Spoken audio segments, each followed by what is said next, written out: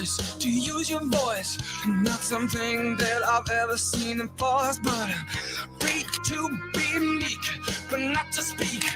Free to watch all of your rhetoric repeating. Free to decide to just let things slide. I'm free to play however you want me.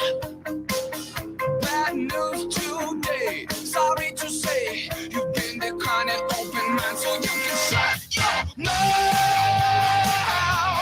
Shut it down. Has the point gotten through? Shut your mouth. You keep it down.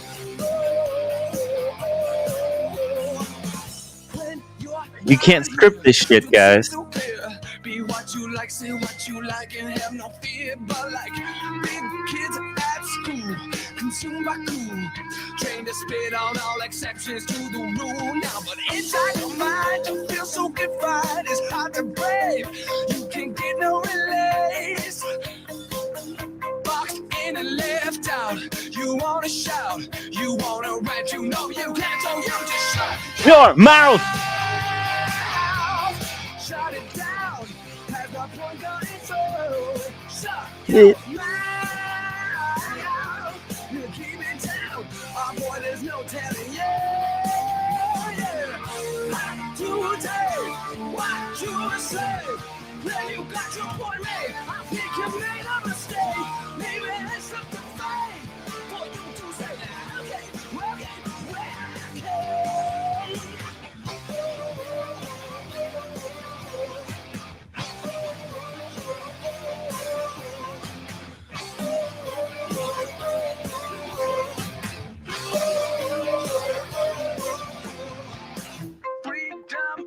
Choice to use your voice, not something that Are you guys ready for the show?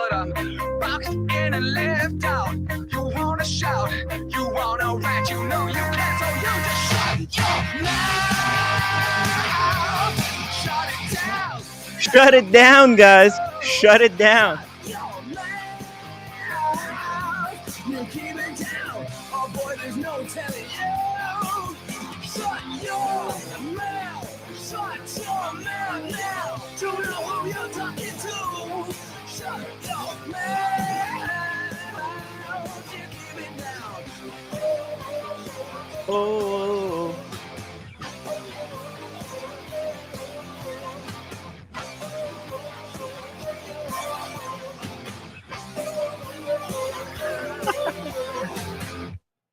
Hey guys, welcome to the show. How's everybody doing? I thought, what a great opportunity to use a Mr. North song to get us going over here, because it's going to be a very boring episode of Incredible Watch Talk. So let's drop the link. Anybody wants to join in, talk some watches, let's get it. Let's do it, guys. I watched Oppenheimer. I just put it in the what's it called? In the Instagram. The proof is in the pudding. Casey Jones Brooklyn, thank you so much for the $2 super chat. Mr. North 2006 Lollapalooza was fire. Fist bump.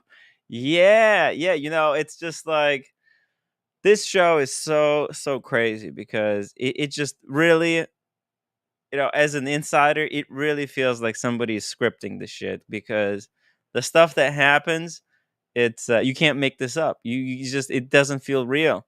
But you know who's real? This audience. Dr. Bob's Nightmare, welcome to the show. If Hank had a shot at this role, he could have been Barry Bonds. I have no idea who those people are.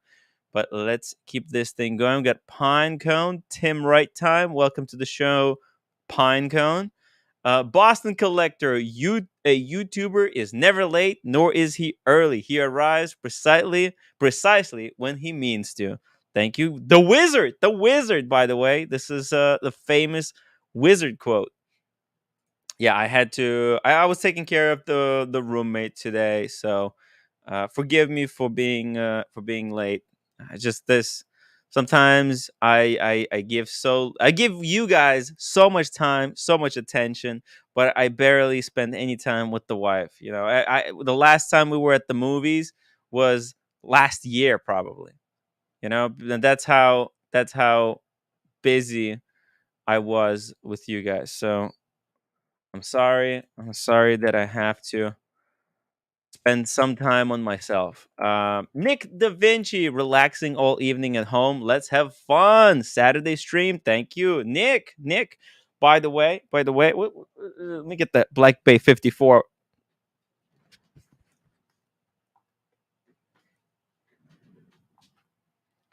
Been taking some pictures of it just now. What a fun watch. Black Bay 54, my latest edition, the latest addition to the collection. I haven't fully paid for it yet, but hopefully I will pay back for this watch very soon after I start selling some of my other pieces. What a cool watch. I, I'm actually really disappointed in this watch because this makes me want to sell all of my watches and just let this watch be my only piece. Go figure, right? It's sometimes this hobby is too crazy. The Watch Apprentice. Let's get down to business. Hey, somebody have been following me on Instagram for a while. Rene de la Pons. Blondie, no, there will be no justice for Blondie. Blondie has been fired from the watch community. Unfortunately, I've given her a lot of chances. I love Blondie to death, but it's just she can't hand. It's just not good. Like this, these streams are just not good for some people. They affect them too much mentally. They get way too involved. They get sucked down all kinds of crazy rabbit holes. Sometimes it's best to just, like just move on. Just move on. So I love Blondie. She had her time, but I just that's it. I don't want to have anything to do with it. So thank you, but we're just doing just gonna move on here. Toronto baseball bat is what you need to protect yourself when wearing a watch. Yeah, thank you. Casey Jones, Brooklyn, $2 super chat. Mr. North. Oh yeah, I already got this one. Yeah, thank you. And huge shout out to Andrew Volkovich for gifting 5 memberships. Really appreciate that, Andrew. And guys, make sure you thank Andrew for his generosity. Holy fuck, Carolyn Martin, $100 super chat for the Black Bay 54 fund. Oh no! Thank you, Carolyn. Hey, guys, keep those super chats coming. Maybe I'll pay this off sooner than I thought. Thank you so much, Carolyn. Oh my god. Oh, really appreciate it. And Steve L, £2. This is to pay Oshin his royalties. Aw, thank you, Steve.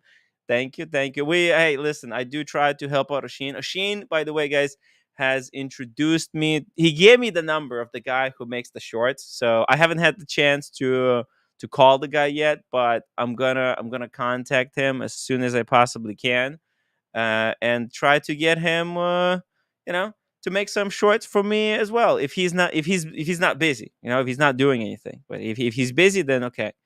The Watch Apprentice, congratulations to all who received free memberships. Thank you guys. And by the way, don't forget to upvote. Hit that upvote button because without the upvotes, this show just doesn't work. Billy Piccolo, Time and Tide Instagram shows Salida factory destroyed by storm, so might be shortage of movements. Yeah, we covered this couple of days ago. It's terrible news. Luckily, no one was. Well, there was few people who were injured. I believe one person who has died in the storm. That has I think there was a hurricane that ripped through the Valley du Joux where the Salida factory and other factories are located. Now, luckily, not there was. It's a summer vacation, and there was very few staff during the storm, so I think they got away easy this time. So hopefully that people in that area will take necessary precautions to make sure something like this can't happen in the future. Um, let's see. Lucha Bedic Mark, good evening. Hey, Mark, great job on the earlier stream tonight as well. That was freaking fantastic. Uh, man, Mark has been killing it with the streams. We really, really appreciate it. RJJ, what the Sheen said about Blondie. You know what? What Blondie said about Oshin. It's back and forth. The thing is, this stream will no longer serve as a platform for people to go back and forth and fight between each other. So RJ, really appreciate your input on this, but it's none of your freaking business. And we're just gonna there we go. We're just gonna hide you because I don't want to hear anybody talking about any of this. Okay, leave the poor girl alone. She doesn't need this nonsense. In fact, let me just make a setting adjustment over here. Just a second, guys. Bear with me. Just need to change some settings. Okay. Okay. Okay. Okay. Sorry, I just needed to change some settings. All right, guys. Oh, by the way, let me drop the link if anybody wants to join in the show. By the way, highly recommend Oppenheimer. Very, very good film.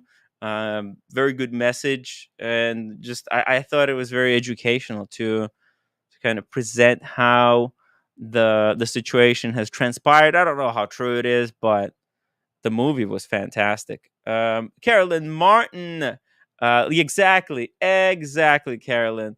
Let's move on from this O'Sheen Blondie drama because O'Sheen has spoken his final piece, and today this is the last that I will be talking about this whole situation. Okay, I don't want to hear any further rumors about the thing. We're here to talk watches, not to talk about people. So if you have any issues, you solve them on your own. I've did all I could. So yeah. DMD, welcome to the show. You said Oshin was right last night. I'm not even sure what you're talking about, but let's just keep going. Well, if you don't like it, then Mr. Zero, if you don't like it, then go, how they say, F yourself. Daniel Gutierrez, Timmy, nice. You watched it. Exactly. No, I did. I did. It was really, really good. Uh, okay. Daniel, thank you so much. Happy Saturday. It's really I look. I haven't looked at the watch market for a really long time. Actually, I was just busy with other people's problems. But this is not what this show is about. Let's take a look at some stuff here. I've got some watches that I pulled up from the Moda that I want to sit down and take a look at with you with where all of this thing is going. Okay. Let's see here. AP 15510. What a cool piece. This, in my opinion, is the best of these watches. The 15510 is freaking incredible.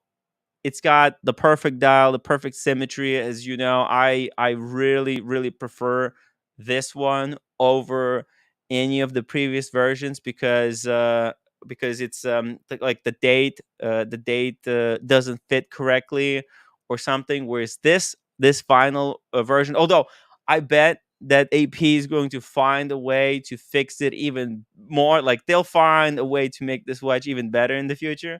So that's just the problem with AP. The latest watch is truly the greatest. Uh, uh, let's see. Uh, Dr. Bob's Nightmare. Timmy, I love you more. No, hey, I love you, man.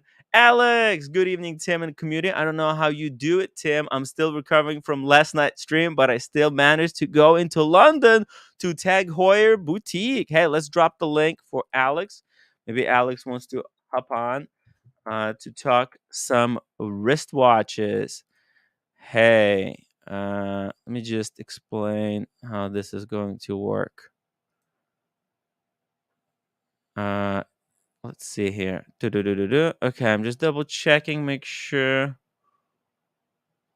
Okay, yeah, perfect. Okay, yeah, okay, okay. Good. Good, good, good. Carolyn Martin, $5 super chat. Let's all have good thoughts for Daniel tonight as he does his gig in San Francisco. Now, remember, now yeah, okay. Now remember, Carolyn. Not only is he going on stage today, he did promise to try and stream his live performance on the show.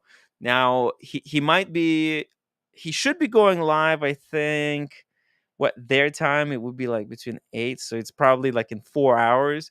So we have to make sure we're able to keep this stream going as long as possible. uh there we go. We're just gonna do it like this, guys. If you're not coming here to talk watches and have fun, you're gonna be handled with. Okay, so it's final warning. um Yeah, so Daniel promised to join in on the show and stream it live. We're gonna try. We're gonna try our best. The link is there, and we'll see what happens. Let's go to the next one. Let's go to the next one. Now this is a really really shocking turn of events because when this watch was first announced, the Sky Dweller in rose gold with blue dial. Hey, Throat Glass wants to be treated roughly. Okay, let's give him a little bit of love there as well. Okay, if anybody else wants to get timed out, just raise your hand in the chat. I said, we're talking watches, and that's it. That topic is off the books going forward, and it will not be tolerated. 66,750. Now, I'm not, I don't have bottles of Barolo to give away to people, but I'll give you a shout out if you can tell me what's the retail price of this watch. The first person to tell me the retail price of the Sky Dweller Rose Gold with the blue dial is going to get a shout out. So let me see the chat. Let me see you working, guys. Meantime, Mark. Aw, it's so cool. These guys are just unbelievable.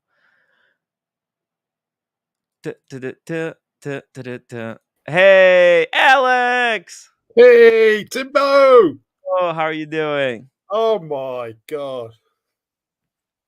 You're How, running what are around. you on? What are you on to be able to keep doing this?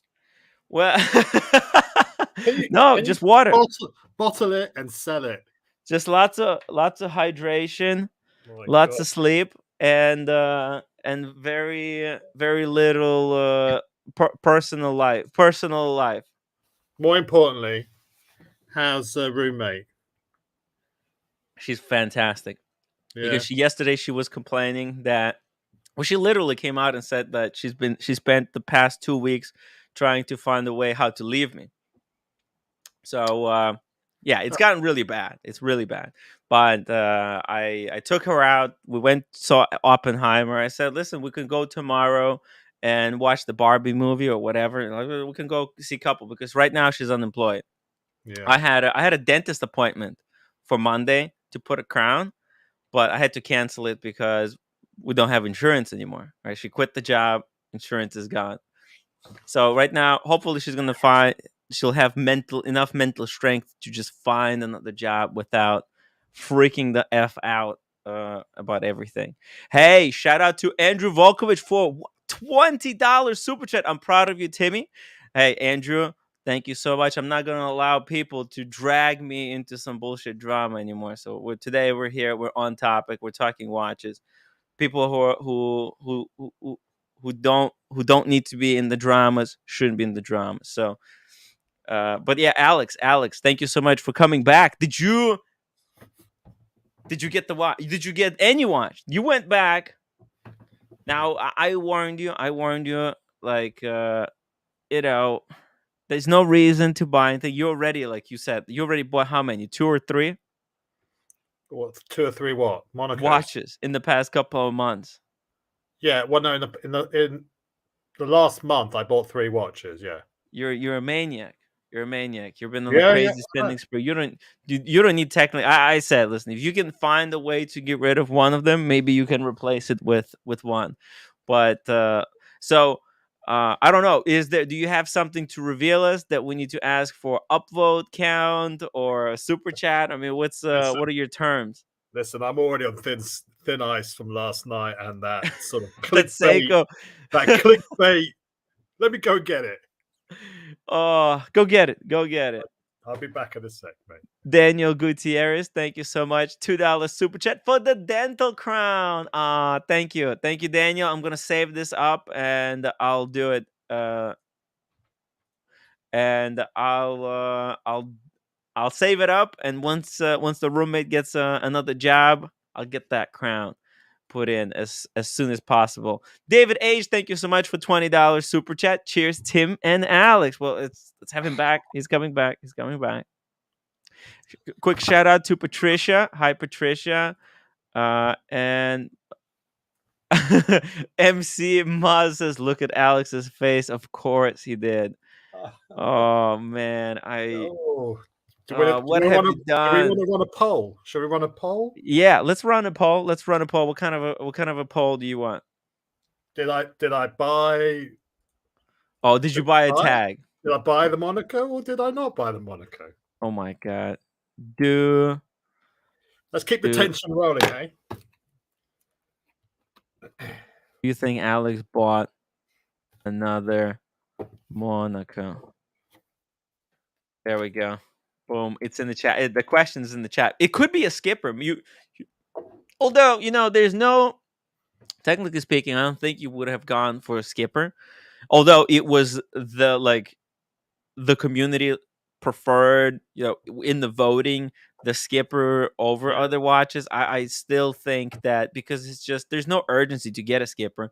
It's not a limited edition. You can wait. You can probably get it later in the gray market for possibly a discount or something. So there's really could be. I don't know. I'm actually confused. That Seiko though is freaking sexy. If you, I'm serious. If you ever think of selling it, I'll buy it for half the price. I love it. You're very generous. I'll sell it to you for double. I'll sell it for you for double the price. Mates No. You see how it works, how it swings both ways, yeah? I know. No, but it's just, I think did you talk about this earlier on in the week? I talked about it when it was announced. Yeah, I think I had a whole title card about that watch because I appreciate it. I kind of like the look of it. It's different-ish from that particular one. Now that's a unique case shape. Like they've actually done extra work to make that one happen. Sometimes Seiko releases a limited edition. But it's the same case, the same watch, everything, just different bezel and dial, and that's it. Isn't this the case from the original Seiko 5 from 55 years ago? Isn't it? That's from my understanding, yeah. Yeah, and I just thought it looked, I like given retro. Given I like Monacos, which are retro, in themselves, I thought this was a good candidate for an edition. Not not too expensive compared to Monacos. And if it's a shitter, then I'll sell it for you for double the price. That's agreed. No, I know we're joking. Yeah. It's a good watch though. It really is. I wouldn't mind adding one of those. No, actually, I had. And you know what? This might be even something that I do. Alex, like, to be honest, I'm getting pretty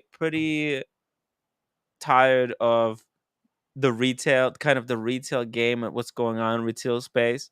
I'm Yeah, looking. The more I think about watches, the more I want to sell most of my watches. Okay, I'm gonna keep a few key pieces and have like my one and done kind of. I think I'm just gonna wear that Panda Daytona in steel as my daily kind of beater. Okay, like I just have to. I'm just gonna accept it and just gonna roll with it. Use that watch for everything that I do. Then have my Explorer 2 as my kind of travel watch, yeah, GMT. Sub is, I'll keep the sub. That's gonna be just for general. Like if I'm going something to do it with the ocean, then everything else has to go. And then I'll probably at the Paddock 5167 as like a cool dress watch, and I'll have a collection of like 8 kind of cheaper watches, Seikos, all kinds of little yeah. nonsense, fun watches. Because I'm not even fucking wearing most of these things. Like the So I'm gonna Pepsi, Yeah. what's the So point? I'm gonna come back to what you're to add to what you're saying because I don't Yeah, disagree with you whatsoever. But just to finish off on yeah, on the that is such a Seiko 5, great watch. it's my first Seiko, and if you're going to get a Seiko, and most people will know about the alignment issue of the bezel with the dial. Oh This yeah, this one doesn't have that issue yeah, because it because doesn't have friction, you can put it it's anywhere, right? exactly. They've sorted the problem out. It is. They've gone, oh, forget all this technology. Let's just go Yeah, backwards yeah, and just yeah, let's just uninvent the wheel and put a friction fit. the click. Let's be honest, the whole click system, it's flawed. It, Yeah, it clicks. Yeah, it makes a nice sound, but that spring is gonna break eventually. When you make it just friction fit, it's never gonna break. yeah. Just easy solution. So that's yeah, Sometimes the best solution to a problem has already existed. I was watching the news, Alex. yeah, This blew my mind so freaking hard that I almost fell out of a chair. Okay, dude, you're not gonna believe it. So there's some new high tech company that invented attaching parachutes to tankers, to the front of the tanker. You attach a parachute and it drags the boat behind, and it's yeah, supposed to kind of it's supposed to let me just it's supposed to cut the fuel and emissions. And it's right, like, dude, it's a sailboat. It's like we're going back to using 18th century, and it's advertised as new high-tech invention. And I'm like, guys, this has been invented. What's next? Elon Musk is going to introduce the wheel and say how, guys, look at this. The car has just been completely reinvented. We're going to use wheels. It is so, the world is getting so dumb. So it's just, everything's been invented, hasn't it? That's yeah. the thing. And It's people like are just reinventing it's shit from just the beginning and yeah. pretending like it's the newest, greatest thing ever. I can't. I can't. Speaking of, I can't. Oh, hey, Diego. What's up? Diego. Yo. Yo, welcome to the show, Diego. We got here. Thanks. Check this out. Verdon Sinclair has become a member out of the blue. Verdon, thank you so much for becoming a member. Really appreciate it. Guys, if you like the show, want to support the show, becoming members is one of the easiest and cheapest ways to. Well, no, just upvoting is probably the cheapest, right? What am I talking about? But this is second cheapest because for $4 you get a $5 super chat and a whole bunch of freebies. So become members. There's a link in the chat, or upgrade your memberships. Let's get this going. What do you think, Diego? Do you think Alex went back into the boutique and bought another Monaco? Is he a madman? Is this over? Is Well, this let me say community this. have gone too far? As long as he drew that fucking stupid Seiko unboxing out, I don't give a shit what he did. He's dead to me. Oh, don't be like that. He is dead to me. And then he brought back Tag Horror Talk after like 3 hours of a break. I Sorry, didn't man. say it was a. It was Fool a me once, shame on unboxing. you. I don't That give was a fuck Tim. what you did at the Tag Horror. Listen, I'm not responsible for what other people on this channel say. I think that was a lesson we learned yesterday. That's exactly right. By the way, 63 people. It's by the way, the poll whether you bought or did not buy, it's 50-50. Literally, Wow. you're like, are you a card player? You play poker? You No, have not been yet. very convincing, I and think it comes down to availability. I would think, right? they had one saved for him. Yeah, Why didn't But you just get it yesterday? because I wanted to think about it. Because I wanted to talk to the I community gotcha. about it. Okay, yeah, that makes sense. what do you think? Do you think he should have bought it, or should have he skipped it? What's the best? Diego doesn't care. He doesn't care If about they it. gave him the word, like, we'll give you a day, and like we promise not to sell it, and maybe Yeah. he put a refundable deposit down, yeah, take your time. But we've heard stories of people having watches allocated, and when they show up, another SA sold it. Yeah, Right. So that would be my fear about thinking about it. yeah. Good point. Good point. But usually that's true for Rolexes, not Tag Heuers. Yeah, but there's only 1,000 of these. Imagine know. if some big shot of that store comes in and he says, "I want that tag," Yeah, and then even his essay is like, "Ooh, I can't say no to this guy." Yeah. You know what I mean? there's always a possibility. You're right. So You're right. What if Frederick there's always a Carnot bigger popped fish. in? Frederick Carnot could have popped into the branch and said, "Give me that watch." What would they have done? They have to do it. Yeah, they can't say no to them. Yeah, and then they can tell you like, "Hey, listen, we tried holding it, but unfortunately, it didn't work out." It happens. You hear these stories all the time. I heard my essay told me a story about how a guy got a call for a Patek 5711 for the Nautilus. He came in and asked, "Hey, can I have like 2 hours to think about this? I'm gonna go to lunch, come back, and I'll decide." They said, "Sure." He came back from lunch. It was sold. Wow. Jesus. Yeah, but this was like 4 years ago, so they weren't like, they were hot, but Yeah. not like insane like they are today. But they were When still hot. I was on the list for the Aquanaut, I told Mm. the manager, I said, "Look, I'm about to go on vacation for a week. If it comes, I can pay over the phone. I can send, anything you need. Here's a deposit." And she's like, "Relax. It'll be here. If it comes while you're gone, it'll be here when you get back." So I think you have to have those frank conversations, especially when you're waiting on a piece. But I hope you got the watch. I mean, you clearly like the Monaco.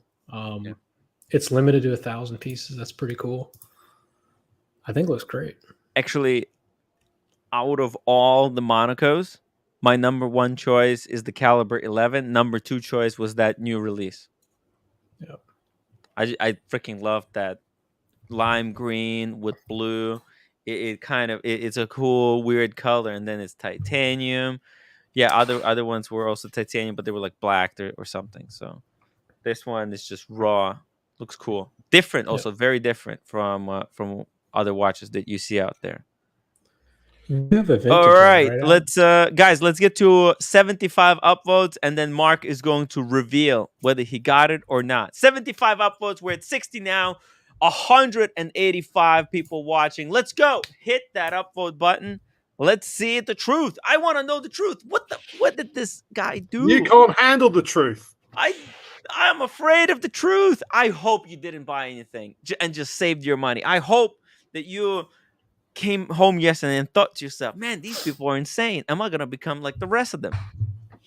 But no, you probably got it, because I mean, there's no way we can hold ourselves back. It's impossible. Just send you some pictures, Tim. Uh-oh. No. It's not. It's I was in town today, so I had a look at some more watches. Mm-hmm. Send the pic. I'm gonna pull him up. By the way, Diego, are you coming to? You're going to Vegas, right? Maybe, I don't know. We'll see. Ooh, I need to know 100%, because I've got dinner reservations that I need to confirm. Give me 2 hours to think about it. Yeah. Well, no, you have a little bit more than 2 hours. Okay. No, think about, and also New York, because we're gonna be doing something special in New York as well for the Watch Time New York. Yeah, probably won't be doing that. I've got a big holiday this Christmas. Yeah. So No, it's understandable. I'm just letting you know. I'm letting you in on. And by the way, guys, if you want to be part of the what's going to be happening in New York, let me know. Let me know. Email me. Okay, here we go. Oh, you tried on some other Seamasters. That's very cool. Let me pull these up. you guys are doing New York, LA, and then Yeah, Vegas? Oof, yeah, it's I got a insane. job. I got a Yeah, job. no. I can't. I'm actually afraid. I don't want to do I don't want to do LA right now because if I'm gonna do New York, I feel like hey, I You're would need a broke break by as the time well. you get. Huh? You're gonna be broke by the time you get to Vegas. I know. You're not gonna have Uh, any money to get with. I know, right? It's this stuff. All of this stuff is expensive. All these dinners, Very nights out, expensive. drinks is expensive, and it's been some Oh, tough times. this looks good on your wrist. It's It's that doesn't look like it's his wrist. that's my wife's wrist. Oh Yeah. wow. Wow. She really likes it. Wow. That's the Seamaster 300, not the M. No Cyclops. It's Yeah. kind of a James Bond Spectre. It's a blued Spectre. If It's a they cool shrunk this watch. watch down to like Explorer 136 size, I'd buy one. Oof. Mm. I wore my 36 Explorer today, and I loved the small size. So, but I What really size, like the design of this watch. I think it's great. what size wrist do you have, Diego? Do you mind me asking? I think like or sorry, I wish 6.25, 6.5 or A so. quarter. Okay. Yeah, it's somewhat flat, but it's very thin right here. Yeah. Like that. Same Mm. here. Yeah. Johnny O, thank you so much for the $5 super chat. Congratulations, Diego. Wishing you and Miss Diego much love and happiness. Thank you.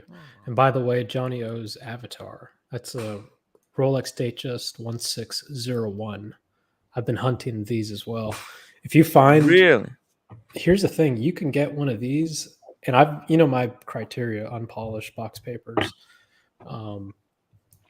You can get Yeah. them for like under $6. So I've been looking because I really love that look. I think when I see watches in the wild, especially Rolex, to Yeah. me, nothing strikes my eye more than either a pre-ceramic sub or a vintage two-tone fluted date just like this. You know, these two-tone This- Datejust are making a bit of a comeback. Yeah, I Like, think yeah, I go back. They're a huge bargain for what they are. Yeah, for the money, and they got this vintage chic look, Mhm. right? I really appreciate. I'm starting to really appreciate these, and I see a lot more people like wearing these as their first watch. Yeah, Like even like young kids. I'm on Think the about hunt it. for it. I think it's a Drew had 1601. not the two-tone. He had the full steel with the white gold bezel, but still, like a lot of people. I just made my screen bigger. This is actually not vintage, but you get the idea. So Yeah. Oh, these are cool watches. Yeah. My watch apprentice, my list for dinner in Las Vegas is full. Oh, wait, but I'm not on that list, I think. Dinner out is hot dogs from 7-Eleven. Boston Collect, I'm going to New York City in October. Count me in. Okay, I added you to the list. New York meetup, guys. If you want to be in, contact me. what's the dates for Watch Time New York? Let me see here. They are October. I think it's 20th. October 20th to 22nd. Because it's 27 to 29 is Vegas. Man, that's gonna be hard. Yeah, so tough. A Casey Jones Brooklyn 36 millimeter Datejust is still the greatest Rolex ever made. Let me show you another great watch that was made. Another thing that Alex tried on. This monster. Mark Amazing. wanted this thing. I think you know what this is. You come on. Yeah, look, it's cool. It looks so fucking cool, so fucking macho. It just makes you want to punch someone in the face with this Yes. watch on. You know, it's just something about it. But you know, like honestly, it's way too big. It's a clock. It's a clock. Come on. Let's be realistic. Come on, nobody should be buying this watch. Just stay away. You know Stay. what? Though? Yeah. I was uber rich, and I had like a really cool, like a really cool apartment, and I had like Yeah. a study. Yeah. I'd buy this, and if I was a huge fan of Omega, I'd buy this, and I'd Yeah. have it displayed, and I'd have some Mariana Trench swag next to it. Yeah. I think it's cool for that. But Exactly. same with the Rolex equivalent. The challenge, the deep sea challenge. Exactly. Yeah. They're not for wearing. They're more for keeping Just a on a conversation display. piece. Yeah. Yeah, it's just a conversation piece. That's it. I also thought it'd be fun just to show you guys the watch. They How didn't it have plays. they didn't have the play prof, so waiting for that to come in to have a look at as well. Oh, I want to try on the Plo Prof as well. I love the rubber strap that it came on. Oh man, yeah, that's a cool watch. See, out of these three that you took picture of, this looks the best. The strap is a little bit, it's not broken in, but yeah, no, the Oh watch. no, I mean it's obviously I didn't feed it through the deployment clasp. It's just Yeah. resting. Oh outwards. yeah. So it's not. That's what I'm saying. Yeah, the this is going to, once it's all properly fitted, it's going to be perfect. Yeah, it's the same strap on the Steve McQueen, just in blue. In blue. So, Yeah. yeah, that's fine. That's not a problem. Such a cool piece. Luchabetic Mark, big wrist matters. Stop the hate. No, we don't argue that they matter, but we're just saying just because you have a big wrist and because you could put on this watch and it kind of sort of looks okay, I think if you buy it, you're gonna regret it the next day, because if you had to wear this thing for any extended period of time, you'll find that it's very uncomfortable. You're gonna be hitting every single doorknob with it, and like test drive it. Get another watch that's similar size. Get an Invicta that's this big, and you'll see how uncomfortable it's going to be, and it's a mistake. It's an instant regret buy. Full on John said he loves the Heritage 300, but he hates the lollipop hand, second hand. He prefers the one with the pointed second hand. Yeah, me too. Me too. Yeah, I like it's that. I think we talked about it last week. The bronze gold one, which has that sort of diamond tip second hand, which looks amazing. Yeah. The diamond tip, in my opinion, is way better. Yeah. The lollipop, it's kind of Yeah. But listen, they at least they tried, right? At least they tried some new colors. I like how they're all connected to one story. It's Omega has actually tried something new here. So And you remember a few nights ago we were talking about the Olympics Seamaster 300. Mm-hmm. Yeah, and how I said I absolutely hated it. Yeah. Did you see it in person? I still think no, I haven't seen it. No, because at the moment it's only going to be in Paris, but they will eventually make their way to other boutiques. But I think the question will be: do I hate it because it's on a steel strap, or might it look better on, say, like a white strap? I don't know. But the jury is out. Anyway, let's go back to the Monaco. Hey, check this out, guys. We just got to 77 upvotes. I said we're going to do unboxing at 75. So good job, everybody, for the upvotes. Now, the poll remained the same. Do you think Alex bought another Monaco? It's split. It's 48-52. It's within margin of error. It's a flip. The audience is confused. You should play poker, Alex. You're very good at distraction. Let's see it. Let's see what you've done.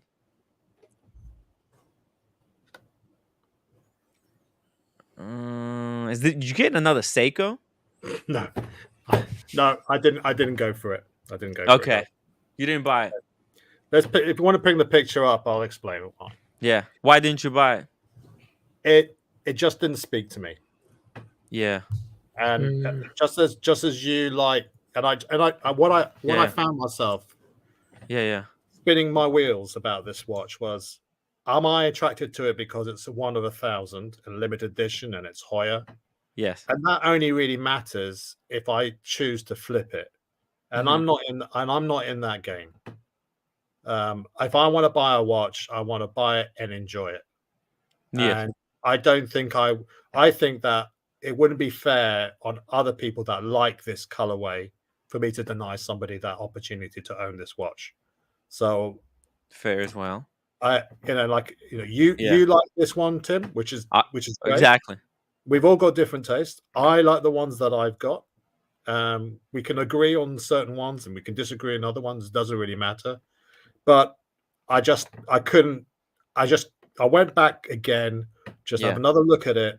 I do like it, but I don't love it. Yes. And I think It doesn't sing to you. It doesn't sing to me like the other ones do.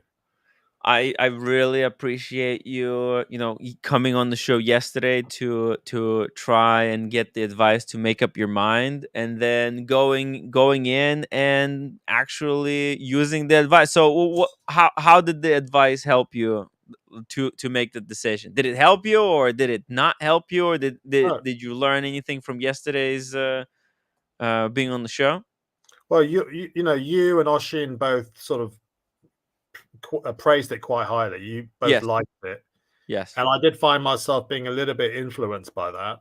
Yes. And The audience, what about the audience? The audience is, by the way, the audience went for the skipper Yeah. and the glass box, kind of swaying, telling you that it's actually not as good looking as for general public. This is a taste.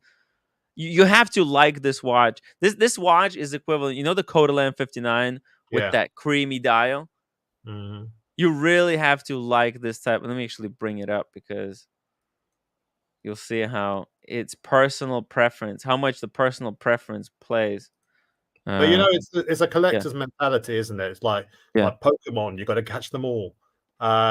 This one, out of all the ones that I bought, this speaks to me the least on a personal level. It's going to be perfect for other people, just not for me. And I guess it's because the color, the gray color is not. It just doesn't speak it to me. it It's wasn't so. Yeah, no, it's good. It's good. These colors did not mean they weren't significant to you. Like this lime green and blue was just like, well, why are you getting these colors? It's not like, but for example, if you loved blue color and lime green, right, you would have gone for this watch 100%, but those colors mean nothing to you. So it's on Tag Heuer for not creating the kind of a watch that would appeal to people who collect this watch, because it's not really Steve McQueen colors, right? You can wear the Steve McQueen. It's Yeah, recognizable. yeah. The Dark Lord, it is a very with the gold indices and gold hands. Mm. It's a big statement piece. You like that kind of color Yeah, combination, this and the dark, yeah. because Jack Hoyer was a fan of gold on watches, Mm. and the turquoise because it's a fun summer watch. Yeah. And Turquoise is very hot right now, and also the yeah, skeletonization. I yeah. mean that one they definitely did it. For me, Tim, Yeah, yeah, not for you, but for me. So, yeah. and plus my wife doesn't like it this much, so she Hmm. inevitably vetoed it anyway. But it was a question of how many watches do you need in the coming Yes. back to what you were You saying. don't need you don't need to collect every single goddamn Monaco Hoyer that ever comes Yeah, out. You just exactly. if you like the line, you should just collect the ones that you actually like. So for example, like there's a lot of people in the watch community, they want to collect a certain type of watches, like explorers, only sea dwellers, or only like or only Pepsis. Like there's enough watches out there to basically choose your own. You can choose your own adventure. Yeah. But it's really dumb when you come up with a rule and then it includes then spending money for watches that are garbage, that you don't like personally. Like Yeah, I if mean, you if I choose was, to collect those subs and you don't like the Fat Lug Submariner, but then you still have to get it because you made this stupid rule for yourself that you have to collect every single sub. No. yeah. And it is a case of, look, I'm not a rich person by any means. Mm, I've saved a lot of money and I've spent a lot of money very quickly. yeah. That Seiko is my 20th watch in a year. You know, that's plus the watches my wife bought. So 26 watches in a year. Yeah. That's it's not sustainable. And I I'm feel not. bad. I feel bad that me and Nasheen were pushing you No, to no, no, buy no, this no, watch. But we no. genuinely, I was just speaking the truth. Like I genuinely like this model over, let's Yeah, say, the absolutely. Dark Lord. I was telling you the truth. Like if this was a different model of Monaco, the design which I wouldn't like, I would have told you. Oh, I Yeah, don't like this yeah. one. I'm just trying to be No, transparent. no, look, there's no blame. Listen, Yeah, I'm my own man. I'm big enough to make my own mistakes yeah. or decisions. So I'm not coming. I've not come here to beat you down or anything like that. Look. The whole point of this is just to explain the journey, isn't it? Yeah. Yeah. Oh, So no, coming, this is exactly. We need someone like you coming forward and sharing what you've done, yeah. right? So that we can, in any way we can learn from what you did. We can learn from your mistakes, and also from from the right steps you've done. What's most important here is that whether you're happy with the decisions you made, and But that to that end, Tim. I yeah, mean, you were saying you're looking at your collection and seeing which ones I should get rid of, hmm and I'm looking at my collection and saying I don't need 20 watches in my life, or I don't have the right 20 watches in my life. So, exactly, we've talked about some of, don't want to bore everyone again, but we've talked about some of the shitters I've got. We talk yep, about some of the watches that are probably on their way out, hmm and they need to make their way out, find another home, and then I can look at something else. exactly. And I think what we have to understand here is that we shouldn't tell you which watches you should get rid of because we don't like them, I but ask your opinion. we I have to ask your come opinion. here to Uh, learn which watches you want to get rid of that you don't like. You understand? I know. That's Listen, it's all good. It's all yeah. good. I'm not gonna Oh, go. I'm not gonna go on a rant on BQ Watches show or something like, "Oh, that Tim guy, he made me sell he him a made me Seiko do it. 5 for half price. What No, bastard!" what was I thinking? On my own, I've been around long enough. You deal with the hands that you've been given, and you just Mm, get on with your life. You take ownership of what you do. So exactly. it's all good. It's all fun and games. No one died in me buying a watch or selling a Mm, watch. I'm just trying. All I'm trying to do is explain my journey, just as I explained my journey with the turquoise. Well, I yeah. explained my journey with some of the other watches in my collection. Some are rather obvious, some less so. Um, Mm. Now, I would like to maybe instead of spending money on that particular tag, maybe put that towards a Rolex. There are Rolexes I would like to get. Hey, Um, nothing wrong with getting Rolexes, especially while you can, because if there's suddenly supply and you couldn't get a Rolex until now, which it was very difficult, let's be honest. Now maybe there's gonna be a little bit of break. People will be able to get them once again. So yeah, gotta give Rolex a try. 521 Taipei. Do you have a rotation method for all of your watches? I think, Alice, you have to send me the picture of your full collection at some point. Shall I put an address as well? Yeah. Please come here Oh, and rob me of my watches. oh, yeah, yeah, I, yeah. I will maybe for another time, another Yeah, night. yeah. No, no, no, Look, no I've been rush. I've been on the stream quite a few days this week, and I know that sort of monopolizing people's time. So I'm sure people No, are. no, you found the perfect opportunity because we want to focus on watches, and this is Watch Talk. That's it. Type A. Oh, so wait. So how do you choose which watch to wear? Is there a strategy? And does anybody else have a strategy? Because I just pick up whichever watch is working.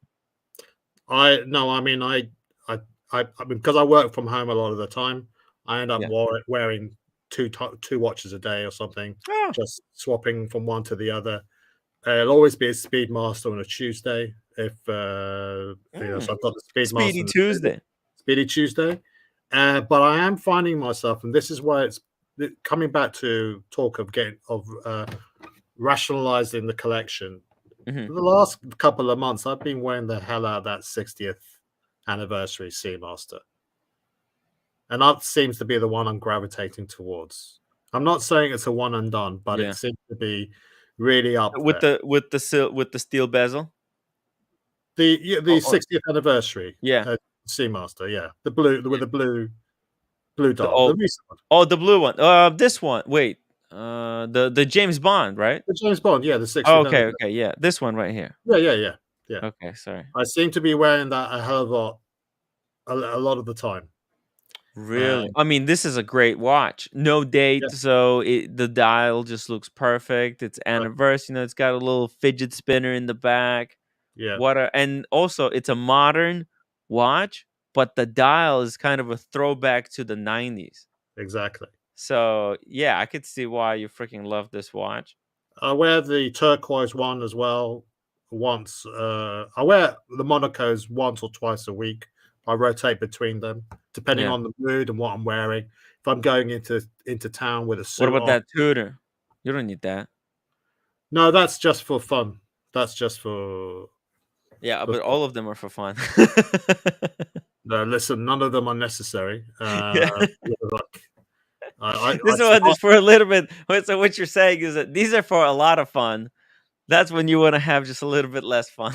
You're not going to wear that with a suit, are you? For God's sake! No. No, that was. That's for the beach. For the beach, right? Exactly. Yeah. The watch that you're not afraid to lose. You would be upset. Yeah.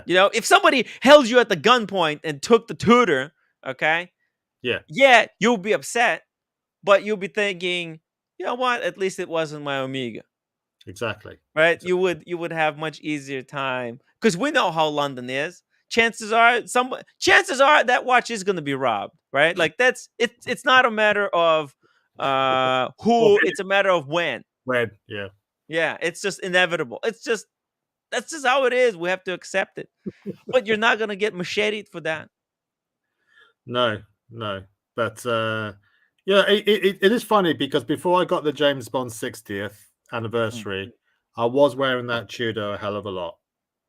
I just love the color of it because it's such a fun blue color. It's not, it's not a serious blue. You look at that James Bond 60th, that's a deep blue, 90s throwback blue. So it's with that steel, the Tudor is not a serious. It's like a fun blue. Today I'm wearing the Omega CK 859. 859, damn it! Yeah. And you're wearing that watch and you're liking it. Yeah, I was in town today and I thought I'm wearing short sleeves. I don't want to draw attention to myself. Yeah. And people aren't going to machete my arm off for a boring looking watch like this. Exactly. I mean, that just looks like a gas station. It's quiet luxury, Tim. Okay. Yeah. We've talked about this before. I know. No, I know. It's a great up close, and especially that movement. It's an incredible looking watch. You say that from afar, from like 2 meters away, it looks like you got it at the gas station when you were filling up gas. You bastard! I mean, it's just the truth. That's the whole point. That's the beauty of that watch. Okay, exactly. Luchabetic Mark, Alex Belcanto. Boston doesn't consider that you're an addict stage yet. You haven't purchased enough watches. Yo, Boston collector. 20 watches in the year isn't even a watch every 2 weeks. Not that bad. Oh, That's a lot yeah. of money. Jesus. A lot of Look, money. you have to be careful. This hobby can really spiral out of control very quickly. So you have to be mindful of what you're doing. So I respect and appreciate that you were able to hold yourself back, not get another Monaco. I mean, I like that one, but the fact that you were able to say to yourself, you know what? Yeah, it's for other people. It's not for me. Yeah. It's a lesson that a lesson in restraint that some people who are watching the show right now should let it soak in. Okay, Yeah. don't listen to everything that we're saying that I was saying. If you call me and you say, "Hey Tim, should I buy this watch?" and I go, "Hell freaking yeah, that's the best watch ever." Are you kidding me? Just maybe it's best for me, but maybe it's not best for you. So don't just take my advice right away, because I love watches. I I think love it's a watches. good example though of peer pressure. You know, again, it's Mm, like, talk to your friends. yeah. Some of them will have, will be enthusiastic about you getting another watch. Mm, But at the end of the day, you're the one that's going to end up living with the bill or the yes. or the or the credit card statement. Oh. And whether or not I guess when I was looking at the Monza, the flyback one, Hmm. the LV during the LVMH week, Okay. the Monza flyback was about what, 12,000 pounds or something or other. Let me see it. Let me pull it up. Monta. Mon, Monza on Mon, Tag Heuer oh, Monza.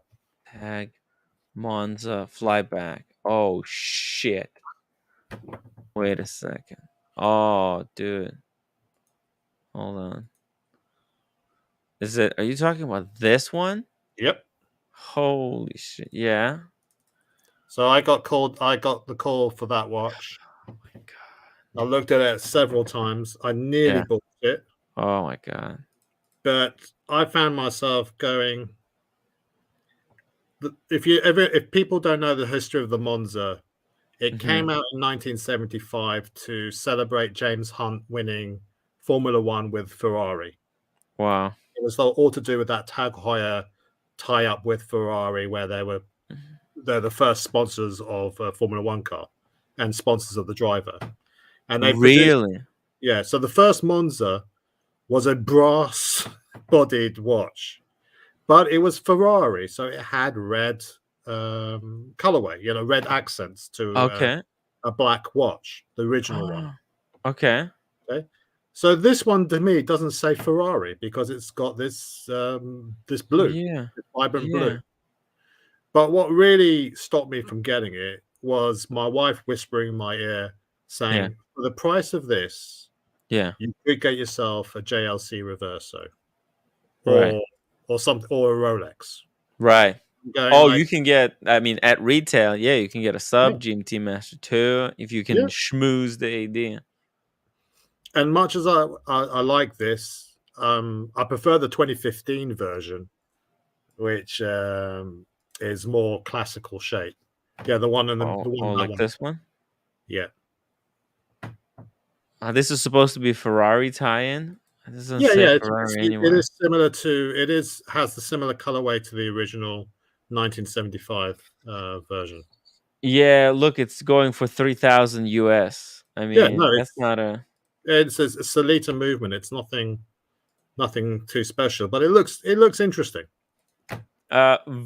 veteran Sinclair, £5. A question for Alex: how long did you wait for Bond watches, and where from? Still waiting for mine. Ordered 2 days after the release. So, veteran, I've got a bit of a purchase history with Amiga. I purchased the No Time to Die. I purchased the Speedmaster from one branch of the boutiques in London. Then I switched to another one to purchase the No Time to Die watch, and then the 60th anniversary was announced. I went in to register for that. I've also registered for the Snoopy, and I waited for about, I don't know, 3-4 weeks. Hmm. Um, And then I you don't got know. it. You got Snoopy after 3 weeks. I got the Snoopy. I'd registered for the Snoopy 9 months earlier. Oh, okay. About 8 months earlier, right? Yeah. So no, can you just go in order which watch you got? Let me start off the story, right? Yeah. So Start from July last year, I Yes. wanted to buy my first watch, my first premium luxury watch. You Yeah. could argue whether Amiga is like premium luxury. It is. It is actually. I wanted to buy the Snoopy. Yes. I went to the old Bond Street store to try it on because they had an exhibition piece. Yes. And then they told me it would be 7 years before you'd get to the front of the queue. Right. There and then I was a bit disappointed, obviously. And I thought, well, let me try on the normal Speedmaster. Yeah. See, because I've seen it in pictures. I've already got a prejudiced view of the watch. 3861. Yeah, the 3861, because that had been released the year earlier. The Sapphire Sandwich one. Yes. And I tried it on, and it sang to me. It was It's a good watch. It was just 3861 is one of the greatest watches I own. I mean, and still just wait until you get the rubber strap for it as well. Yeah. So that was the beginning of my watch. So you bought the 3861. That's your first purchase. Well, I bought the PRX Powermatic 80 a week earlier, but but that's not part of this purchase history from the Amiga. From the Amiga, that was so you start out with the 3861 last year, July. Then you buy. Then what'd you buy? And then you also say put me down for.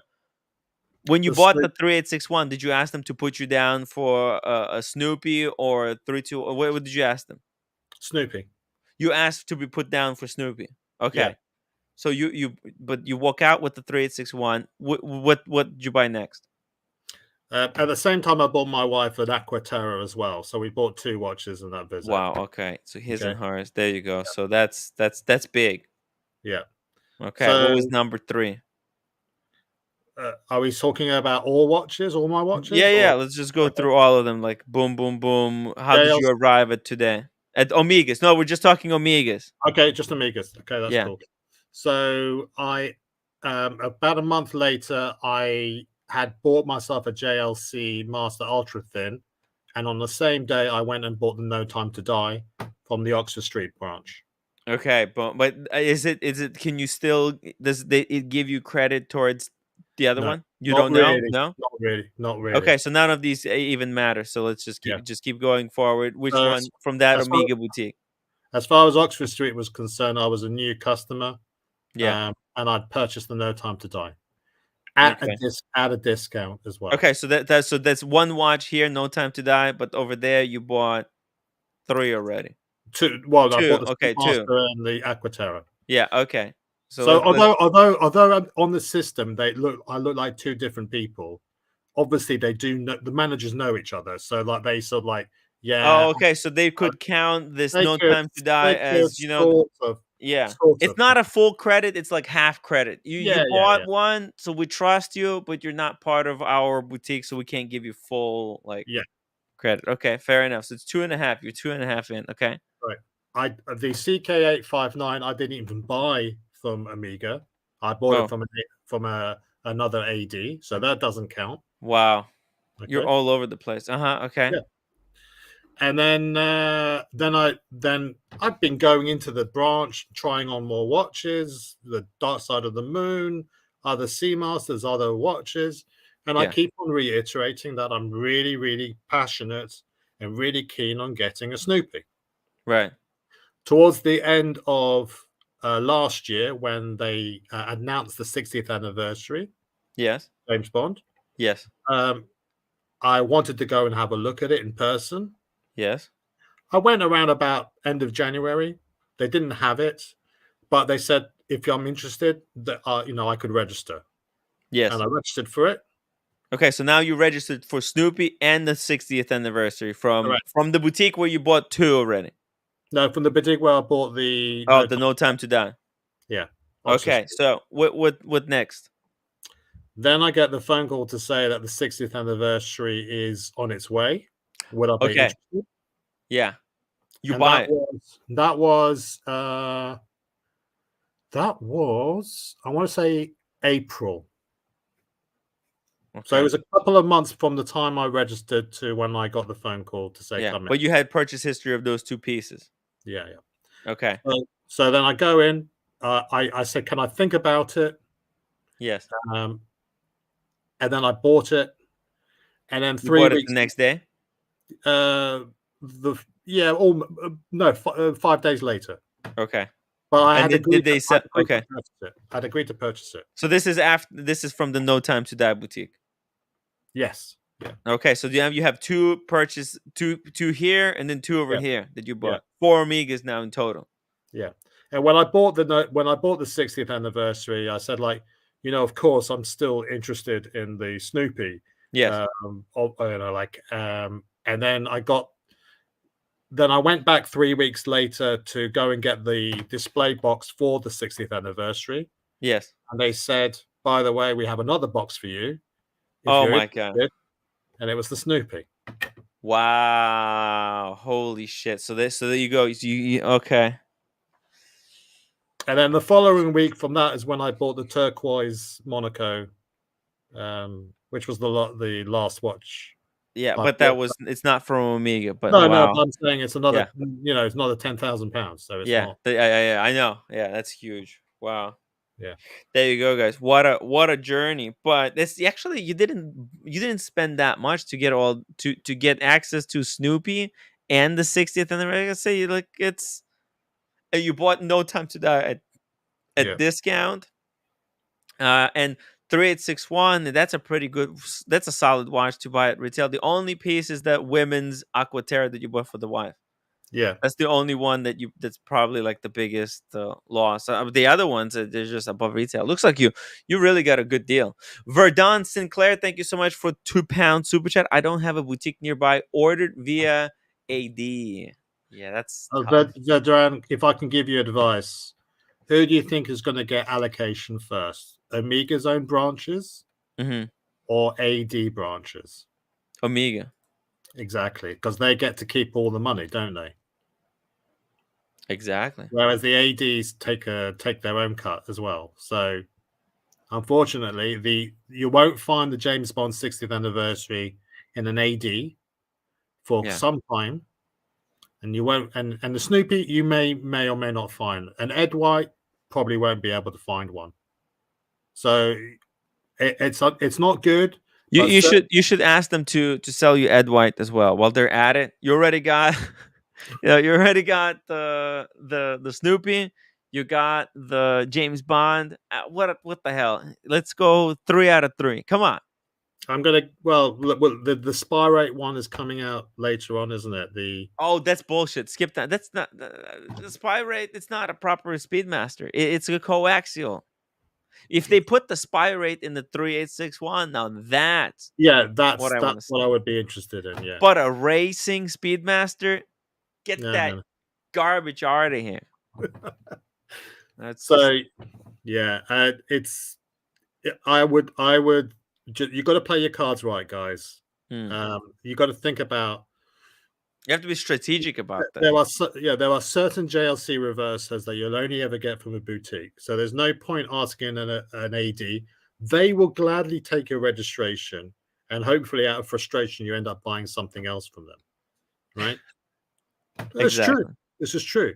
But we're seeing increasingly more and more watches being hyphened off and just being kept in the company system, the company funnel. Why should they give money away to an AD where they can keep money for themselves? Good point. Well, look, sometimes I'll tell you why. Because the ADs will get upset. They'll be like, "Yo, you're making it impossible for us to sell your watches because you're keeping all the good stuff and you're just giving us shit. We need a fairer distribution of watches, or get fucked. We're not gonna carry your garbage." They could, ADs, technically speaking, they could say, like, if they really struggle to sell these Omegas, they could be like, you know what? Fuck you. We'll sell another brand. You could say that. And I'm not saying they won't eventually make it through. Yeah. Snoopy's you can buy through it via the ADs. But the 60th anniversary, there isn't enough supply to meet the demand from the Amiga boutiques. They're not gonna funnel stuff Right. to ADs. Why would I, they? yeah, no. They'll give them, Eventually, something a little bit lower caliber, but yeah, But I what? could see how these boutiques can get really frustrated if they're just getting, sorry, not the boutiques, but the ADs can get frustrated if they're just given junk. How? But you say junk. I mean, for every Snoopy is sold, how many normal Speedmasters are sold? No, but I'm not even talking about Speedmasters. What if these ADs are getting few Speedmasters and No, they get mostly DeVille's? no, they get the Speedmasters. They get the Diver Okay. 300Ms. But They but get there's a lot of variety. Look, if we go here to even Speedmasters, right, there's a lot of junk in there. There's these two register, the chronoscopes. It's just absolute junk. They I have these quartz ones, the no lady get Speedmasters, that out of the my face. reduced. Yeah. There's also Right. these Dark Side of the Moon. Like, how are you supposed to sell these? Like, how the fuck are you gonna? How the fuck? Tell me how the fuck does someone sell this? Okay, geniuses. This is unsellable. This one, $16,000. Yeah, I'm going to challenge anyone in the UK to find an AD that doesn't have the classic Speedmaster in stock. They'll have them. I've never been in an AD where they don't have core models. So they'll have the 300 Diver, or a version of one, and they'll also have the Speedmaster. 100% guaranteed. It's their number one sellers. And I think the ADs would rather have stuff that is easier to finance. Because I see a lot of people going in there saying, "Oh, can I have a look at the No Time to Die watch?" And they look at the price and they buy the Seamaster Diver 300. That's what it's there for. I see lots of people talking about the Snoopy, but when they see the price, they inevitably go for the 3861. There's nothing wrong with the 3861. It's a thinner watch than the Snoopy. It's a thinner watch. Yeah, but you can get 3861 cheaper on the gray market. You don't have to buy 3861 from AD. Yes, but you can't. I mean, There's really like why like there's no this is buying even the 3861. Let's just look here. Omega Speedmaster. Okay. Let's see. Let's go low to high. Like, there's no need, right? Like, so you would buy. There you go. I mean, there's 6,000, right? yeah. What's the retail? 8,000, right? US. I don't know. Yeah, I mean, I'll take your Yeah, word for it. I don't know. it's What about $2,000 unworn, unfreaking worn for 6,000. is that Okay. Sapphire Sandwich or is that a Hesselite? Well, I think this is the Hasselite one, but it's unworn. Yeah, look, it's with the Hesselite. sticker. Yeah. Yeah. We can also check. There's other ones. This looks like that. There you go. That's the Sapphire Sandwich for 6,700. Yeah. Pre-owned, good condition, 2001. Let's see, are there any scratches? It's a great watch. It's a great watch. But you see, like, there's really no need. Like, these AD, like, this is not good enough. The ADs, okay, if they get this watch, that's cool. But how the hell are they supposed to sell one of these? Like, how do you sell this? Tell me, how do you sell this watch? Well, I might buy it. Yeah, and then look, there's DeVille, right? These ADs, they get these tourbillons as well. Yeah. Okay, like, is it possible to sell this thing? No, it's not. But this thing, right? They have a lot of weird stuff. You can point to things in the Rolex catalog as well, and ordinarily, up until a few years ago, there were plenty of watches in the Rolex catalog that would not sell.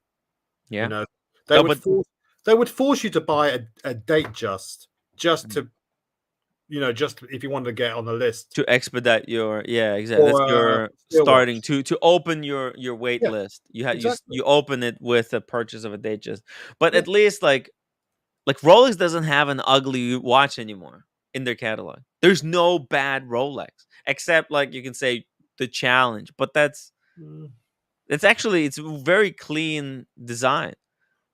I mean, do they have? Can you tell me like which watch? I mean, Yachtmaster 2 maybe, but then still Yeah. there is people who like it. I was buying a halal food, and there was a guy next to me wearing a Yachtmaster 2 in steel, and he was like a really big guy, like Yeah. really jacked. He really looked like one of those bodybuilders. He was wearing that watch. I was like, fuck, it looks okay on his wrist. Like the size wise, it fit. So even in Roller's catalog, yeah, it's not a, it's one, but it still looks good. Yeah, the complication is weird, but it used to be a lot uglier because there's like three versions of the Yachtmaster 42. Yeah. There's the first version, which was nasty. Second version, which got better, and then the latest one, it looks like a Rolex. That's it. Yeah. But look at this. Like, there's a lot of these Aquaterras that are questionable. A lot of this stuff is very questionable. Well, there has to be a reason why they produce so many SKUs. Yeah. Just all that variety. The thing is, though, a lot of these, even in the Omega boutiques, you won't necessarily see. Yeah.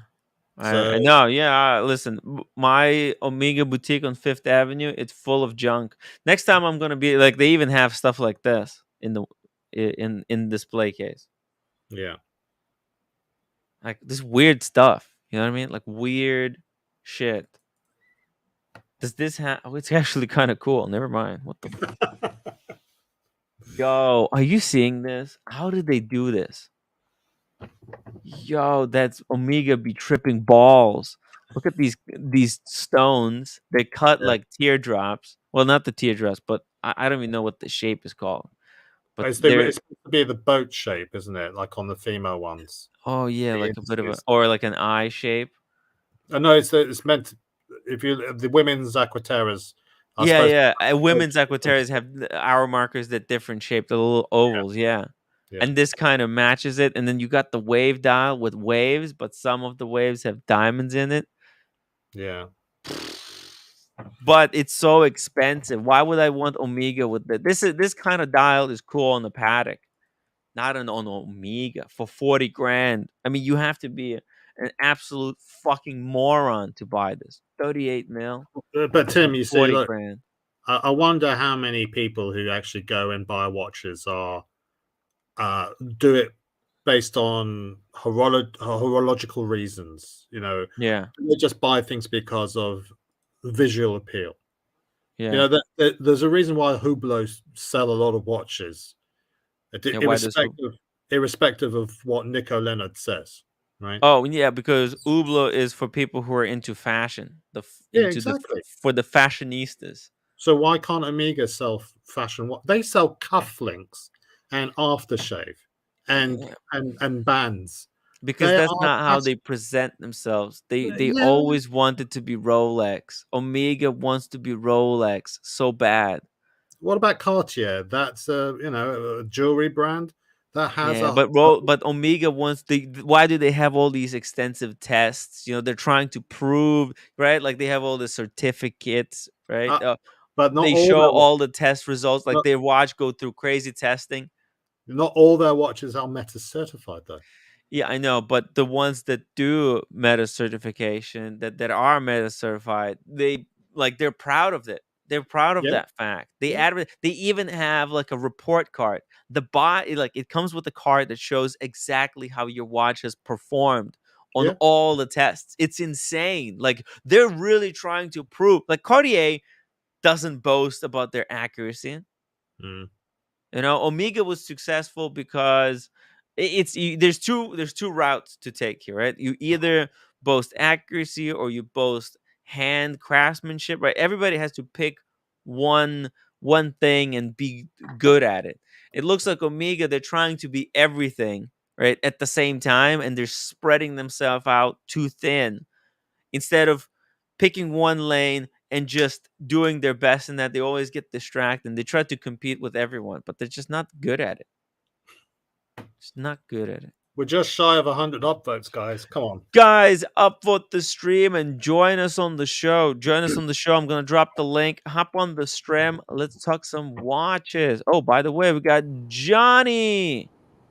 Johnny? Oh. Yes, sir. Hey, can you hear us? I can. Okay, welcome to the show, sir. I thought I'd step up to the big time, see what happens. Wow, straight into. Have you joined some of the community streams, or you straight into the deep end? I did a little community stream. I did a little after show. Okay. And Alex is so warm and inviting. I thought, what a better time to jump in. He didn't buy a watch. The viewers are pissed. They turned on me. I saw that yesterday. Yeah, I'm getting pitchforked right now for making promises and not delivering them. But although I didn't really make any promises, I just said, "Hey, this is a possibility." I just think deserved, Come on. But it's good. It's good lesson, I think, for everybody. Sometimes doing not an unboxing. This is like a non-unboxing. Like, hey guys, I just wanted to tell you I was gonna buy a watch, but I didn't. It's like, oh, thank God you didn't do it. Yeah. We congratulate you, Alex. You're the man for taking a stand and saying thank you, but no thank you. I'll skip this one. I'm feeling a little bit pugnacious, so I thought that was the word of yesterday. So yeah, I thought I'm not going to be bullied into buying a watch. Screw you guys. I'm not doing it. Thank you. Finally, someone who stood up and said, no, I appreciate you guys trying to give me the permission to do it, but I refuse. I will go against the grain. I will go against the popular opinion, and I will let someone else have this one. Alex, it takes a strong personality to stand up against the pressure of the tag hype. The tag team that was created yesterday to pressure Alex. Me, Asheen hopped on to convince Alex to buy it. Yeah. Everyone else was like, "You got do it." They were hazing me, I think, Johnny. They were just trying to see what's the jib of this man. Is he a pushover? Yeah. Or is he his own person? He can just make his own decisions. That's great. It's rare, but congratulations. Well, that's cool. Manage expectations and don't assume. Just because I've got 3 Monacos doesn't mean I'm going to have a 4th Monaco. But that might change. You never know. Well, they're cool looking watches. I like them. Yeah. I don't own one. You're cool. David Carlin says, finally, someone didn't listen to Timmy. Good on you. Are we still friends? Are we still friends, Tim? Of course. Okay. Of course. Actually, this is a good lesson for me as well. And I think for everybody, like how to just, sometimes you don't have to buy every single watch and not buying other watches should be a callback to go and enjoy the watches that you already own. Exactly. You're not going to be any happier with the new watch anyways. So it's all cool. A long time ago, Alex, I owned the Monza tag. Monza. We were talking about that. We were just talking about it. Yeah. Which one, Johnny? We're going back a decade or two, so I. Are we talking about the 2000 release, which was like silver or black dialed, or are we talking about silver? It was a silver dial, I believe. Yeah. Yeah, that was the year 2000. It was released. So leather strap. Yeah, nice looking piece actually. It was. More like a dress watch. Yes, absolutely. Yeah. Yeah. I think that looks pretty damn good actually. Yeah. But this is the thing with the Monzas is that they don't really, because it's not a watch that is in continuous rotation. It's like they dip in and out with the Monza. Every time it comes back, it morphs into something different. So there's not like that there's not that sort of lineage of this. The first one was more cushion cased. Right. Your one was more sort of squarer, more dressed like. Then we had the 2015 release, which is this one on the screen, which is Ono shaped. Yeah, that looks like the recent one. Yeah. So it's hard. It's hard, as Tim would say. It's hard. It's hard. Monza Hoyer. This is a very peculiar shape. This is one of those shapes that kind of goes in and out of fashion. It's not. It doesn't stay always like popular. Kind of like the Carrera.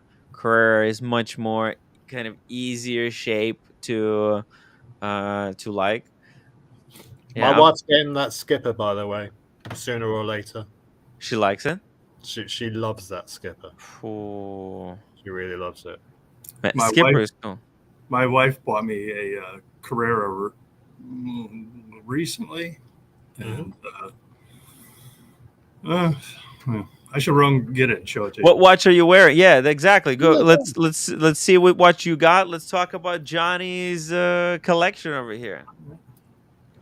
I'll be right back. Okay. What do This you was think? What do you think? this What kind of was watches do you shipping think he out of has? the swimming Okay, pools. Seiko.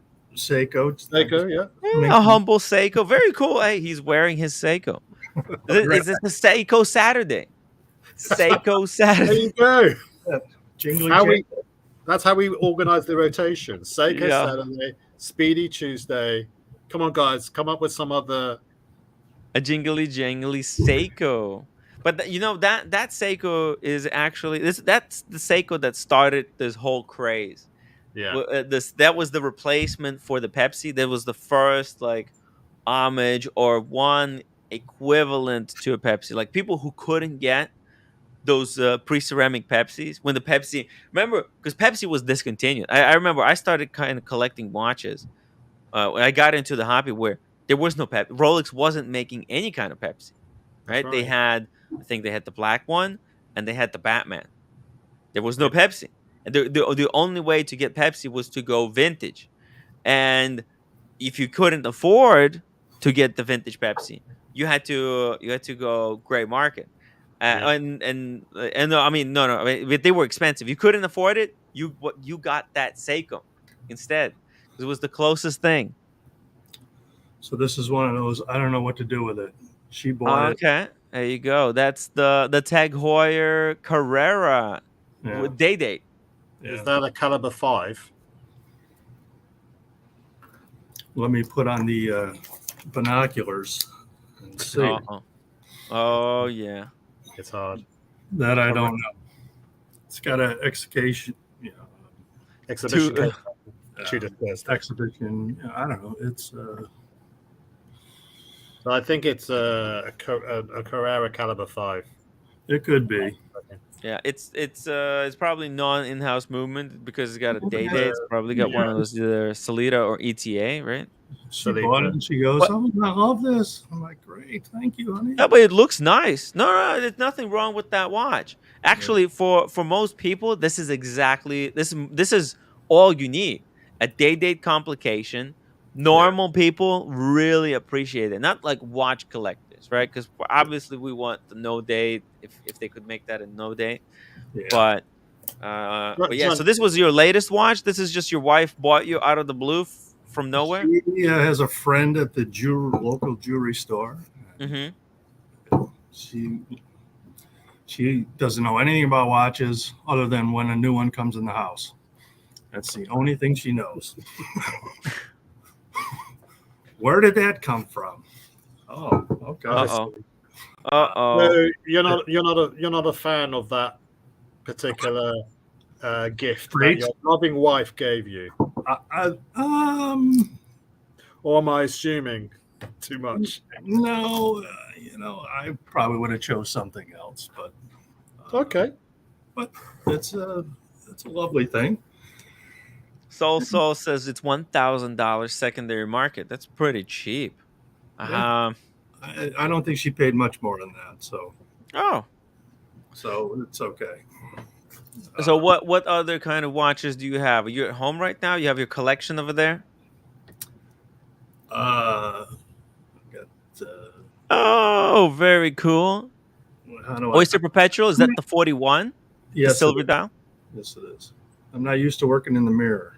Yeah, I know. With the camera, it's all freaking reversed.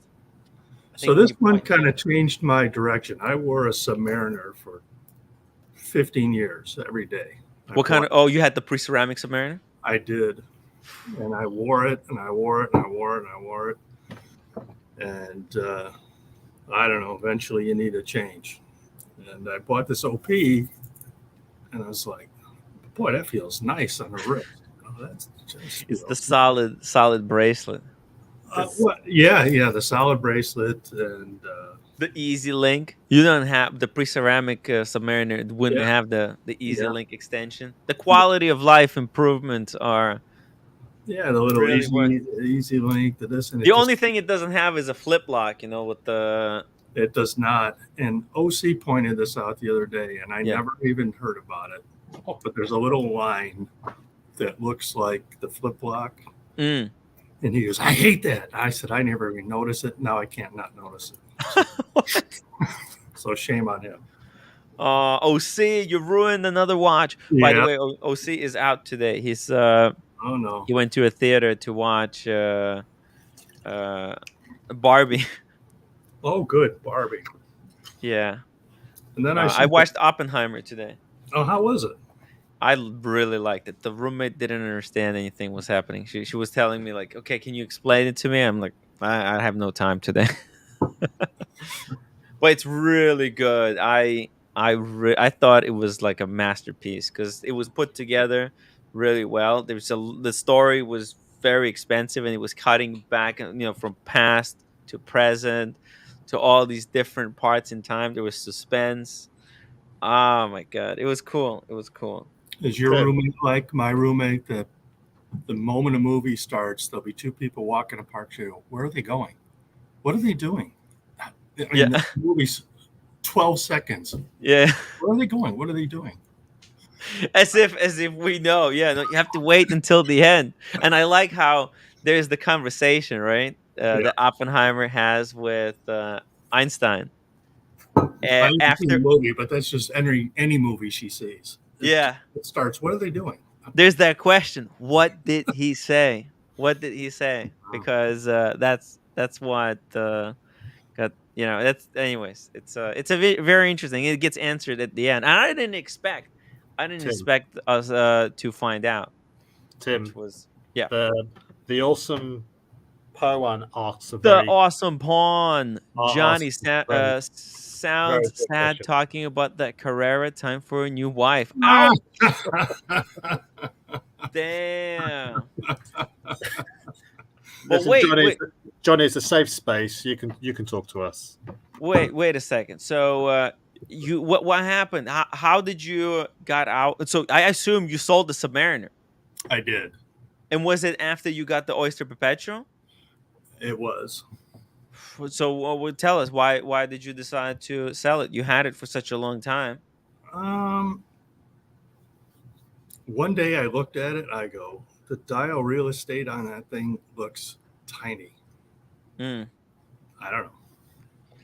It's a smaller watch because it was like 38. You can't. So what? So what? The dial's a little bit small. I get it. It's not up to modern spec.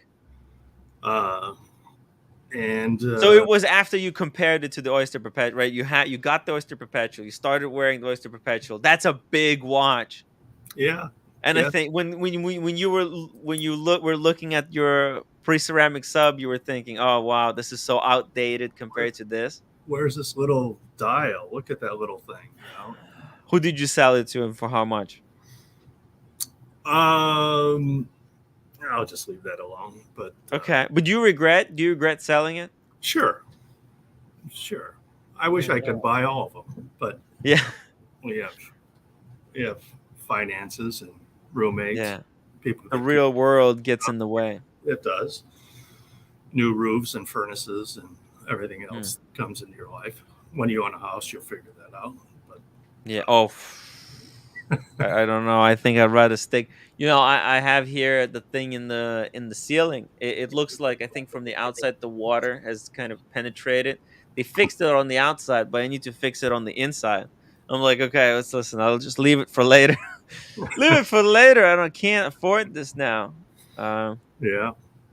It's hard. And then imagine if I had a house. Oh my god, the taxes, the cost to trimming all the bushes, trimming all the stuff, everything. It's freaking hard, really hard. To have so I'm wearing this OP around, and it's like lovely, and it feels great, and it's small and it's thin, and I was in Boston on business trip. You guys always seem to roll up someplace in Boston, so I went over there. And I ended up with a different piece. Alex, this is not following the trend. I know this is not a hype watch. This is not a, but I ended up buying. Oh, damn. Okay, this is anti-hype. Anti-hype. What? And like, is this from kind of an AD? Where did you buy this from? Was this was new? This was a secondary deal. Oh, gray market dealer. Okay, Yeah. because you can get discounts on that. Did you get like a little bit of discount when you got it compared to the retail price of it? It was probably 4 or 4.5, maybe 5 cheaper than buying 5,000 or 400. 5,000 cheaper than buying it retail with tax. Hey, Diego was just telling us that he wants to buy the vintage version of that, a two-tone. I sent in that super chat. Oh yeah, that's right. That's right. And he mentioned it, so that's why I thought I'd just. Diego, come back. Diego, come back. Let's talk about this date. Just let's. Yeah. And so you had, but in your icon, that was a vintage one. No, that wasn't this one. I don't know. It looked like it, so I sucked it in. Oh, okay. Excuse me. Pardon me. Yeah, because that's a vintage one. Yeah. I don't know. They look kind of the same. They look like. They all look kind of the same. You're right. Man, it's hard to tell. But so yeah, that's insane. Yeah. So you're getting like, most people, if you just stop two people on the street and you ask them which one they like more, a Submariner or that watch, they'll say that one because it's got gold in it. It's flashy. It says success.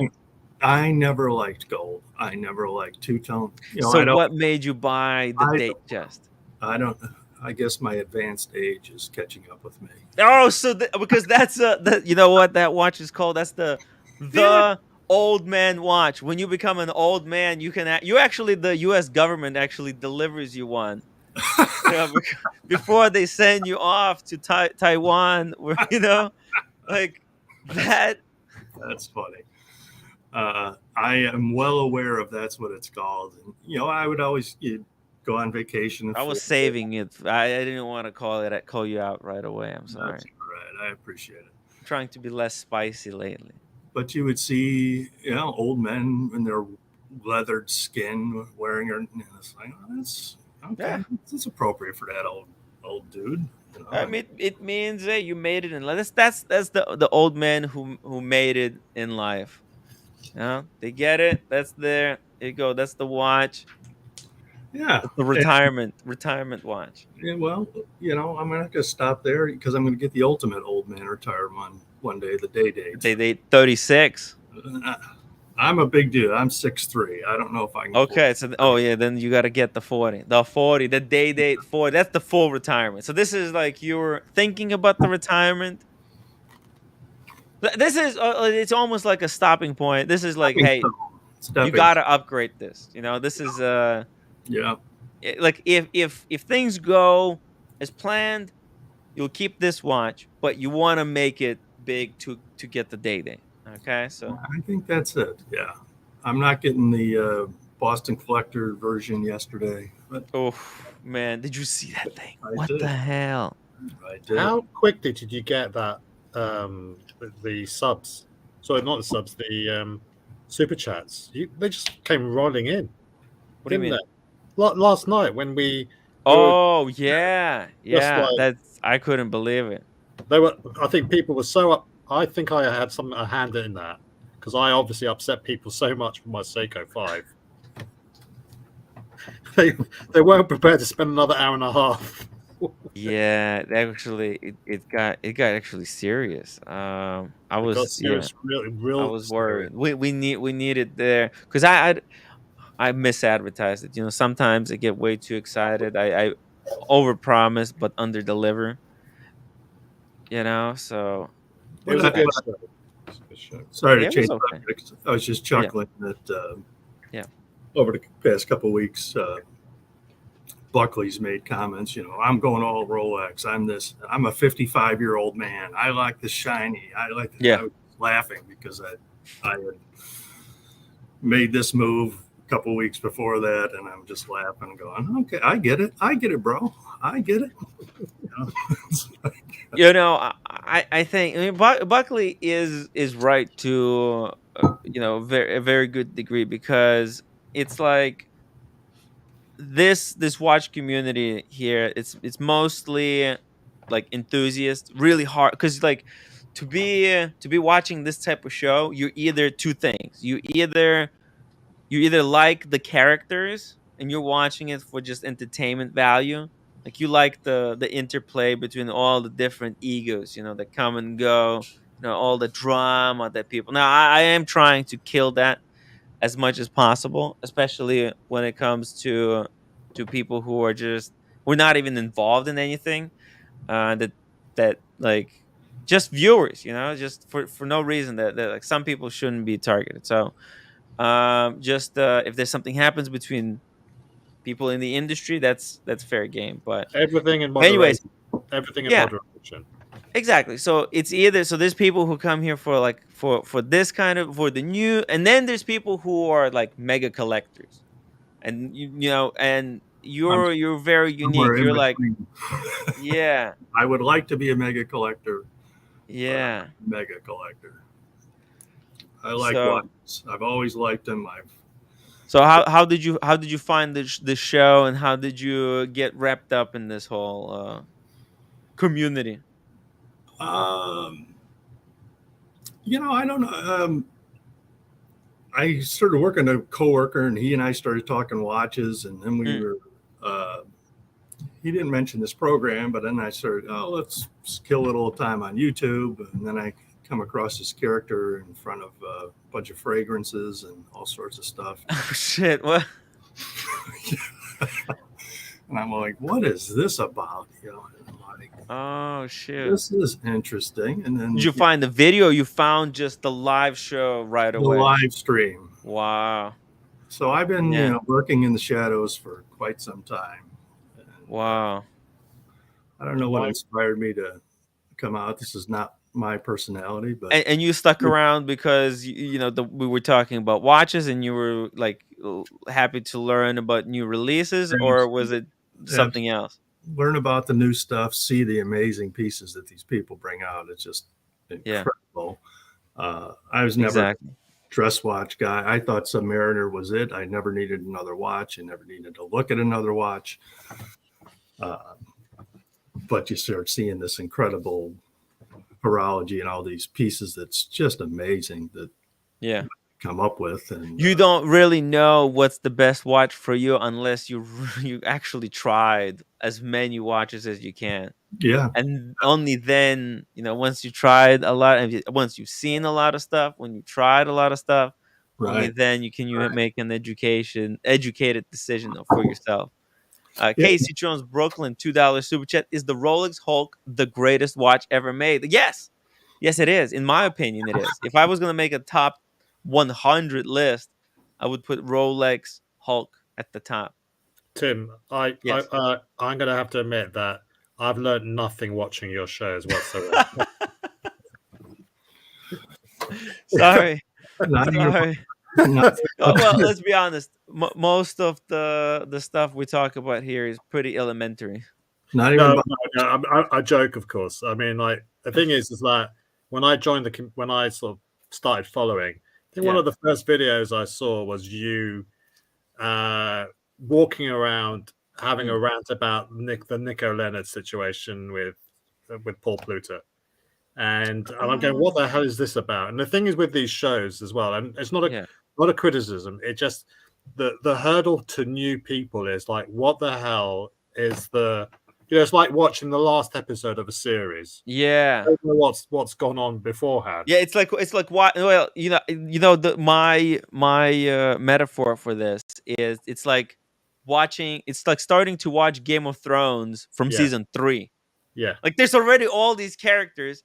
They've all done these things, but you're joining in literally in the middle and you have no idea Yeah. What the hell is everybody talking about, and why is everybody kind of, talking about each other? And it's like, yo, But this needs in to spite stop. of that, I stuck around. So you Yeah. know, Yeah, I appreciate that. Then your sense of humor grabbed me. I got it. Yeah. Took me a minute, but I got it. And Casey Jones, Brooklyn, thank you so much for the super chat. Soul, Tim, you are like a magnet. Yeah, like a magnet and other people are like magnets too. So we like repulse each other. you repel people. We repel. Oh, No, dear. What happens? I'm like a magnet. People hop on the stream, then they reverse their polarity, and then they say, "Tim, how dare you?" And I'm like, "What did I do? What did I do? You knew the terms of agreement. No, it's your fault." It's like, what the? It's hilarious. It's like a Casey Jones, Brooklyn, $2 super chat. Should Roman make Wizards victims whole? Roman said he thinks he should. So, Diego M. No man is more of an American soil than Johnny O, a refreshing new panelist. Welcome, Johnny. Welcome. Thank you, Diego. Thank you. Appreciate It's about time we got some normal people on here. Jesus Christ. it. Just wait. Yeah. Oh my God. What kind of skeletons? It's the honeymoon period at the moment. Honeymoon period. All- What kind of We're going to go skeletons downhill. does these We're going to go downhill. No promise. Yo. Yeah. All right. Oh my God. You can't. It's just like it's. We have to get ahead of the curve. My super chat got love from Tim Wright. Oh yeah, I keep forgetting to give you guys these little hearts next to your super chat. So there you go. Enjoy that. Enjoy the love, guys. Enjoy the love. All right. So Johnny. So where? Hold on. Where did we end? We ended. You got An old man watch. Yeah. you got the old man watch. When did you get this old man watch? This was like just out of the blue. When was it? Early June. Oh, early June. Yeah. But June goes before July, right? That's true. Yes. Wow. So this is just last month. Okay. Yeah. Yeah. And so do you have any other watches? Nothing. Hamilton's, my wonderful Seiko that I knock around. Got that. Why did you buy that Seiko? Who under whose recommendation? My gosh, this Seiko I probably bought 15 years ago for $150 or something. Wow. That's what dude, you realize if I listen to a different device, if I bought a Seiko, because I have one of those Seikos, just not with the Pepsi bezel, the quality on it's so nice that I know that because there was one opportunity when the way it went down for me, and when my Apple Watch broke, I was like, oh fuck, I feel very uncomfortable without anything on the wrist, so let me get a watch. And we got the Tag Heuer Carrera, which then broke, and I got the Rolex, replaced it. But if I got that Seiko, it would have never broken, and I would now still be wearing a Seiko and doing something completely different. Well, thank goodness you didn't. So I'm glad that I didn't buy that high quality watch, because I would be on a different trajectory. I've tried, but it's a great watch. It's for most people, like, you don't want to be a freaking YouTuber. It's dumb. It's really, really stupid. I don't even remember, but it wasn't anything more than $200. It was $100 something. I think I paid for that years ago. They had no closet, and then I pull it out, and then I wear it, and then it goes away, and then you find something else, and then. Hey, you got some pretty good watch. Are you waiting to add something else after this? You got your Oyster Perpetual. You got the two-tone Datejust. Maybe some kind of a GMT. Brian's cornered the market there, so there's none left. No. I like GMTs. Got the ultimate old man day date, so we're gonna. Oh yeah, so you're saving up for that. We're gonna eventually. Oh, do you have a preference? What kind of a dial? Yellow gold, either white maybe. Ooh, okay. Just something. White or what about silver? You know, a lot of people like that silver dial. No. I like this silver on this OP. You know, it changes colors. You know what I would actually recommend you do? What's that? When do you want that watch? I don't know. Tomorrow, but Okay, but let's say if you want in the next 5 years, you know what I would do? Get on the wait list for the yellow with the green dial. It's gonna take a while for you to get that one. Okay, but and also that's the most it's one. It turns out to be one of the most difficult to get. So there you go. There's no rush, and then once you get it, you'll get a very unique one. And that should be incredible. And then if you, let's say you get yours really amazing new unique day date, if you don't like it, you can flip it, and then you'll make money. You'll probably flip it for extra money, and then you can get the one that you like at a discount, like if you want the silver one or something. And it's going to be like your last retirement watch, so you can retire in style.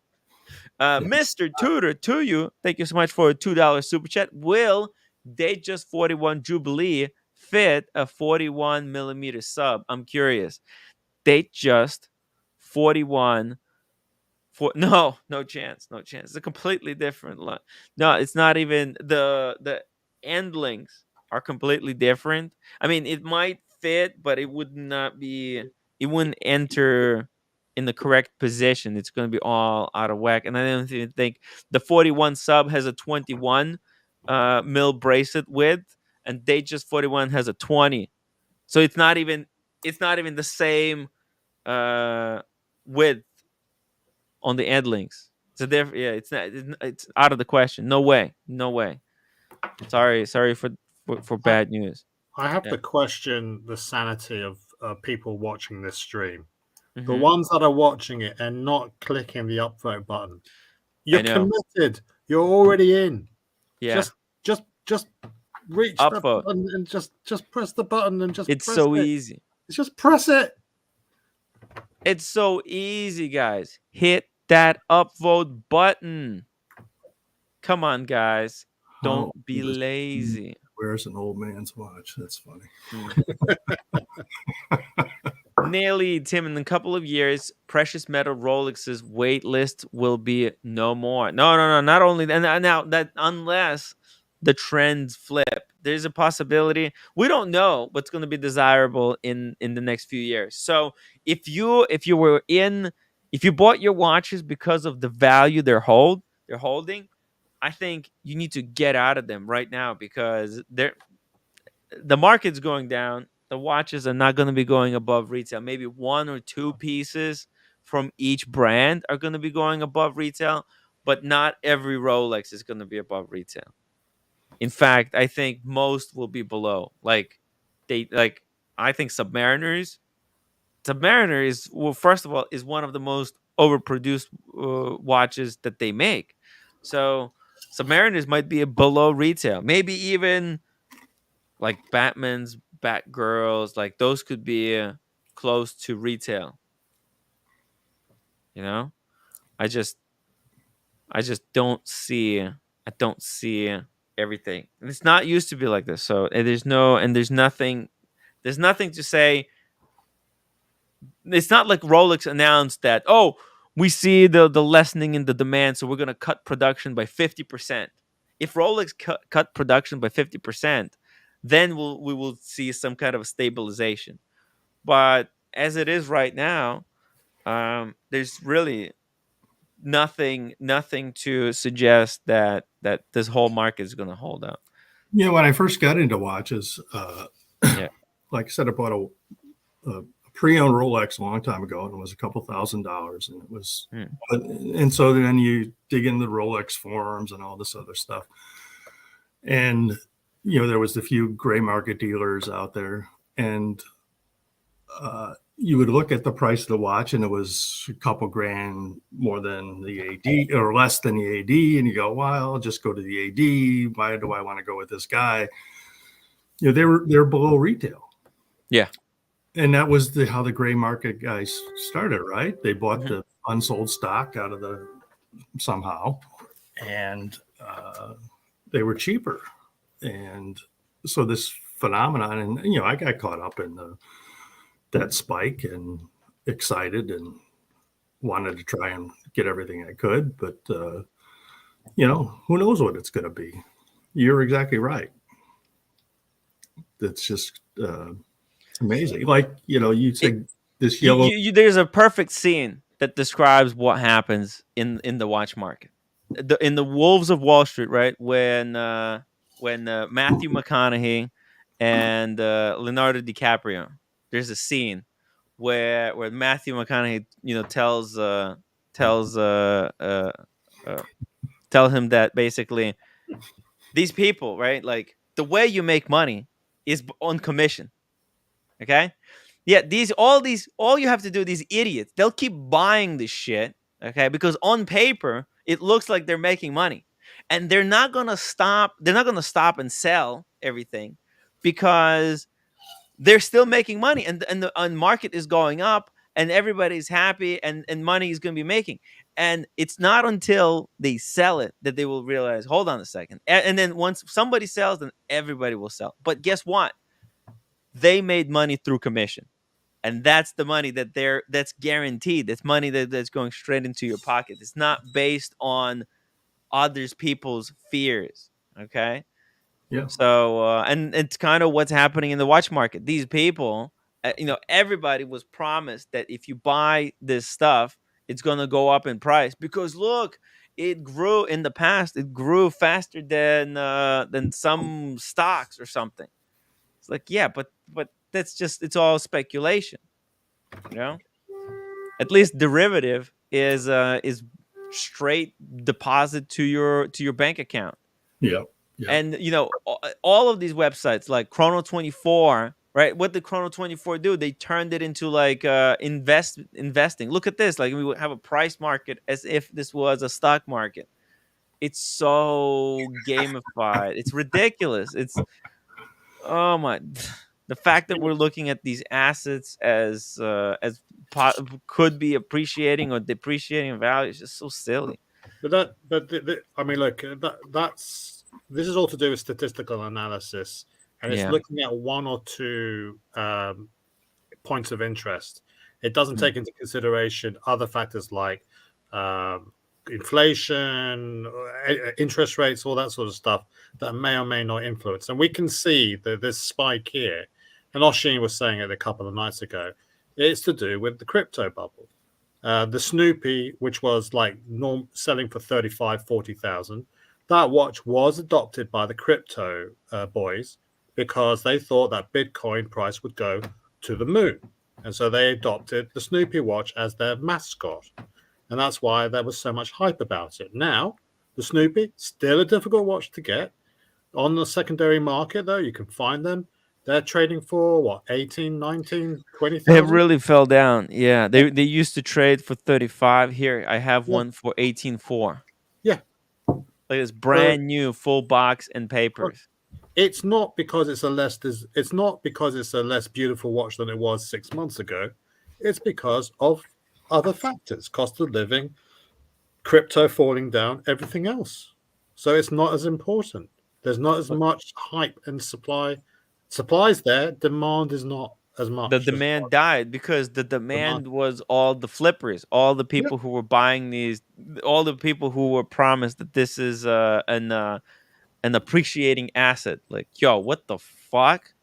How could watches appreciate in value if every year the company releases another 1 million of them onto the market? How could they ever, for them to keep increasing, they have to become more and more scarce? It makes no sense. So this takes it back to the Monaco we were talking about, and like one of the things that interested me and interested you, and also Oshin and everybody else last night, was the fact that it was 1 of 1,000. But yeah, Rolex don't have that issue. It's 1 of 1 million or hundreds of thousands every year. Yeah, they don't have to release a limited edition for it to appreciate. So this thing of limited edition is just to drum up some hype. Oh, yeah, it's a FOMO, fear of missing out. And I'm guilty of. You're FOMO susceptible. Yeah, Me too. I'm all about FOMO. But I think I mentioned last night, I'm into motorsport and I used to race cars. And what you learn about racing cars is that you don't focus on, you try and stay focused on where you want to be going, not focusing on other distractions. Yes. And I challenge anybody that, you know what it's like when you're driving along, there's an accident. And then what does everybody do? They slow down to have a look. It's not going to affect your day if you see what happens. Why don't you just stay focused on what you're supposed to be doing, and you'll get through that much quicker. And that's that roadcraft that I developed when I was doing racing. That just allows me to just ignore things like the noise. Yeah, there's so much noise, and with the social media, yo, Alex, and actually, there hasn't been more noise than there is right now. Okay, because there's all of this. Everyone wants to be heard. Everyone wants to be the one that people listen to on any given opinion.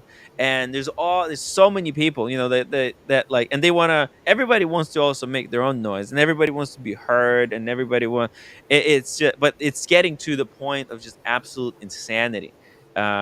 Everyone, because everyone is trying to out yell each other online. Like there'll be a small minor thing, and people will freaking lose their minds. Okay, Alex, not just get mildly upset or get disappointed. People no longer get disappointed or kind of go, so it was okay. Nothing is no longer okay. Yeah. Things are either the end of the fucking world, ending terrible, I want to die right now, that's how bad it is, or freaking, you're not gonna believe it, it's gonna shatter your brain, it's so good, you will never look at life ever the same. It's so crazy. Everybody lost their minds. Just calm down. But Tim, the real acid test is, ask yourself this question: after we die, who gives a shit about any of this? Exactly. This means nothing. Yeah. This means nothing. A lot of people think their children are going to care about this watch. Yeah, some may. Yeah, carry on the grudge match. Generations of BQ watch. People will carry the beef with Red Shovel's family and Oshin and yourself. Come on, it's for the birds. Oh my god, it's just ridiculous. Broken APs and broken bezels; those are fighting words. Yeah, it's just watches. Just everybody needs to. Everybody needs to stop being used for an outrage. Okay, because like really things are not that bad. Like the things that we should really be freaking out. People are freaking out at like meaningless shit, like movies and like which watch somebody bought. It's just like, yo, there's real world problems, and all these minor inconveniences are not worth stressing out about. Just everybody relax, take a chill pill. Casey Jones, Brooklyn, $2. Thank you so much, Casey. That watch chart graph looks like NFT market. Not only that, I actually had somebody plot it out against Bitcoin. Look at this. You can tell literally the trajectory. See, these are watches, and that's the price of Bitcoin over time. You can see here that they were kind of going at the same time, and then the Bitcoin exploded and dragged watches with it. As the Bitcoin is like popping off here, the watches kept going up in price until they reached 100% market saturation. Then the Bitcoin crashed, and that dragged the watches with it as people started to slowly liquidate their stock. And I think this is like we see these certain asset classes come in and out of fashion. Like back in the day, bankers used to be paid bonuses until they were taxed, and then they started being given artwork until they were taxed as a benefit in kind. They were given Porsches, they were taxed, and they just moved from one asset class to another. And I wonder whether or not with Bitcoin, because you get taxed on your earnings on Bitcoin, if you can convert it to an asset which appreciates in value, that's extra That's extra cheddar, as we say. Yeah. So yeah, so like people trying to convert their gains from Bitcoin into another asset class that will appreciate, and you don't have to pay any tax on that. I think that's what's happened. Yeah. Yeah. I mean, a lot of people were, but also a lot of people were promised that this was a great way to store value. Well, it was great if you were able to buy it at retail without Yeah. buying too much junk. Well, what's But, happened? it's The not that great. It's Rolex, okay. Rolex have pushed their prices up 3 times, 4 Yeah. times. Yeah. So if you bought it in the past, then you're sitting well. Like for example, like me, I'm for sitting well. I'm happy. I didn't lose any money on my watch purchases. Actually, for most of my watches, I didn't lose anything. So I'm sitting pretty well. I bought everything on a credit card, and then I paid it off. It was all 0%. Actually, I got credit card bonuses for buying my watches. So actually, I bought mine on sale from Rolex. I was playing the game really well. But as it keeps going down, I'm like, I'm almost see. I finished up with. I wrapped up all the problems I had with the channel. Dealt with all the troublemakers. Now that I'm gonna pivot and start talking about watches, 100%. I'll be able to. I'm gonna use these watches for content. Boom. Then I'm just getting rid of almost everything. Just gonna keep the most important ones to me. I'm gonna get them engraved. I'm gonna do some fun stuff with watches. I love your plan with it. Yeah. Have you guys watched content from is it Watch Chris? Watch Chris. Yeah. Wait, let me turn on the. Oh wait, no, the light is on. What the? Okay, let me shut down this window. That guy is a prolific buyer of watches, but he reviews them, and he gets rid of them. He actually buys them. Yeah, he buys them. Watch Chris. Yeah, Watch Chris. Is he like just a rich guy and he's doing it for fun, just to make content, or is he? He loves watches. He loves watches, and he just buys watches, reviews them, and then he just gets rid of them. Sometimes at a loss. I mean, just enough to cover his costs. I mean, obviously he keeps some watches for himself, but it's like 3 or 4 watches a week almost. He seems to be buying, or he's pushing out a lot of content. Content. Wow. If you're running YouTube as a business, they're business expenses, right? Yeah. No, not. I don't know. You have to kind of somehow prove it that you bought it, and then how much you sold it for, and if you lost money on it, maybe you can count it as like a loss. Offset, Yeah, as a write off, but you have to show the receipts. It's very complicated. It's actually not as easy as it just turns out. keeping receipts. Yeah, you have to talk to, but it's also like you have to talk to the lawyer ahead of time, to the tax guy. Diego, Tim, I'm not buying the Bitcoin correlation. I know maybe 1 or 2 people who bought watches using Bitcoin profit.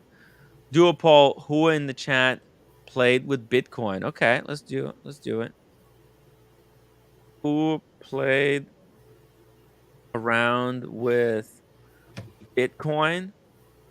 And did you come out negative or positive? And so answer, and also add if you came out positive or negative. Did you play? Okay. There we go. The poll is now live. Guys. So try and let me know. Let me know what you guys think. Hey, watch time. Sounds like a great time to buy some watches. Right now is the good time. Yeah. If you're like an enthusiast, if you wanted a watch for just sake of buying a watch, right now it's kind of a good time to get in before everything gets scooped up by dickheads. So this is a good. Actually, look how cheap this is, Alex. This is not just the watch. You also get the thin bracelet with it. So this guy, he invested Yeah. into the thin bracelet. I didn't That's know. unbelievable. But this is in Hong That's Kong. the 321 bracelet. This is Hong Kong, yeah. Watch is located in Hong Kong. Yeah.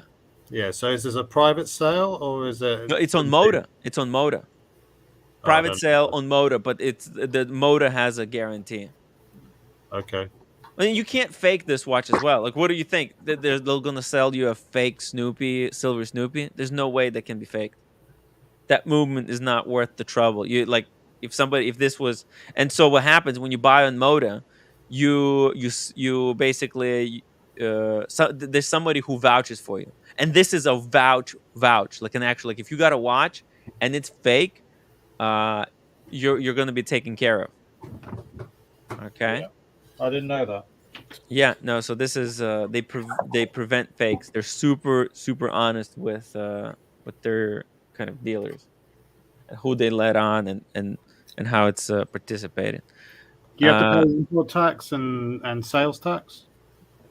What do you mean? Well, if I were to import it into the UK, yeah, I think you're gonna have to pay the I would have to pay VAT. I would have to pay 20%. I'd have to pay 20% on this price as well. Well, you're gonna get hit by the import fees. Forget the import duty. Yeah. I would have to pay tax 20%. I don't think there's taxes because it's like individual to individual, technically speaking, or a dealer to dealer. If you okay, I think actually like it's like this. If both of you guys, if you carry a license, because right now, actually, let's get somebody who actually knows, because I think because in jewelry world in United States, if you have a license to buy and sell jewelry, the two people who have that license don't have to pay taxes, because it's called dealer to dealer, one dealer selling to another, and so what's going to happen then when it goes to general public, that's when the taxes happen, because this is what IWJG show is. It's the dealers, they bring all their stock there, and they sell stock that they can't move in their region, and buy stock that they think that they might be able. So they just reshuffle. Like this, where dealers come in and they shuffle their stuff that they can't sell to each other for stuff that they think they will be able to sell. Okay, so this is slightly different, because I know in the United States, typically you have sales tax on every point in the supply chain. No. That's no. We don't. I hear what you're saying. Is it's not like that. Yeah, because I think that's how VAT works. There's a tax. VAT is taxed, but it's refunded, and it only is applicable to the end user. So if Company A buys to sell something to Company B, and then Company B sells to an end user. Each stage there will be 20%, but those companies can get it refunded through their taxation system. It's only the end user that ends up paying the VAT. Okay. The full 20%. No, but you do have those progressive taxes where they tax at every point. Yeah, and when the UK moved out of the European Union, they got rid of the VAT rules on imports, which only charged VAT on the margin. So let's say somebody bought a watch for 10,000 and sold it for 11. You'd only pay 20% on that margin, on that profit margin. Now you pay 20% on the whole price. So we got absolutely screwed when we left the European Union because of the change in the customs rules. So when you see prices on Chrono 24, typically in Japan and other places like that, don't forget, first of all, their sales tax is a lot lower than it is in, say, Europe. Yes. And then when you're importing it, you're going to be hit with 20% on top of everything. Sometimes you don't. Like I think Diego bought a watch from Japan and he wasn't hit with the duties. It's kind of random. But speaking of random, hey Sean, welcome to the show. Hey guys, how are you? Hey Alex. Hey Sean, how's it going? Great, thanks. And I don't see who's on top. Oh, that's the new fella, Johnny O, in the chat. Hey Johnny O, pleasure meeting you. The reason I jumped on, good to see you, man. the reason I jumped on is because Alex is on, and he's somewhat of a Hoyer or Tag Hoyer aficionado and right. knowledgeable guy. Tim, what have you done to me? You've made me out to be something I'm not. You're He gonna hasn't be done- forever labeled he- as Monaco enthusiast, No, Tech you- Hoyer yeah, aficionado. yeah, you gave him the bullet. I mean, just take a look at your beautiful collection. So, a question for you. Yeah. I had tried the glass box, the reverse panda, a few weeks ago, and I actually sent the photo to Tim. And then the other day, last week, when Brody and I actually met, and I didn't know who it was Brody at the time. By the way, we were not at a pre-owned a watch place. It's Feldmar. It's a very well known, but they also happen to have some pre-owned watches. And they had while I was waiting to pick up my wife's watches, they had a Carrera, pre-owned Carrera. I thought, and I'm not too familiar with these Carreras, but I thought it was maybe a 60th anniversary, the silver dial. So I went back on the way home. I went back over there, and it was actually it's a 2447. And Carrera 2447. Yeah, so it's a silver dial. It has beautiful original patina. I don't know. He told me it's the late 60s, early 70s. Oh yeah, this is the kind of stuff that Diego was hunting down. Let's see. Yeah. So and they had a blue glass box. I never had tried on, and it's absolutely stunning. They didn't have the black one. So he gave me a heck of a deal. I mean, apparently it's a heck of a deal. The watch originally, and they've had it for a long time. And he said it. He says, "Man, I have this. I want to get rid of it." And he basically knocked off $3,000 from the asking price on that thing. Now the watch wears a lot smaller. It wears like a 30, and I don't know what size it is. He thought it was a 37. It wears like a 35, or actually a 36. It's about the same thickness as the new one. I think they're all about 14 mil. So.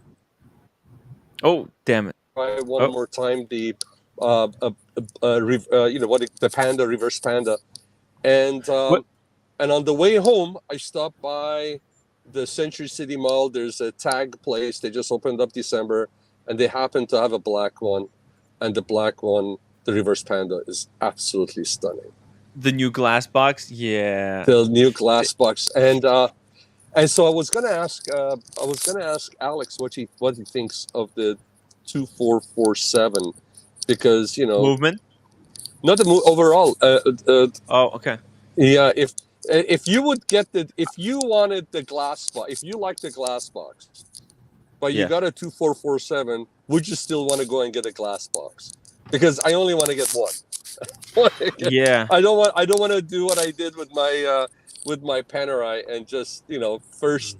Get every single one, every single version. And guess what I'm wearing? I'm actually happen to be wearing my rose gold. So nice, very nice. Yeah. So, but anyways, Alex, what do you think of the 2447? Are you familiar with that? Yeah, I mean, I'm not a huge vintage aficionado on the Carreras. I know that Houdinki did a video fairly recently where they were speaking to the curator, and he bought 60 or so Carreras spanning back from the 60s onwards. So if you're interested in it, definitely give that a look, because it's got some interesting pieces in that. I think to your question, if it was like, my wife has got a 160th anniversary Carrera, which is like this coin-based chassis, like the original Carrera.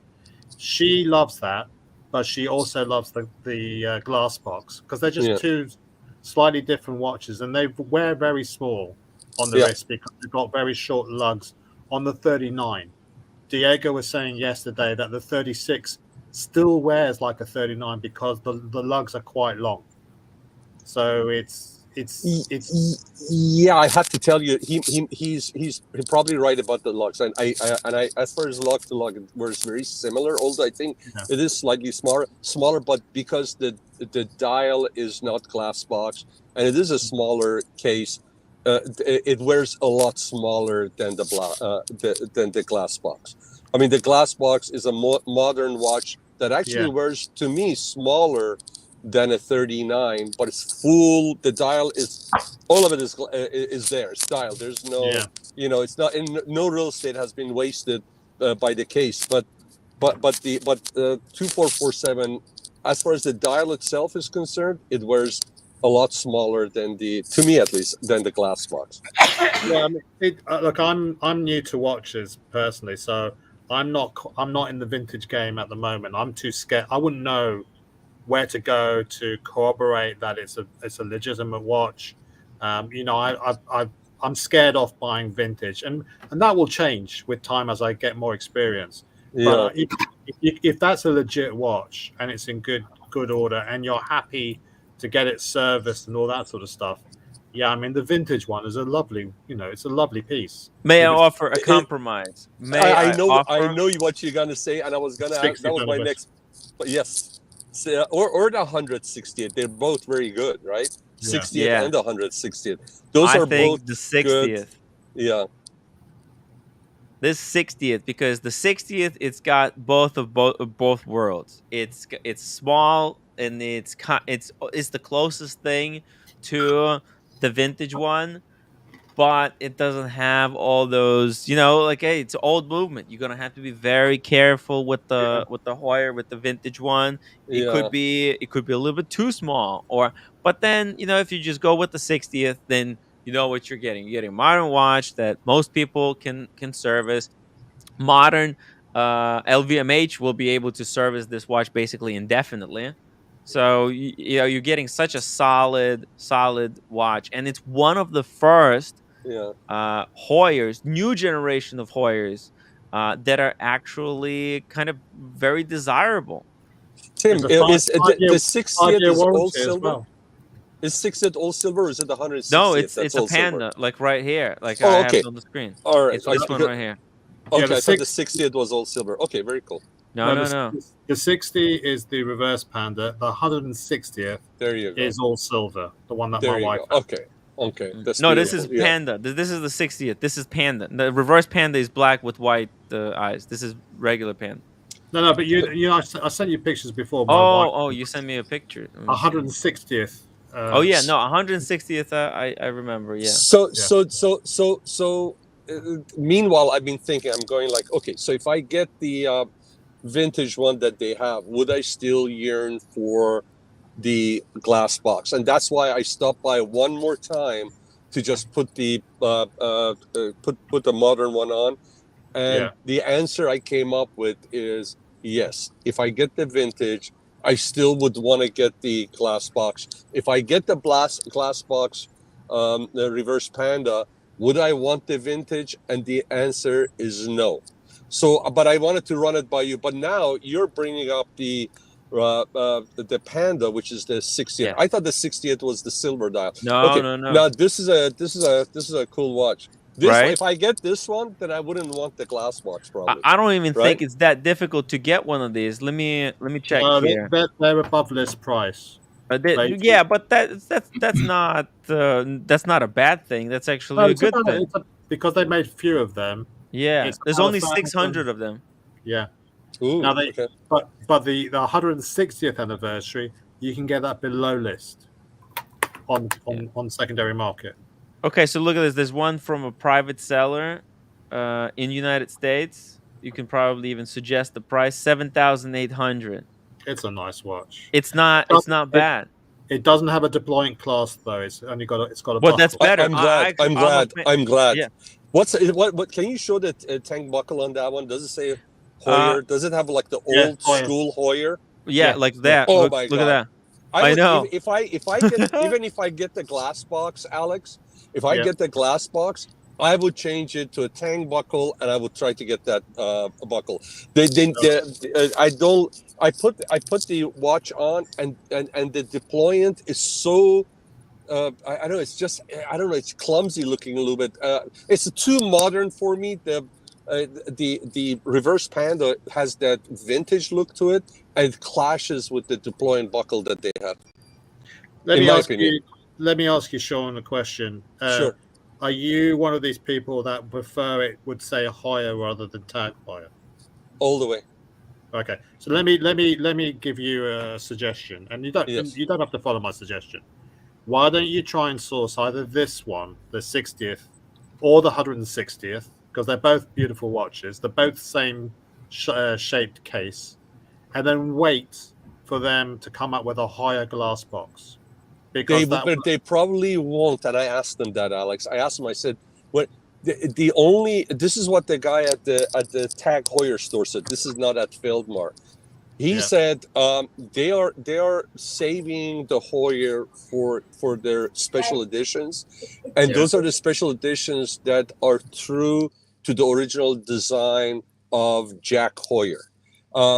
And he said, they got the company, was it 1985, and he said they would. They want to have their own brand, and another thing is the new generation. Everybody knows this. Even sometimes, if I want to say Heuer, even what the vintage one, I say Tag Heuer. It just rolls off, right? It's easier to say Tag Heuer. We've been programmed that way. I don't think they're gonna give that up unless it's a special edition, and the next special edition is gonna be in 5 years. At the soonest. Breaking news: Diego M says he found one for $1,000 off the list price. Are you talking about one of these 60th anniversaries, Diego? Link for Diego. Diego, are you serious? Yeah, Diego, jump on, please. What was the list on this thing? The list on this thing is like close to 8,000, I believe. Yeah, 7,400. Yeah. Diego, is it new or is it slider with full package? Yeah. What's the condition? What's the condition like? Because if it's older, I'll get it. Yeah, because look, I apologize to interrupt, but thank you so much for having me. I have to run real quick. My apology for jumping on. I don't know if you guys... No, Sean. My apology. No, man, you continue. You're a rock star. So I appreciate it. Thank you, sir. Appreciate it. Thanks so much, Johnny. Johnny, let's see you again soon, hopefully, yeah? Absolutely. Have a great evening. I'll be in the background. All right, Johnny, you're always welcome on the channel, on the panel, anytime. Just just say, hey, link, guys, I want to hop on the stream. Just put link. Got it. Okay? Thanks That's so much. And you're on. Have a great Look at this. It's actually Sean right here. It's on Watch Max. Watch Max. Be careful with Watch Max because they're gonna have you wait for 3 weeks. When does it say? Does it say you have to give us time to get the watch? Limited quantity, high sellout risk. Oh, there's a high sellout risk. That's bullshit. Usually ships in no. Wait. It says usually ships in 1 to 2 business days, free standard shipping. Oh, so they have it. Yeah, no, they say usually ships in 1 to 2 business days. What's the price on that? 6,550. That sounds like a deal. Yeah, it does sound like a deal of a lifetime. How is this even possible? How did they get this is crazy. I mean, but this Watch Max, this website looks very like they don't know what they're doing. It's possible. And I'll tell you why, because there was a Patek I was looking for, and I contacted them. And then they sent back and said, yeah, we have to go get the watch. It's going to take about 3 weeks. And then lost contact with these guys. Yeah. I mean, they're just throw the fishnet. But they have phone number. You can call them. You can call them to verify. You don't just buy. I would call. Yeah. And I would ask them about it, whether they have it over there, whether they can grab it and see if everything is intact. What do you think, guys? I think you should give them a call. With this one or the glass box? If this one is available, this one. I think this is what you should try first. I'm gonna put the link to. I'll text you. I'll text you the link. Text it to me, would you? Yeah. I literally on the way home to pick up my wife because we have to go visit my brother. I stopped by the local mall just to put it on. And as I got out, I jumped on to ask you guys' opinion because I have to go pick up my wife. But I'll check it out later on tonight.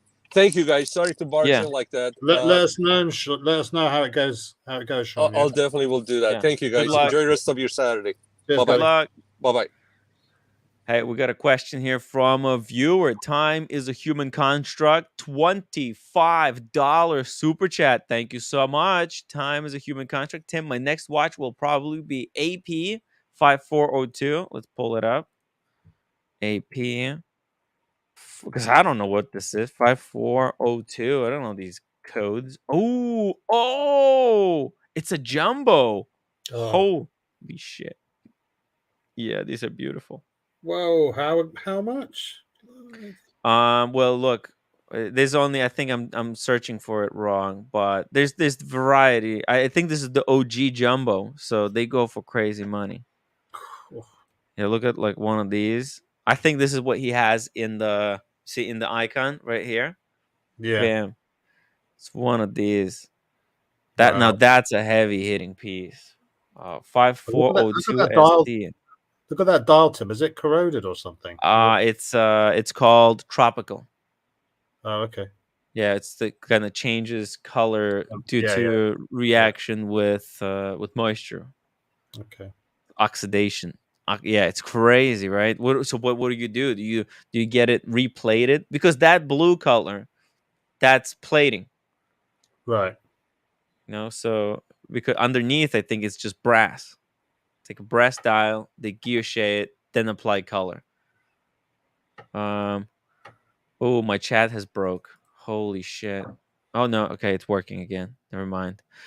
Or he says it's this one or Chrono 24. Let's pull it up. Or 15202. Oh, okay. AP. I know that one. 202 is a little bit of a modern iteration of that model, but which one do you go for? I mean, what should I recommend? What would you, Alex, like if you were asked, if a friend was asking you, like, hey, Alex, what do you reckon I go for? Do I go for the OG vintage one, or do I get the little bit of modern version? You're asking the wrong person. I've got not that much You would knowledge about AP. I'm scared of vintage. I would always sort of veer towards the more modern one. And I think when we were just talking to Sean, that's why go for? I mean, why go for a vintage with all the headaches right that it induces when you can get a faithful reissue with a modern movement in it? And I think I would be tempted to get the newer one. Well, you know, the funny thing is that the 15202 is not even the latest reiteration of this watch. So the 15202 is still pain in the ass because it doesn't have a quick change date. So it's the 16202, but the 16202 is so expensive. You're kidding me. I actually know, but I think the 15. I know, but you know, in my opinion, the 15202 is the best one because the price is kept down because it's a non-quick change, right? So you can get it quite affordably. You have to go through all the day. You got to go, or just wear it all the time. Gee, yeah, I know it's a nightmare. But you're supposed to wear it. Like this watch is for wearing, not for safe queening and bringing out once a month. And then if you bring it out once a month, then you know what? Don't be a petty bitch. Don't even worry about setting the date. Just let it be. Whatever date it is, just let it be. Who cares? It's for wearing out, not staring at. Yeah. This is how I would treat it. If I was wearing it every day, that's fine. But if I felt like I'm wearing it once a week and I have to set the date all the time, I wouldn't even worry about the time, about the date. I would set the time and forget about the date. Yeah. It's not worth putting all that tear on the gears. So yeah, and by the way, guys, in the chat, please let us know, what do you think? What's the solution? But you know, the OG, so both of these are basically identical. The only difference is that the one on the left is smaller. It's more faithful to the size. I think it's like 37 actually. Let me see. Oh no, it's 39. Oh, never mind. So it's 39. It's 39, but how thin is it? It doesn't say, unfortunately.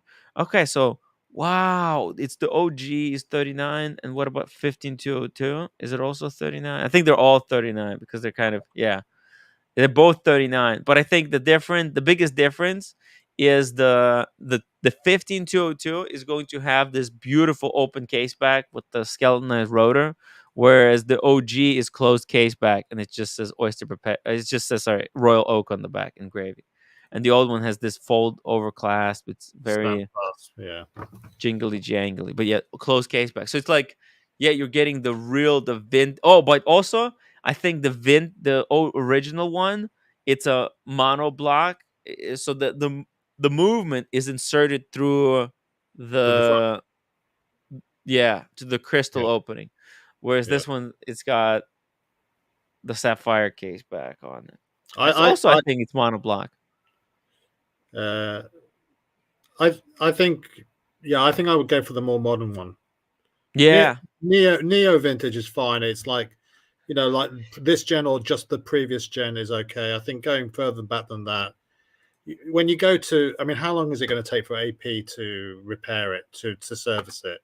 but the thing is, this is the OG. Do you understand? The Yeah, fucking OG. You asked me when we were talking about the Monaco collection, would I go for an original caliber 11? And I think the answer would be yes, despite all the headaches. I think that there is something cool about having, the thing that started it all. So don't listen to me, guys. Just do your research, find out how much it costs to service these things, how often because you guys were talking about AP and some people talking about the quality of the components that they use, that they tend to break. Is that true, or is that just? It's actually it's a known. Listen, one of Cars and Chrono, he bought an AP not that long ago. Last year, like in the summer or something, or maybe it was like in November. Or anyways, he bought it. 3 months later, boom, it stopped working. Something broke inside, and it was not even the chronograph. It was a 15510. Okay, but that, I mean, any watch can do that. But like you would expect. The Red Shovel had an AP. The chronograph broke. He sent it for repair. They told him the movement is basically a lemon. They replaced it with a new movement. He got it. He ran the chronograph. The chronograph broke. Oh, okay. Yeah. So he sent it back. Now he's not even touching it. He's not even unsealing it. Okay. So which of the Holy Trinity is considered to be the most reliable? Is it Vacheron Constantin? Is it Patek Philippe? I mean, obviously not AP by the sounds of things. I don't even know. AP is very fickle. I think the most reliable is actually Vacheron. Pateks, they're semi-reliable. The problem is that as they get very complicated, and then the more complicated watches, the more chances something's going to go wrong.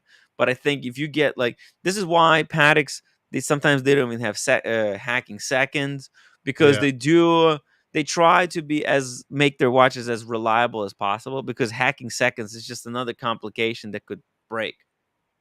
And am I right in thinking that if you send your Patek back to be serviced, they actually send it to the original watchmaker if they're still around? Oh yeah, of course. Yeah. They want the watch to go back to the person who put it together. Wow. Yeah. So that you could be waiting a long time for a service. Oh, especially if it's a really complicated watch. Yeah. So I think for example, I was playing with one of these Pateks that Cars and Chrono had. It was a very, very complicated one, and it broke. I ran the chronograph.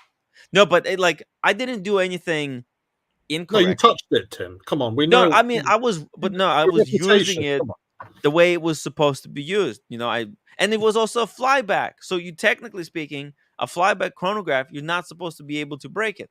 But I ran the chronograph and it didn't reset. Like, I started the chronograph and then I went to stop it and it wouldn't work. It wouldn't stop. It's I mean, these are mechanical devices at the end of the day. It does because it's expensive doesn't mean it's not going to go wrong. And when it goes wrong, it's going to it's going to be expensive. You take a Bugatti, for example, it's going to cost you $35,000 just to service the thing because it has 19 sump drain pump plugs. Yes. And it's like how many hours to just do a normal service on it? Yeah, and I think it took him. It took like eight. I think 8 months to get it back. 8 months. Yeah.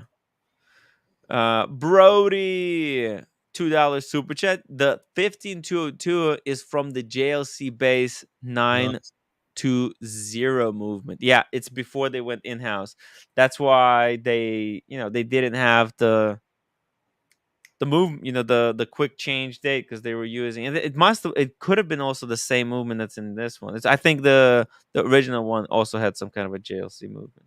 Yeah, the Holy Trinity did have JLC movements Oh, when yeah. they watched their the Nautilus and the this whole thing about in-house outhouse movements is over just that. all marketing bullshit. Yeah. Because because something is in-house movement, it's not necessarily mean it's good.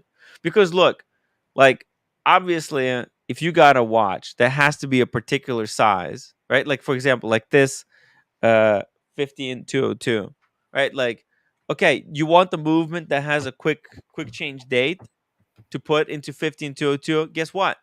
Nobody makes a two-hand watch, a two-hand movement in this size with a date at that position that fits into this watch. No one. Or if they make, it's way thicker than this case, and you want to preserve the thinness.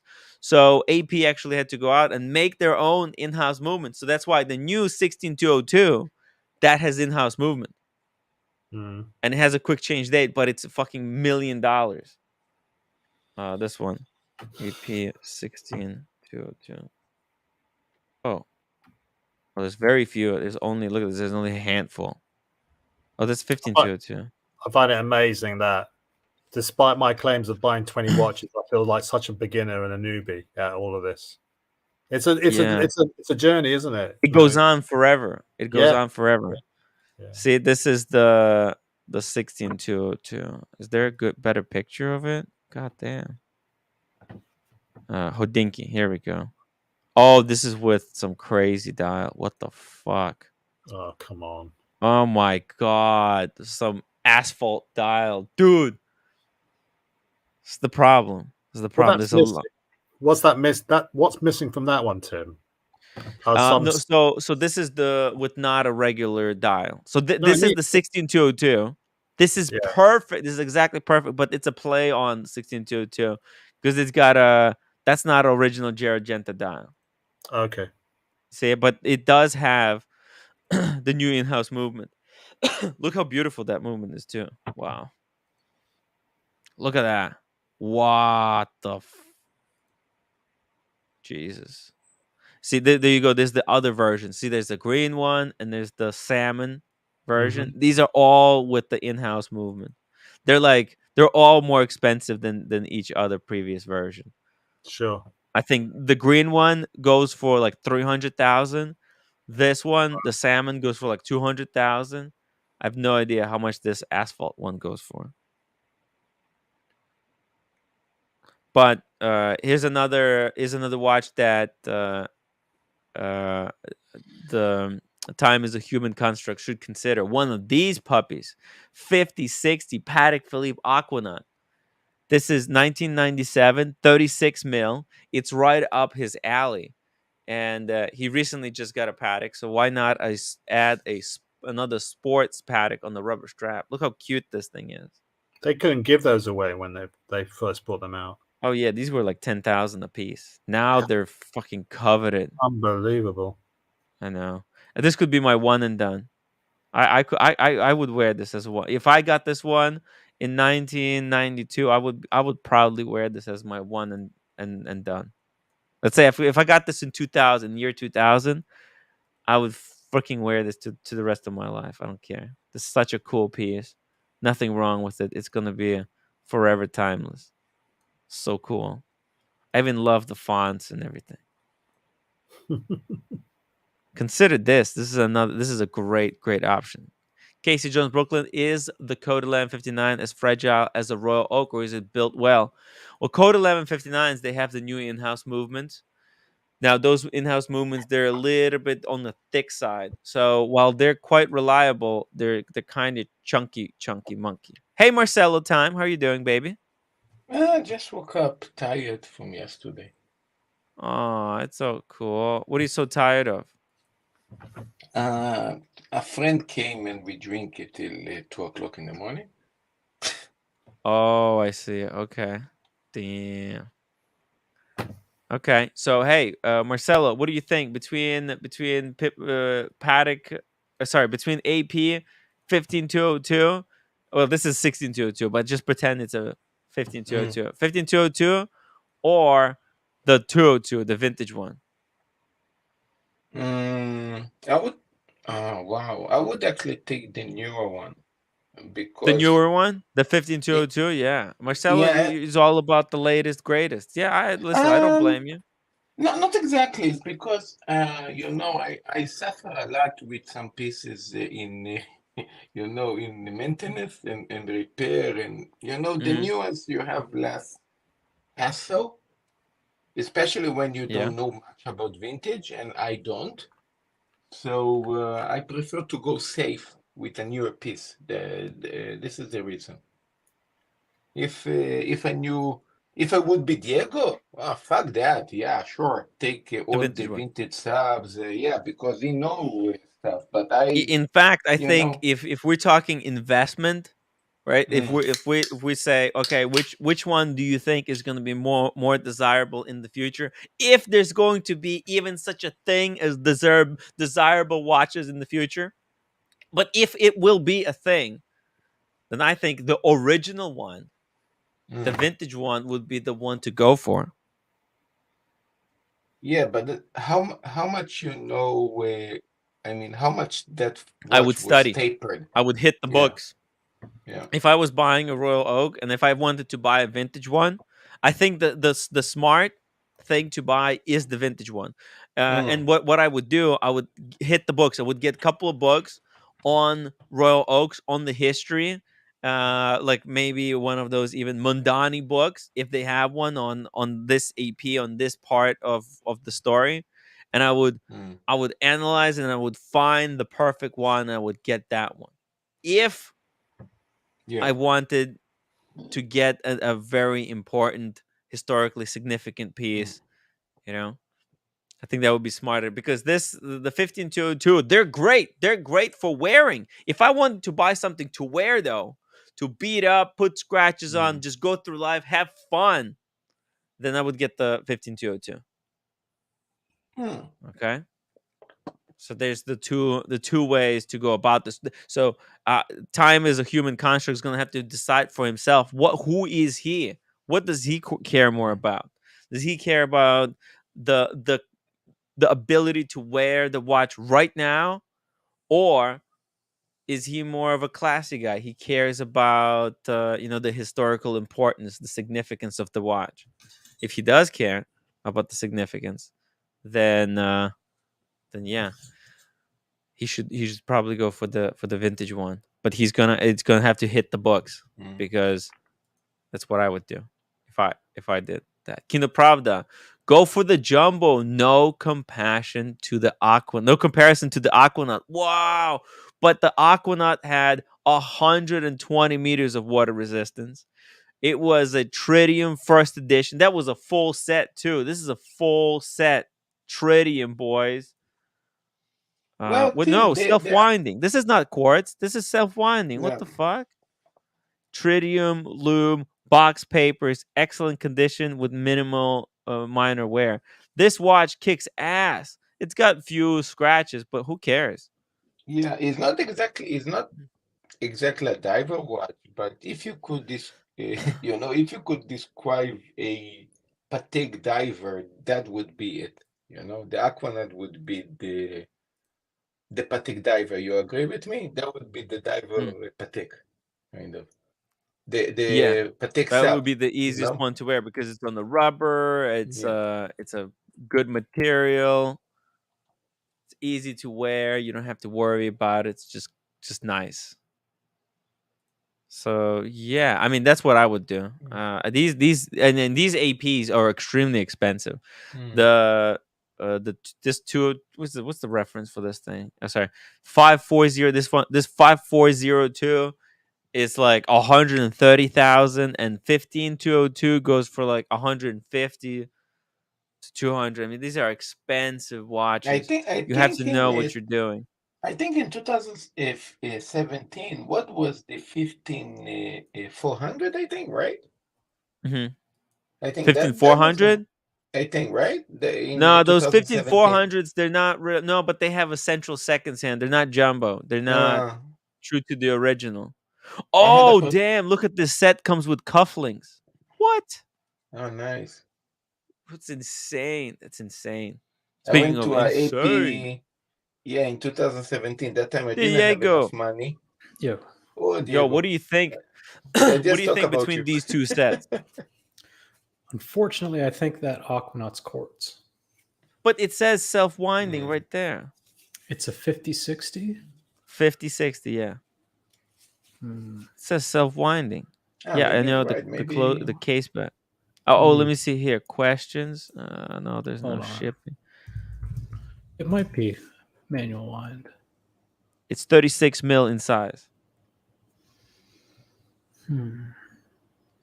You know, it looks so nice. They didn't like to use the word quartz. They used to call it more like a sport. It doesn't say automatic on the dial, though. Yeah. It is one of those. Look how beautiful the dial is, too. Oh, my God. You know, Tim, my Tag Heuer, the one that I have is a quartz, right? Oh. So they don't write quartz. They write the professional. Yeah. Oh, really? So the quartz is professional? Yeah. And automatic says automatic. Yeah, I guess. Yeah. Well, that makes sense. I think this is a more nice way. Yeah, no, it's automatic. It's nice. Wow. Yeah. There you go. They had this like period where they had the 5066, which is the one I liked, but they had the exact same watch quartz and it had a closed case back. Yeah. I can't remember what the reference was of. This is a cool watch. Yeah. It might be small though. Remember when I tried it on? It's 36. Yeah. But it looked good. When you tried it on, it looked good. I don't know, man. It was even a little small for me, I felt. I'm starting to like smaller watches. I mean, I'm wearing this what's it called? The Mark 20. Right. Part of me wishes it was a little bit smaller. Like, yeah, it's good size. It's perfect size. Okay, Jesus, what? Nothing is focused. You would like the original Mark 15. It's the watch that Tom Cruise wore in the movie Vanilla Sky. Oh yeah, you would really like that. If you want a Mark 20 look, but like a smaller size, that's the one you should get. What do we know about Tom Cruise collection? Do we know anything about it? What he owns? He's got everything, man. That dude, probably right. Any watch, he's got it. The Keystone, that's a good website. I've been wanting to buy a watch. I've been kind of like trying to remember all these different websites like Shucked and Oyster and Ray and Patian and all that. So I'm going to check out the Keystone. You know what I need to do? Set up. I need to revitalize the timwright.com and then have sponsors page. Basically, kind of the Trusted Dealers Network. I should totally rip off Paul Thorpe with his Trusted Dealer Network and have a section on the website where basically I'll charge like $100 sponsorship placement. Huh? I just realized how assholes we are in this world. Yeah, think about it. We like cars, fancy cars, watches, cigars, and whiskeys and wine. What an assholes we are. Well, you don't give in to your basic freaking human emotions, Marcelo. You have to. Hold on, Marcelo. What were those? To resist the temptation. You said cars, fancy cigars, wine. What else? watches, alcohol, hot basically girls. expensive alcohol, like how we say, whiskeys, I mean, what cognacs, you know, what guy wine. doesn't like that kind of stuff? And You know? it's very men, I think, right? I But mean, the and then the problem is that cigar, none and of then that leads to anything good. Look at the story of the timepiece gentleman. It's literally Everything in moderation. yeah, this is literally he's like an example of why that kind of lifestyle is unsustainable and at the end of the day unhealthy and very shallow and it's not they didn't bring him any happiness at the end of the day. It's just too risky. I really like the I think it's 50-60. men's goods, you know, men's goods, especially when you're very wealthy, you probably know what you're doing and you know how to control yourself regarding, let's say, alcohol, cigars, I guess driving your cars, making more safety, and I mean, of course, watches, right? But I think if the thing become Private too jet. fast, maybe Yeah. you die from cancer smoking cigars, 20 cigars. The stress. a I mean, day that's or why I something, yeah. think isn't this kind of what happened with with you, right? Like your channel grew too fast and you got too many people telling you what to do too quickly Yeah. and it almost destroyed you. Right, Marcelo? Like you became famous too quickly. You Yeah, weren't ready for it. well, in that moment I just let them do whatever they wanted to do. Yeah, and it got out of control. It got completely out of control, Marcelo. It's like you let people into a boxing rink and said, "There you go, no rules. Whoever's left standing is gonna get a lot of praise. He's gonna be called the winner." And they all just started fucking beating each other up. And then you come back, and then the person that got beat up would come to you and complain, Marcelo, this guy. Hey, listen, I study a lot in psychology. Yeah. You know, I mean, I I still became a believe that psychiatrist. I firmly believe Marcelo was a torturer for Mossad. He was like an interrogator. Yo. Oh. Prove me wrong. I mean, can you imagine being interrogated by Marcelo? You're like tied to the chair with your arms behind your back. You're bleeding. One of your ears doesn't work. And he's like, "It's okay. Just tell me the name. It's okay." Trust me, you would admit even if you didn't do it. Yeah. All those people, they were trapped. They were prisoners. They were prisoners of Marcelo time all the time. It was like a 24-hour torture device. Yeah. You know, at one point, I had these flashbacks where I thought that I had because like in Dante Inferno when they go to 8th level of hell, right? Well, you know what happens there, right? There's the punishment is that you have to like break these big stones. And there's all these guys, they're over there, I think, and they're just all breaking stone. And it's like a meaningless job. It's kind of like with Marcelo. There's all these people, and they were all breaking stones. And that's the punishment for them is to just break stone after stone. And there's no purpose to it. It's just, you're just suffering to eternity, doing the same thing over and over again. And it doesn't lead you to anything. And these guys, that's what they were doing, just breaking stones. Check the private chat. It's pretty interesting. Little timeline of the Aquanaut. And kind of shows you this 50-60, how special it really is. Dude. So if you go all the way to the left in 1997, you've got the introduction of the 50-60. Wow. So it was a automatic. If you scroll, you got to go down a little bit more. There it is. There's a 50-60 on the left. Oh, is it this one right here? Yeah, that's the first Aquanaut. What? Oh shit! The very first Aquanaut's the 50-60. I get it. Okay, I'm an idiot. Nice. What? 50-60 is the origin. This what started it all. Yeah. In 1997, in 1998, they came out with 3 different models. What? This is genius in 3 different sizes. One was the let me see if I can see it. The Wow. 5064, which was a tiny one. Yep. I've seen this one in person. There was a lady wearing this piece at the time machine, and I commented on how beautiful it was. And then the jumbo, the 5065, which is small G's. Yeah. Okay. That's the 38.8 mil. And then the 4960, which I guess that's the quartz version of the 5064. Okay, guys. Yeah. When that Aquanaut was introduced in 1997, I mean the way that you could buy it. And they were readily available. These were unsellable. Yeah, no, exactly. No, it was no, like, Marcelo. I think 5 years ago. I think 5 or 6 years ago. I already forget.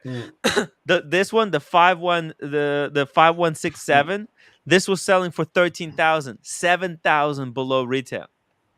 Yeah, Tim. Imagine when you go to Hermes, and just to feel good, you go buy a key holder. But look at all the different versions here. So the 1998, they released 3 versions. Then in 1998, oh no, wait, this is all 1998. They released 6 variants. They also have a variant on a steel bracelet. There's different movements and different bracelet configurations. And then in 1999, they released gold versions. Bam. Wow. And then they turned it into a ladies' piece. The 5065. You can see it was so here's something that's interesting. You have the 5065A in 2007. Yeah. Which is a 38.8 millimeter. Yeah. And you have the 5167, which is coming in at 40, right?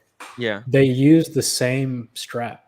However, the lug width was slightly smaller on the 5065. So when you look at photos of 5065s, the strap always looks a little bit smushed in.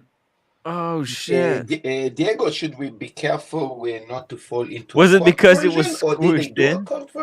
It was smushed in, yeah. So shit! I'll see if I can find you an example. Yeah, but did they make a quad version in the 90s, or everything was automatic? They had some quartz ones, yeah. So it's something that we need to be careful not to fall into if we don't know, right? Yeah. No, I mean you just gotta know the reference and read the description. Know your reference number. Wow, this is an amazing page. I love it. Yeah. This is monochrome. Monochrome. They have a whole 2-part history on the Aquanaut. This is so good. And how cheap the cord used to be versus the automatic there, because automatic wasn't really a Geneva seal, something exclusive, right? It just was a patek movement inside. They didn't really care. It worked so hard, decorated, right? I mean, look, even in mine, it's not that decorated, to be honest. I mean, it's whatever it is. No, it is more, Diego, because it's a display bag and but even the ones in the late 90s had pretty much the same look and movement. It was just much smaller. And they work on it. They still were decorated somehow, like a basic decoration or something. I see. Yeah. But they were small movements. So like if you just look at the image of these watches, you think, oh yeah, that's the same movement they use today, but it's really not. They're tiny in comparison. Yeah, I like this. The 5167 to me is like a perfect one. Yeah, 5167R is even better because it's got a little bit of heft to it. Yeah, but Win Vintage right now has 1, 2. Unless he sold a bunch. Holy shit, he must have sold quite a few. Earlier today, he had like 4 Aquanauts. What? He's only got 2 now. Diego, regarding what you know, how dangerous is to deal with vintage regarding, how we say, I don't know, maintenance and everything around it? Is something that people need to be scared of, or? No, I think people act like buying a 3-hand, date just or an old Hoyer chronograph from 1997. Like you're gonna run into this huge problem. We're not talking a perpetual calendar made in the 30s. Right. Right? Yeah. These are tried and true movements. To where what's the worst that can happen? Your mainspring breaks? Okay. Big deal. Those are generic parts. That can happen Anyways. to a brand new watch. Yeah. So Yeah, that's like yeah. saying don't buy a bicycle from Yeah. the 80s. Your chain might break. Yeah, even the quartz ones, you can replace those quartz modules. They probably Yeah. and Patek, I think they're still making quartz, and I think they're going to continue making quartz. But I think some of the problems people have with vintage Marcel is you don't know if you're getting what you should be. So like you just look at the watch and you're like, The is that the Frankenstein right position? Yeah. Yeah, I mean, you could look at an old Datejust and it might not be the right hands, and you would never know. Yeah. Or it's not the correct case back of the period. So when I had my grandpa's Datejust serviced, they replaced the case back. It's still a Rolex case back, but it is drastically different from the original case back. The profile, the shape, the finishing, everything, the teeth. So there's things like that where if you don't know what you're buying and the seller has it priced over what it should be, like you can get screwed.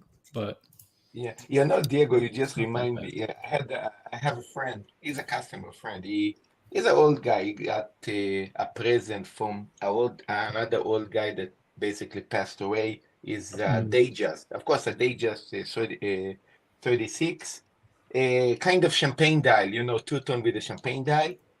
And that day I was actually was looming. I wanted to show him the Pepsi loom, and then I loom his watch, and I freak out. I found the mistake that you talk about. The loom in the indices was green, and the hands was blue.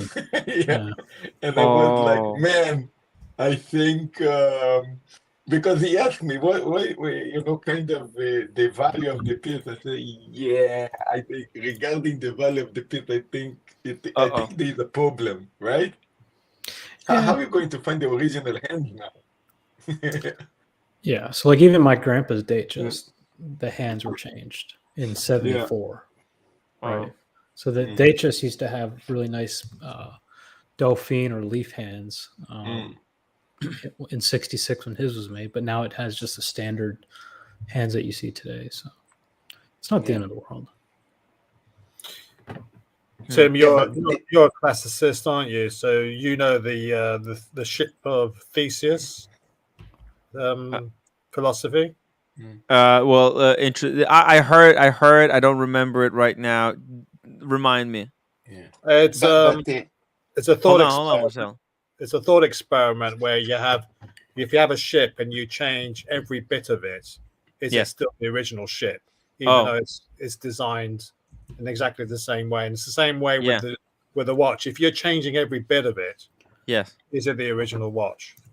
Well, actually, there's a live experiment. This was done to Seiko. Not Seikos. They're Omega Seamaster 300s. Well, it's 200s, I think, from the past, where the service center literally had every single part of the watch except the movements. So what they did, they sourced other cheap watches for $1,000 that would carry the same exact identical movement and built together these Seamasters. And they were vintage fully. The only thing they didn't have is that they weren't registered in the Omega book as being produced by them. They didn't have a serial number. They have never been manufactured. These are like ghost watches. So what do? People bought them because they were like, it's like getting a vintage watch. Like, do you care? Does it have to? Does it have to be registered in Omega book for it to be the original Omega watch? Well, we were talking about Tudor Submariners, weren't we? No, I know, but this is a real story. Yeah. So what happened? But they're super collectible today because of this. Really? Yeah, they're extraordinary because think it's like that Hublot not for sale watch. Let's see. I think they were in Australian Seamaster. I think. But I want to go back to Diego to tell Diego with the UV light. is very interesting because the lumen that watch everything was correct, everything looked green. Only when you pass and it wasn't chroma light. Only when you pass the UV light, you see the difference of the color pops. Oh, like a kind of a blue and a kind of a green. Yeah, it's what do you call it? could just be Frankie? service hands. And Yeah. it looks like this, exploring the thesis. Oh, dude, That's a nice I looking mean, watch. this is you can't make this shit Oh my up. God. Exploring Theseus' ship with the Omega Seamaster 300. Yo, What? I'm sorry. It's just What? dude. That is spooky. That's eerily coincidental, isn't it? So there you go. I mean, what do you think? Is it the original? I mean, it's It's a mega good-looking collectible watch. because of the story. Look how amazing it looks. Look Yeah. at it. It Look looks at it. better than anything they have right now. Huh? It looks better than any watch they have right now. I know. Right. Isn't this mind If they freaking made it shattering, today, it'd be 48 millimeters, dude? right? This is Tim, the best this is- Omega, and so this is why it's not a garbage watch, because it's literally Dude. like, if Omega made this watch today, this would be the hottest fucking thing on the planet. I agree.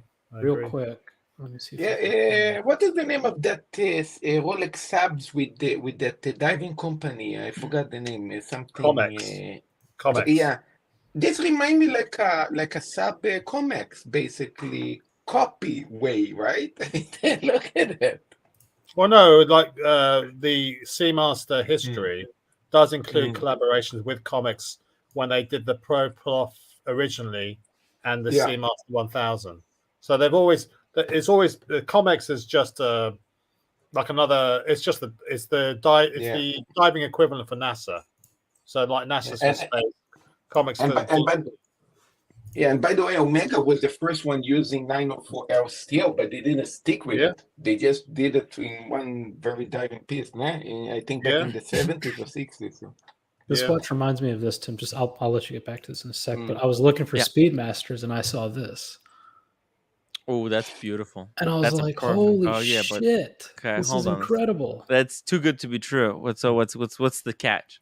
I was like, "Why hasn't anybody ever talked about this reference?" Right? Yeah. I mean, it's just the ultimate Panda Speedmaster. It's simple. And then I started reading, and it's like it's a assembled watch using a Mitsukoshi dial, whatever the fuck that is. So it's I like, think it was a limited edition dial for a Japanese limited edition, they but threw the it in case was standard like ugly or Speedmaster. something, and they can Yeah. source You these know- dials. You know, it's Yes, interesting exactly. this because the question is even if it's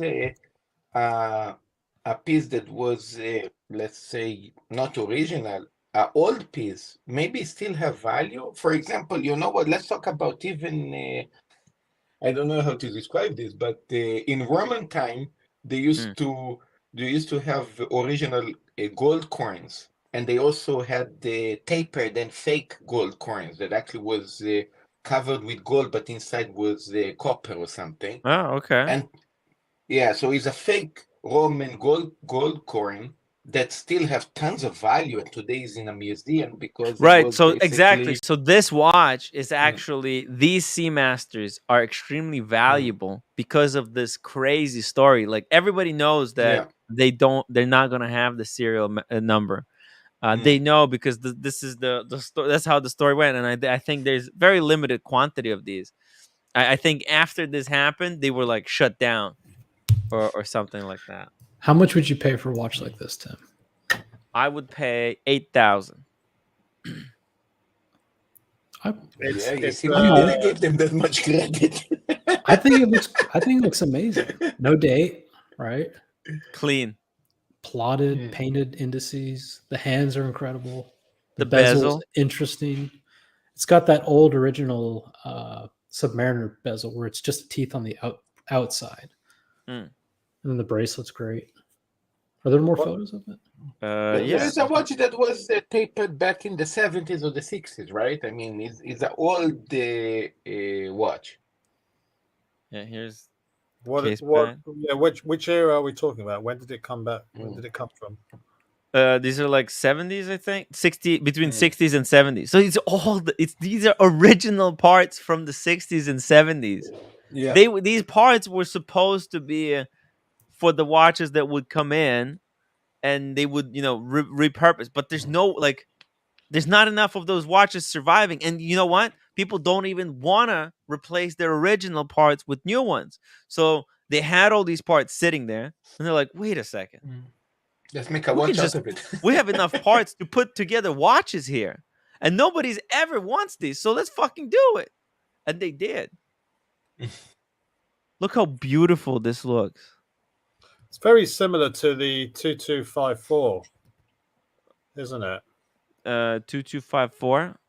I don't know what that is. The Peter Blake. It's like the blue version, but with the black bezel and black dial and the wavy lines. 1 second. Let me just get the images here. Oh yeah, a little bit. But this is like a cleaner version. Let me pull up. Like the 2254, it's nice. I like it, but I think like this is a cleaner version of the 2254. Yeah, because look. Yeah. Okay, there you go. Right here, you can see. Let's see it. Let's have these side by side.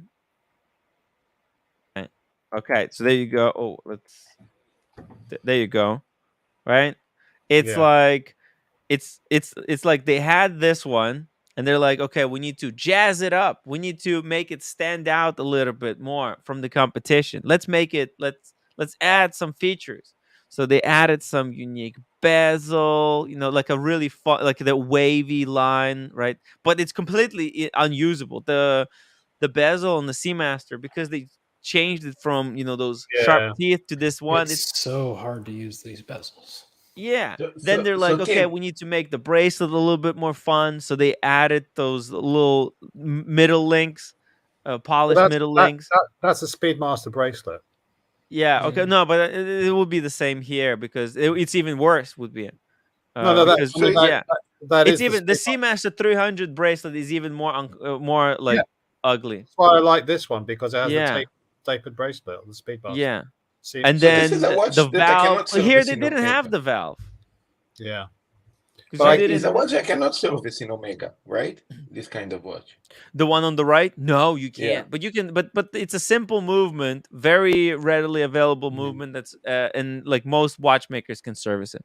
There's so many third-party parts as well that it's going to be ETA based anyway. So probably. Here's a question about the watch on the right. I know you said it's replacement parts and all that. Is there an actual production watch that looks exactly like that? Yeah. What's it Truffle? called? Truffles have it. Pull it up on Chrono. Okay. Wow.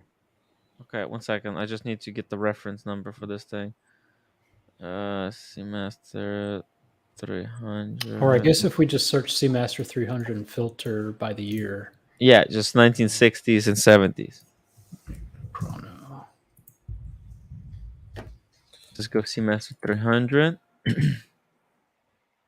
And let's just put year. Here we go. Let's go here. Shit. 63, 70s. Like that. Ooh, let's the ones in good condition are going for a lot of money. I know. Oh shit! Here we go. Look at this. Nice. They're nice. Right, and there's some really old ones too. Look at this one. Fuck. 10,000. You see, that's why I said I would pay 8,000, like that, if I had the money. But right now I'm flat out broke. I got rent coming up tomorrow. Damn, it look almost like a Blopan. Yeah, 50 Phantom, right? A little kind of close. 50 Phantom. 50 Phantoms. Yeah, gentle Phantom, like Phantom Junior. There's so much variety. There's all different looks. Like I told you, Truffles has one of these. And there's actually even a blue version, and theirs has like a damage in a particular place. You can really tell. There's even like, let me see if I can. I'll send you this link here. Look at this. Tritium. Fuck. Wow. This one I just sent you. Mm-hmm. Wow. This looks There's exactly something. like their recent. You know how they did like the 3-in-1. Yeah, that's Austin? actually that's what the remake was. It was a remake that's of this beautiful. one. Yeah. Look at the 3D dimensionality here on 40 mil. the bezel. Yeah. Yeah, I don't know why they have this polished inner ring. I'm actually not 100% sure what purpose it serves, but I would love to hear your guys' opinion. Why did Omega do this type of a split bezel? What's the point? Is this supposed to be like a surface where you can write anything you want? Maybe like you take a marker and you just mark it. I don't know. I mean, what's the underwater? yeah, but waterproof markers, one of those permanent markers. Or maybe it's not for underwater. Maybe it's like when you're not on water, and it's just for marking, your own kind of things, your own scale for something. And I don't know. how much is this watch? It said price on request, right? Oh yeah, these Oh are wow, basically how this much is they not can get good. away with. Wow. Well, let's go. Let's put these high to low. 118,000. Yeah, but that's why price on request. Oh When you go shit! over Yeah. 60K is the on request. Fuck. It's because 118K. it's That's a mil spec. military. Yeah, mil-spec. Fuck. It's crazy, guys. Look at this one. Also, military, 46,000. Yo, this is straight up. Is that a Bark and Jack NATO strap? Look at that No, second no, row no. first on the left. What? Second row first on the left. No, it's not. My search is different than yours. No, right there. Go second row first on the left. Oh, That one. oh, this one, Yeah. 29,000. That Oh, one okay. Oh, look how scratched up the inner. It was mirror polished. Now it just looks very rough. It looks like the pip rides along that. Yeah. Well. Oh shit! No, wait. It's there. It's like, no, wait. Pip's connected to the outer ring of the bezel, but it rides on the inner polished. Yeah. Oh yeah. Ring. Okay, I get it. But why? Why does it matter? Who knows, man? Who knows, right? Lollipop second hand though. Look at that. This watch is so used and abused. It looks like it was bead blasted originally. Man, sanded, polished to death. My God, look at. By the way, that bracelet is on the last breath. Like if somebody breathes as much as breathes on the bracelet, it's gonna disintegrate. There were no sharp edges on that watch. Yeah. Tim, I just realized it's actually funny regarding the modern watches. Let's say, the watch that actually went a lot up in value is actually the Smurf. I mean, even if I sell it today, I think like 20K. Profit. Marcelo, you know what I think? I think this bezel is replaceable. Like there's different, you can get different bezels with different things written on it. And then you can change up between dives. You can change this. Like it probably came with like 3 different variants. It came with this one, with a diver one, with a reverse, like a countdown bezel. It maybe also came with a GMT type of bezel. Hey, we got an unboxing. We do? From who? From Eddie. What? What? A link in the chat. He's saying he wants to unbox on the community stream. Fuck that shit. Gotta do it here. I mean, shout out to Mark. Credit for the community. Mark actually doing a great job there. Yeah. Shout out to Mark. But we need to raise money. I need to pay rent. And this is the only way people super chat anymore. It's hard, Diego. I don't know. Since you were gone, the super chats died. I don't know. Yeah, where the fuck are the super chats, everybody? It's just I don't know. Tim does this for free. They don't want to listen to the watch talk. They don't. They couldn't give a fuck. That's the problem. I don't know. You know what's funny? Eddie texted me when I was in Europe, and he says, "Are you coming to England?" And I said, "No, I heard it was kind of shitty." So I passed on it. And asshole. Until today, I didn't see his response. He says, "Fuck, I was gonna try to rob you." Oh, so damn. No, I want to go to England. I want to go to London. But yeah, England unboxing. Banging. Should we do? Are you looking for a dollar value or maybe like a total amount of super chats? You want to try that one again? A what? A dollar value? I just Or you know, 10 I don't super even- chats and we do the unboxing? Everybody's so freaking scared to super chat because I of know. the hate streams. I don't even know. I don't even know what to ask for. That's okay. It's not for you. It's for Just Eddie. any amount. Just any amount will do. Brody. How you doing, man? Hello? How you doing? Oh, yeah, sorry. Your camera is not working. Oh, yeah. Yeah, it's something. got a Oh, problem. there we go. You Hey. want to see my 69 3 Master C100? Go for it. Yes. Yes, please. Wow. What? So tell me, is Brody the friend of Sean?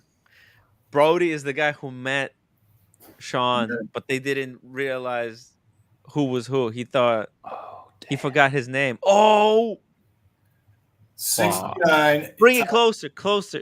Get it in What there. is this? Oh, this look unique. Holy Nice. shit. What is What this? a 69 legend. Master that I bought in 2012 from a vintage dealer in Miami who he represented it was a 64. It ended up being a 69. I sent it to Omega. 69 is way better than 64. And they sent me about 9 months later. I got back a new like sort of their old style red boxes with a certificate of authenticity and a photo of the movement and the movement number. Oh, wow. And an extract from the archives. Wow. What did they do to the watch? Yeah. They didn't do anything. They serviced it. They did service it. So just like a movement service. Yeah, movement service. Didn't replace any parts or anything. They did not replace any parts. Good. This fucking guy gets the best shit. Jeez.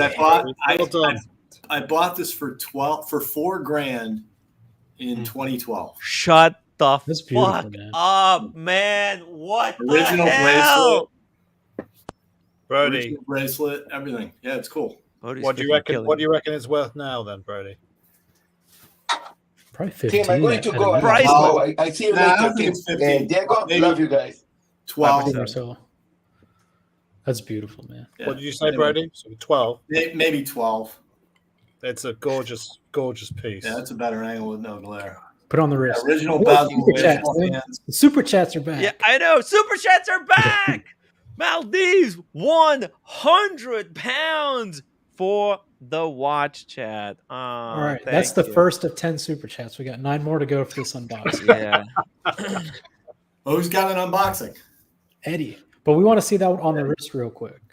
You All right, gotta yeah, put it on. This? Yeah. Hold on. Yeah. Yo, Eddie, are you shocked? Man, Brody is just bang. He just has bangers and like different shit too. You know, Did you see his this blank was- pawn? I remember buying this, and this was, I got my blind pawn right here. Dude, look at that blank pawn. Wow. Oh yeah, what is this strap? Where does this come from? That's rubber B. Dude, what the?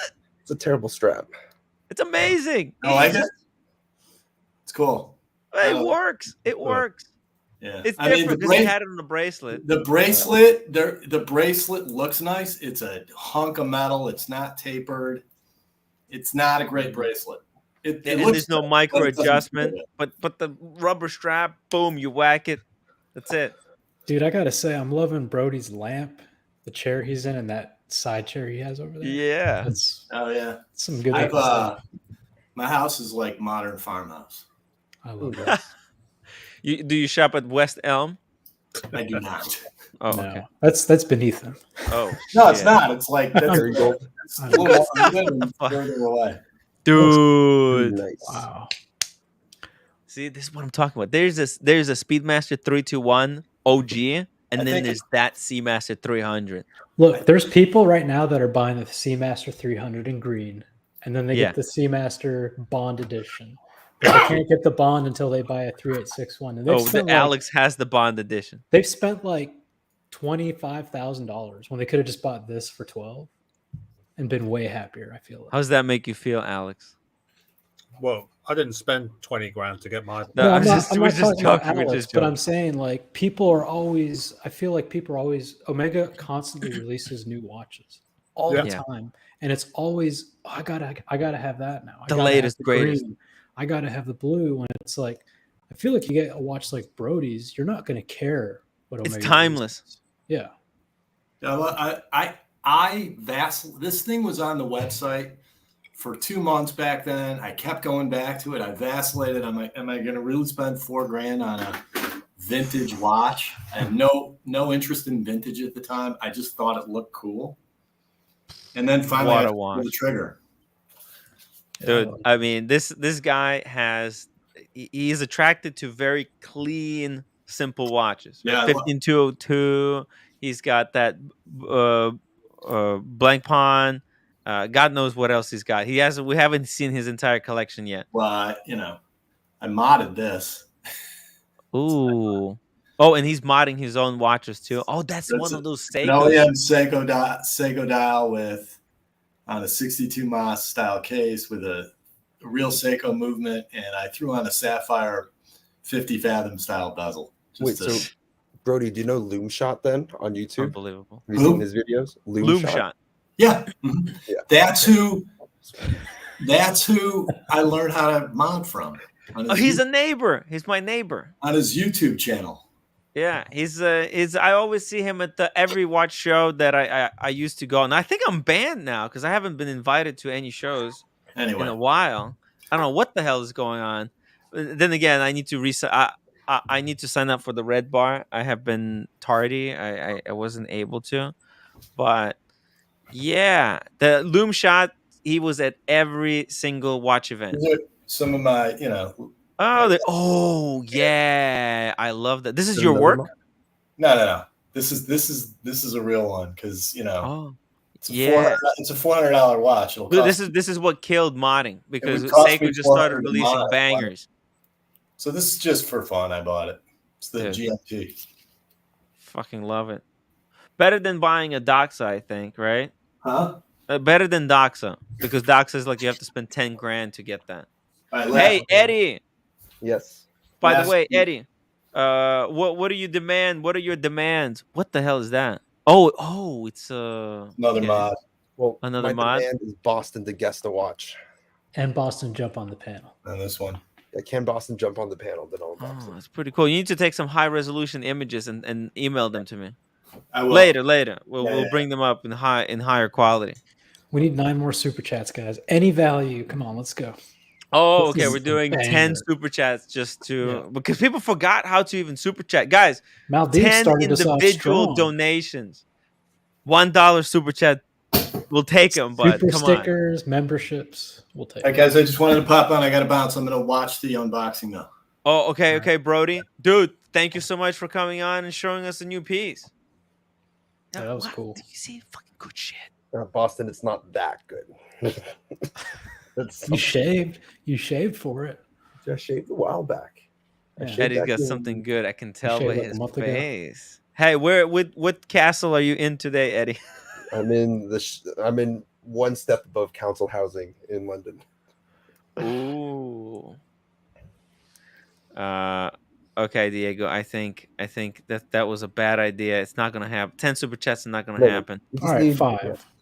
We'll get 5 by the time he tells a story. There's 1. Okay. All right. Okay. Cool. Let's do 5. Let's be realistic here. Okay, Eddie, tell us about this piece. What has? Oh, and also, can we get to 140 upvotes? Hit the upvote button as well. Okay. And then once we get to 140, we'll do a poll. Yes. What it is. We're just gonna delay this unboxing. Or $100 super chat, and we just skip to the unboxing. Okay, there you go. We give you all the options. I want to know about the watch. Why did Boston ask if he can guess and he doesn't proceed to guess? That's Boston. Can I guess? Yeah, guys, you can put your guesses in the chat starting now, but we're not gonna say whether it's true or not. So. We got Eddie. some super chats coming in. Okay, all right. Hey, thank you, Benzo, and thank you, Harry. 3 to go. Harry, $2. Thank you. And taking time. Wow. Okay, we got 3. All right, let's do 10. Let's do 10. Okay, let's go back to 10. Now that you made it too realistic. Now it's hard. You never know what's the right amount. You undersell, you're screwed. You oversell, you're screwed. It's ticking time. $5 super chat. I know how to super chat, but Tim doesn't know how to send me a Rolex golf ball for being a long-standing member and a contributor. Oh yeah, No, Tim, you have a set of I Rolex. asked you. Huh? You have a set of Rolex golf balls. I remember that. I gave them away to Double D. Ticking time. I'm sorry. If you sent this super chat 1 week earlier, I would have just given them to you for free. Because I was just like in the mood. They were going nowhere, and I was just like, you know what, fuck it, and I just gave them away. Couple episodes ago. Luchabetic Mark, $2. I love the watch talk, unbox, and the Tim Wright stream. Thank you. On the okay. And Johnson EDC, $2 for the unboxing. Thank you. Hey, Mark. I mean, listen. If they got a super chat, listen.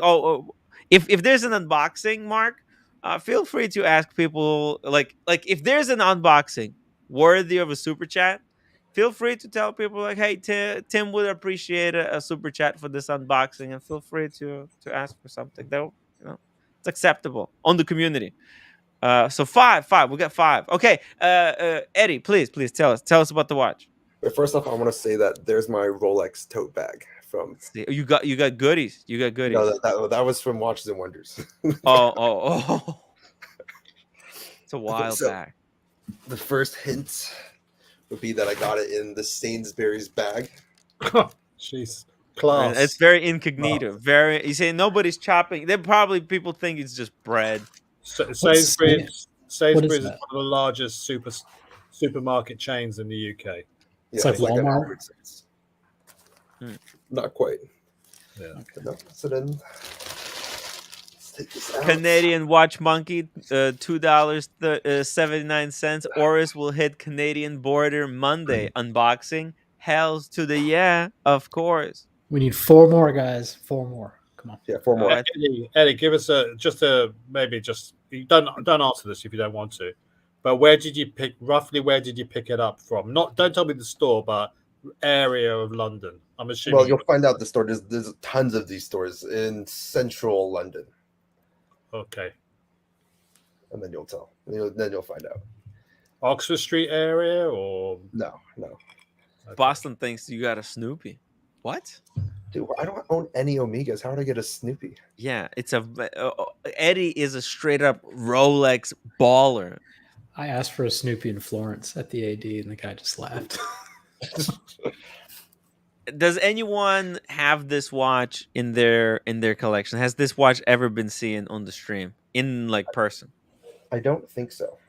It's been mentioned. It's been mentioned in comparison to something else, but no one has one. No one has one. I think Buckley might have talked about wanting one. Oh, there's a clue for you guys. There's a clue. But I also might have remembered incorrectly. Interesting. What watches do you have right now? Besides this, the last watch he got the day date, right? The olive. Yeah. The day date, and then I helped my brother get a sub last week. Yeah, damn, but it was in your name, right? Yeah, no, it was. I told the AD that my brother wanted a sub, and then they sold you one. No, so you couldn't sell me one, so my brother had to wire transfer and everything. Which is good, so I don't have to deal with that. Okay. But no, the sub was 5 days, 6 days. Wow. Interesting. So they just give you a sub basically, and then they give you another watch. No, this watch is from a different AD. This watch, I was going with my friend because she wanted to look at ladies' date justs, and then while we were there, this was the AD that I talked with a little bit before. I think the last time I stopped by there was 2 years ago, and then they said they had this available. Well, they didn't say they had this. They showed it to me because the watch that I initially wanted was something similar. Mm-hmm. And they showed me this watch, and then they asked if I wanted it. I was like, sure. Okay. So this was you were on the wait list for something similar, but that was not available. But they offered you this one, and this is a rare watch. I don't think it's that rare. It's not that rare, but Well, it's not that many members of the community have it. Yeah. Well, I don't think I don't know if it's the honestly, I don't even know what it is. It's like it's a watch that's so this is the first watch that I bought from them. Mm. So it's a watch Oh, that's so not. this is a fresh new deal. So think about it. I mean, that really limits what's possible. Yeah, so it's like a first watch that you buy from the 80. Oh, he got a 40 mil Explorer. I wish my friend wants a 40 mil Explorer. Fuck. I want one, but I don't want the call. I'm too afraid. I'm so scared of getting a phone call. New watch. Is it a new watch? I mean, like, is it new as in new range? Kind of came out within the last 5 years. Okay. You know what, Diego? I think we'll get the rest of the super chats after the unboxing. I think that's a good idea. Yeah, because if it's worthy, then we'll you know what, people will send the rest. You know, I tell the story often when George Varghese did his doll unboxing from FP Jorn. Yeah. I was in the gym, and I think I had a pretty good week. So he's like, "This is a big unboxing." And so I was like, "Should I just fucking super chat $100?" And I haven't super chatted in a while. I'm glad I didn't. Oh my god! You got to be careful. I know because probably hesitant. Big unboxing, it's so ambiguous. And we think big. To us, big. Everybody has their own definition of big in the watch world. When you think of George Varghese, big for him, big. I was like, big. I'm thinking I'm gonna be the dude that super chatted to show the Rainbow Daytona, right? Yeah. Damn. And then it was like dolls. FP Jordan dolls. MD Chaz, $2 super chat. Tim, you're having an epic week. Great work. Thank you. Hey, if you guys enjoyed the shows for the past week, then I did my job. That's what we're here for. Enjoyment and some peaceful, amazing watch talk. So Eddie, yes, show us what the heck it came was. from. Let's see the box. The biggest London 80 cartel thing. So it came from Watches of Switzerland. Oh yeah. Man, Watches of Switzerland, they got the grip on. They own everything. They operate all of the 80s and all of the Rolex boutiques in London and half of all the Rolex 80s. And then the free thing, they gave me a fucking watch pouch. Oh, okay. Oh, actually, those are my favorite watch pouches. Let me see. Yeah, nice. I'll buy that from you. Wow. Yeah, that's it. Nice. I love it. I have one like this. Tim, what about your donut sponsor? I thought those were your favorite watch pouches. Cased in time. They're great. I drove over one in a car and it survived. Was a watch in it? No. I have one from Omega. Oh. Okay. It's the same. Yes. But yeah. They stopped doing it though. I like the Watches of Switzerland. These are the best, actually. This and Cased in Time, because these don't sell. Like they don't. You can't buy these, on the market. And I think Cased in Time probably they're a little bit better, but this one I really like these. I want to have more, but I just don't know where to buy them. If Cased in Time had this one as well, because this is like, look how much it takes up very little space. It's a little pill. It's a pill shape. So sometimes, if you can put this into like an umbrella holder. It's very convenient for storing watches in the backpack because you can put them like in a car. Yeah, but this also has a negative. You can't open it up and put two watches side by side. See, it's not going to work, unfortunately. I guess another hint would be the watch that I bought wouldn't fit well in this. Mm-hmm. Oh yeah, the watch you possibly. But anyways, if you don't throw it away. All right, so let's see the watch. Let's see this thing. What the hell could it be? Let's see. I'm gonna pull up some guesses. We got Soul Rolex OP green, Oyster Perpetual green, gold AP Royal Oak. I don't get that. A day date is possible. Green Sky Dweller. That's a guess. A Was a reasonable Wimbledon. first watch. No, come on. Another one. Another one. Another Wimbledon. He doesn't need another Wimbledon. America, welcome to the show. Boston. I used Cased in Time for all of my donuts. Only problem is Boston cream. It got a little beat up when they zipped it. Oh my god, it's too good. It's too good. Brody says Yachtmaster 40 Blue Dial. Is it? No, you had that one. I had that and I sold it. Yeah. No, it's not a Royal Oak. It's a Rolex, guys. Yeah. Show them the box. Show them the box. Oh, it's a medium box. Yeah. So it's something in the higher category. This is not just your. No, Diego, you're muted. It's a large box.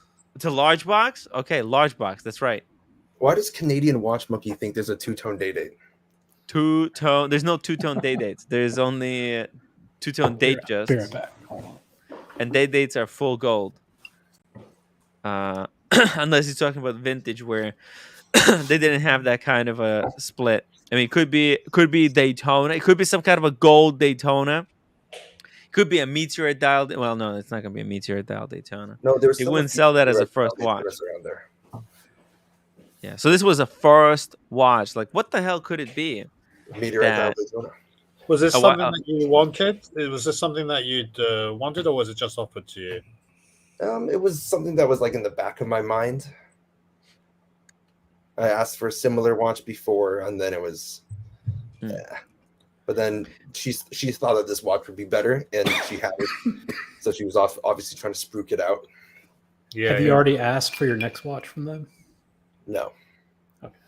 I don't think I need any more watches. Like, I have a decent amount now. Technically, I mean, yeah, you got the reverso. You got a little bit of variety. Yeah, that. Fuck, I forgot about that. What the hell? You can't forget about that. You got a root beer, right? Yeah. Oh, I forgot about. I have because I only have like a few of my watches here, and the rest of them are back home. Yeah, we all have way too many watches. Yeah, it's kind of excessive. It's kind of excessive at this point. All right, let's see it. Let's see this. The box. 1908. What? Why the fuck would it be? Well, people are just guessing. Yachtmaster Titanium. Seiko 5. Seiko 5 in a Rolex box. That's pretty accurate. Yo, I would love it if you just. There would be a revolt. There would be a revolt. A Tissot PRX in here.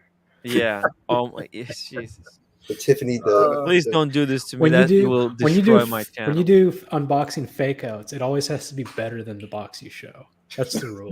That's the rule. So if I unbox a PRX but have a Rolex in there, that's okay. Yes, exactly. Because you can bring up people expectations, but you can't let them down. Exactly. Yeah, they turn on you. 1908. Okay. Could this be a Meteorite GMT number 3? Let's hope not. That's my first watch from this AD, a Meteorite GMT. It could be a blue dial, white gold Pepsi. It could be guys, come on, remember it's the first purchase from an AD, you know. It's not it could be a Smurf. Could be a Smurf. Could be a Cookie Monster. Yeah. The Cookie Monster at my AD at home was on this. That's a great looking watch. It just never picked up steam. Yeah, unfortunately. It Did needs they give more you the pop. outer? Did they give you the outer sleeve? Yeah. Okay. Yeah. Well, when I got my Panda, she tried to not give it to me. She's like, I was like, "Can I get my sleeve?" And she's like, "Oh, we're not supposed to give those to you." But you bought multiple watches from them. My essay wasn't there when I picked it up. It was a different lady. So now we're doing this thing again, the Rolex box again. Hells to the Look at that box. That's what I'm talking about. This is the problem with a lot of watches because at almost every price point there is a Rolex that you can buy. It's so annoying. Is it in there? So annoying. Yeah, it is. Since I had to.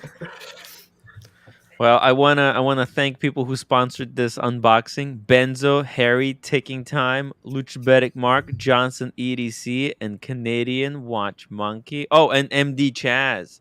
Thank you so much, guys. Maldives too. Go on, What the hell Eddie. could this be? If this is a Sky Dweller on the Oyster Flex, I'm gonna yell it at him. Oh shit, It's a good watch. that's nice. That is Boston really guessed nice. it. You know, I tried on. Actually, I don't think I've ever handled this piece. Nice. I tried on the white gold one.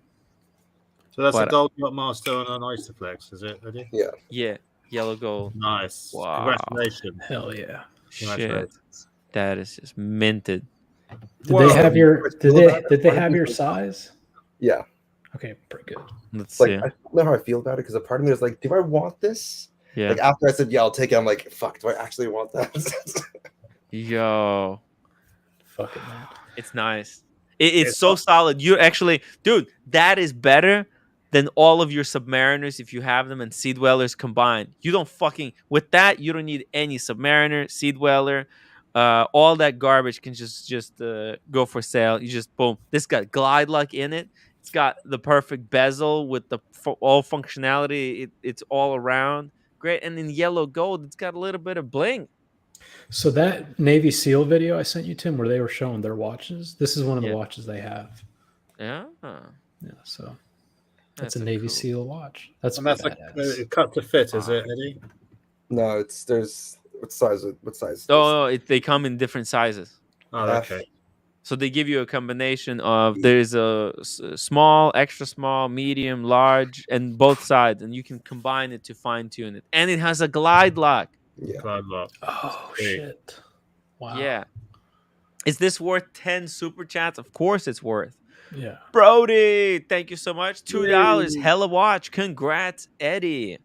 Yeah. We're in good health, Eddie. We're in good health. I want to see. I want you to send me like shit ton of pictures tomorrow. I'm gonna bring them up on the stream. That's a 42, right? Yeah, It's 42. Yeah. with extra fat hour markers. Look how fat those hour way markers bigger are. than They're like normal? twice the size of the Submariner hour markers. Should I grab my sub? If they made a white gold in 40, I'd probably be interested. I can't You pull have the Oyster Flex 42. Daytona. I know, but I love the solid gold Yachtmasters. Yeah. I think they're awesome. Wow, Put it on. dude, Let's see. Yeah, go on, Eddie. Go on. fucking hell! How nice is that? That's really nice. It's expensive though. It's not cheap. How much did you pay? 24,600 pounds, so like 30 grand. Oh, it's actually not that bad. I don't get When you it fly back to the States, do you get the VAT back? No, Why? no, you don't. because he lives there. No, the UK dropped the VAT back program in Dropped late 2019. Yeah. What the fuck? What if you fly to during the pullout when they pulled out of that chick EU. What No, if you they- fly through Dublin? No, there's no government VAT back system. Oh my god, Damn. that looks amazing on you though. Double crown What's going on, fellas? representing VIP. Look at this, Eddie. I know, what a pulled the baller. freaking trigger. Look at it. He looks so freaking sporty. You should be You need- behind a wheel of a Ferrari or some shit like that. Double crown, you need one of these. I Hey, do Eddie, need how one of big- those. That's stunner. It's How big killer. is your wrist, Eddie? How big is your wrist? 7. 7. And that's a 42. Yeah, It looks really quite small, actually, on you. you have like a really flat. It looks wrist. great. It looks really great. It's fantastic. I mean, it doesn't look You- big. It doesn't you know look- what I don't helps think this it looks watch? small. It looks You know what- exactly right. What Yeah. helps this watch is the black bezel Yeah. Mhm. because it kind of hides everything beyond it. But that's the Billy Yachtmaster. Piccolo, $5 super chat. Nice watch. I super chat after I see it. I've been let down before. That's fair. Sorry. Fair. Sorry. Is he referring to Seiko again? Is he? God damn it! Did anyone actually super chat for that Seiko I did last night? I don't know, but if they want I to hope super not. chat to reprimand you, they can super chat now. Yeah, punish me by rewarding Tim. Yeah. Yes. What's the bezel like on that? Is it the 120 clicks, or is it? It's got the quiet clicks because it's bi-directional. Is it? Yeah, It's got it's the good. same. It's a 60 clicks, the same as on Pepsi or on the Batgirl. Actually, it won't make any sound. It'll be quiet. No, it's 120 clicks. Oh, 120 clicks, Yeah. but they're quiet Is clicks. the Submariner 180? Because I read on a 120. forum The submarine is What? also 120. It's 120. Yeah, Yeah, it's 2 clicks cheaper. per 2 clicks per minute. Second. So And is it Well, by, minute too. Yes, we're both right. is it bi-directional I had to think or about that. unidirectional? Eddie? It's bi. Yeah. Like Yeah, Eddie. but I just like to. It's pure aesthetics and amazing. Look at that with It's the shirt. bi-directional. What a ball! But Eddie God is dang. all but straight. I gotta go get my Daytona now. Did you just out Eddie, Tim? Did you just out him? What? Did you just out Eddie or something? No, I didn't. No, I literally, I said he's all, he's That's as not straight what as they get. Roll the tape. The watch might be bi-directional, but Eddie swings only one way. I mean, look at him. Wow. That's the yellow gold, correct? Fuck.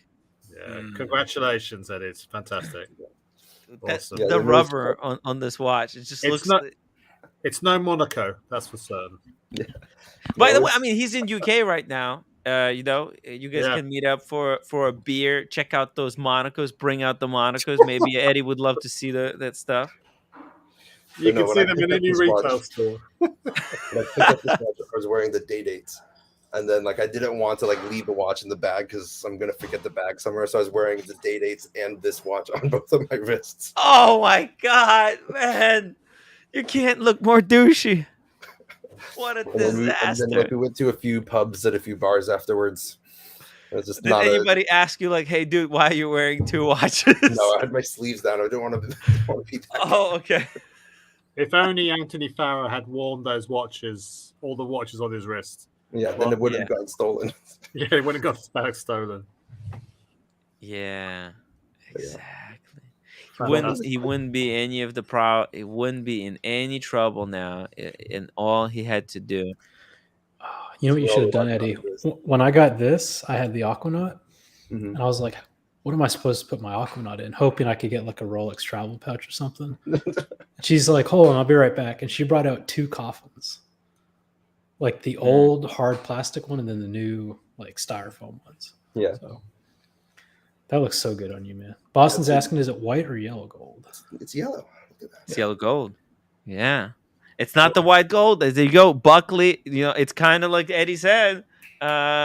Buckley expressed interest, but he doesn't have it. No one has this watch, actually. Yeah. No. Cool. Your ring is yellow gold, so that works really good. Dude. Yeah, I think I like yellow gold more than rose gold. The rose gold is a little too pink.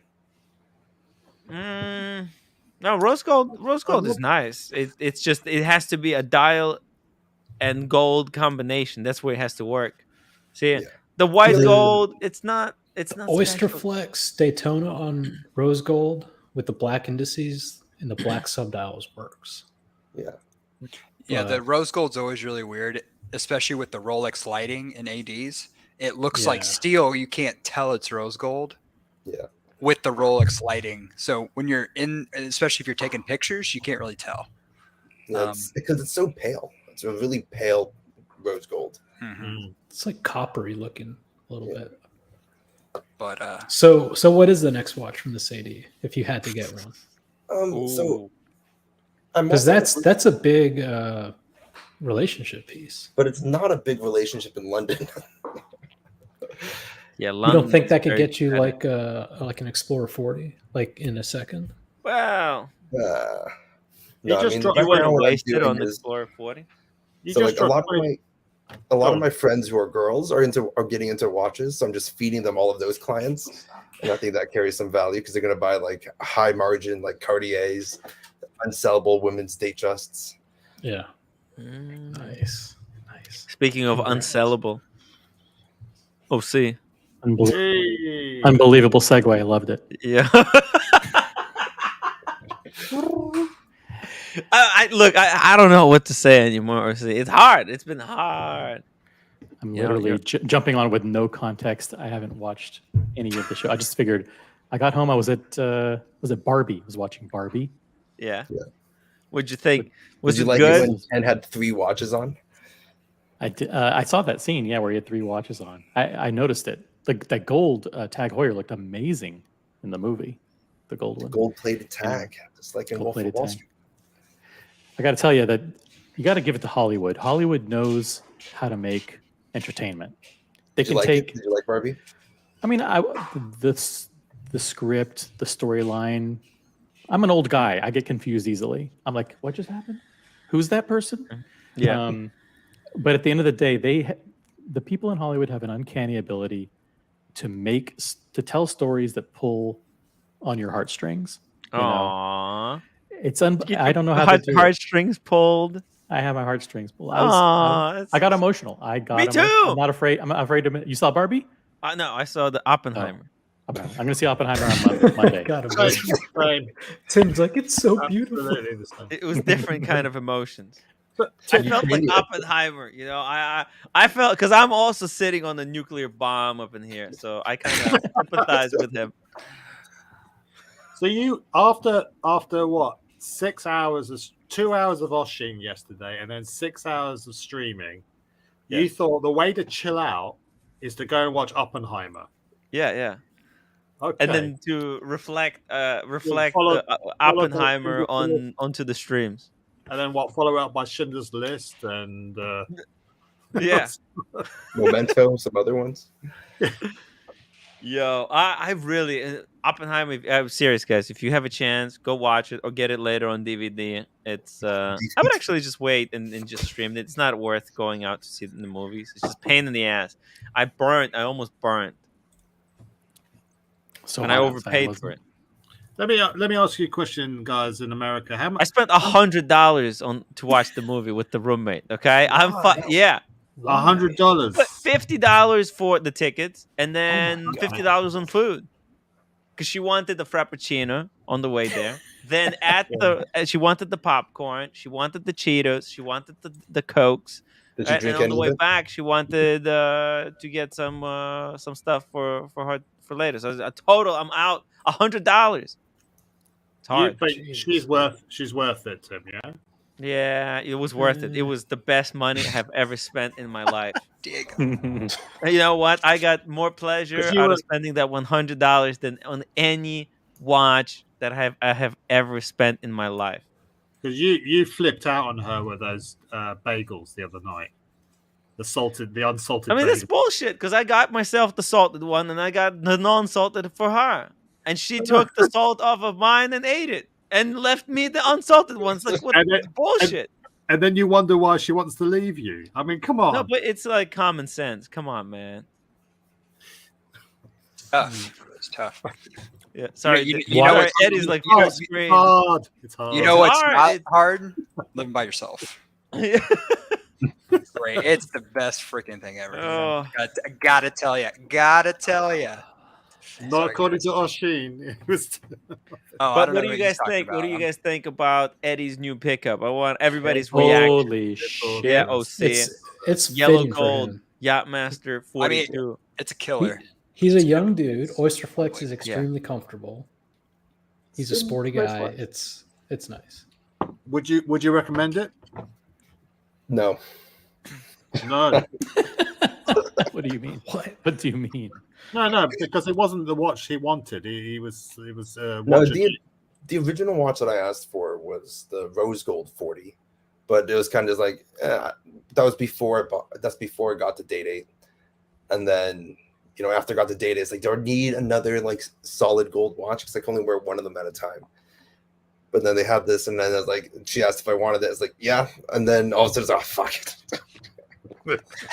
Rose Gold 40 Yachtmaster. They make a solid gold Yachtmaster. On Oyster Flex. In 40? Yeah, in rose gold. 40 and 42. Oh, I didn't know that. Yeah, and 37. Yeah. Right. Oh, but I want the white gold. That's right. Okay. Yeah, but no, this is a good summer watch. Also good in the winter. It's a beautiful luxury diver. It's gorgeous. Too many unboxings, Tim. Too many people not saying no enough, and they're buying watches, and these ADs are going to go back. They're going to go back to Eddie in 3 months with another $30,000 or $40,000 watch and say, "Hey, pony up again, sucker." And he's going to be like, "Wait a minute." If it's a decent, if it's a Meteorite Pepsi. See, and he's going to consider it. And he's going to consider it. They've got this watch community by the balls. No, but this AD is also, they sell everything, right? So they sell like Patek, Jacob, Jacob and Co. All of the watches. Oh, good. Then you can get that Epic X you've always wanted. Yeah, I want that ceramic. I want that black ceramic Epic X. And I guarantee you that's gonna be like I don't know. That's a cool watch. It's a cool watch, but is it the same price as this cool? I don't know. But no, I think, dude, that's a perfect watch. I think you probably should get out of some Submariners if you can. I only have one. If you do you have a Submariner and a Seedwell, or do you have just a Submariner? Just the Submariner. Which one is that? Just the date, the 41 date. 41 date. Do you need that? Well, yeah, I need something to wear around. I can't wear this in lieu of that. It's not the same thing. You got can't scratch. Batman or Pepsi? I forgot. No. No. Oh shit. Okay. Fuck. Okay. No, if I got a Pepsi, I think I would sell the Submariner. Give it the Sub. Yeah, you don't need the Submariner, honestly, because the Sub was the first watch I got from the AD, though, from any AD. But the 41, I just have disdain for the Sub 41. I just can't stand it. I want everyone who has theirs to sell them. Did you sell yours yet? No, not yet. I know. Someone It's needs to coming make a up. compilation video of like all the offers Tim has received throughout the year. Look, I'll just buy it I'm for almost 17, there. I'm almost 18. like it's always something comes up. Always, every time something comes up, and I'm not gonna let it bother me anymore. I'm not gonna be picking up phone calls from dickheads anymore. And you still got to make the take my collection calls. video. Sorry? You still got to make the collection video. Yeah, that's coming. That's gonna be the first video that I make. I'm gonna start filming like this week. I think I'm out. I'm out of the woods. I'm out, guys. Okay, you're laughing, but that doesn't matter. Because the production actually starts. August 1st. Well, if your collection video, how much production do you need? How much writing did you put into it? No, I'm gonna start writing it. No, I mean, look, it's not gonna be that crazy, but it's gonna be pretty good. I wanna do some decent job, but we'll see. We'll talk about that when we get there. MD Chess Tim, do you wish Rolex Oyster Flex came with the with the Tang buckle? Yes, I do. No. What? No, I do. I think that would be perfect. If the Tang buckle on the Oyster Flex would be the shit. It would be the best. What do you think about putting a leather strap on this? No. I don't know. What is that? What's that company that Sean has like a huge hard on for? The French one? What? Jean Rousseau? Oh, so put a Jean Rousseau leather strap on this. I don't think it'll work. But you can, because it doesn't have those that part of the case that like on the Oyster Flex Daytona does. Put it on NATO. Jesus. There's a guy that has his meteorite Pepsi on NATO, right? What? What Should I put my date on a olive NATO strap? That could look pretty cool. God. NATO strap? No. I think, but if you put it on the leather strap, that could work. Or like maybe you can put no, but like if they have, just like those not the Horus, but what other rubber strap companies? Everest. Like an Everest. If it's nice, nicely, perfectly molded, and you can have it on the. But you don't actually need Tang. Like the reason why I really like the pin buckle is because of how much flexibility it gives you with the adjustment. But you have the glide Easy lock. Link. No, it's a glide lock on the Yamaha. Yeah. Cool. Hold on, let me ask a question. That's a 20. Is it a 21 or 22 lug on the 42? Check. I think it's lug like width. 22. Okay, what's the lug width on an Explorer 2? On Explorer 2? Is it 22 as well? 21. It went from 21 to 22 now. Oh, it's 22. Yeah, So now if you have 22. if you have a new Explorer 1 or Explorer 2, you could theoretically get Oyster Flex for it. That'd be pretty cool. Yeah, that's the watch that I'm on the list for at a different 80. Which one, white or black dial? White dial. You don't think somebody would have tried that, Diego, and that the holes are in a different location? So Spring bar holes. I've seen people take the 39 Explorer 1 and put this Oyster Flex strap on it because they're both 20 mil, but they had to buy that little end link thing that you did for your Daytona. Yeah, but this doesn't have the end links, does it? No, it doesn't. Oh, I see what you're saying. Yeah. Yeah. Who knows where the holes are on the Explorer 2? Yeah. What about sailcloth strap? That might be the pretty- sailcloth. These Brits and their straps, Tim. NATO, Rolex sailcloth.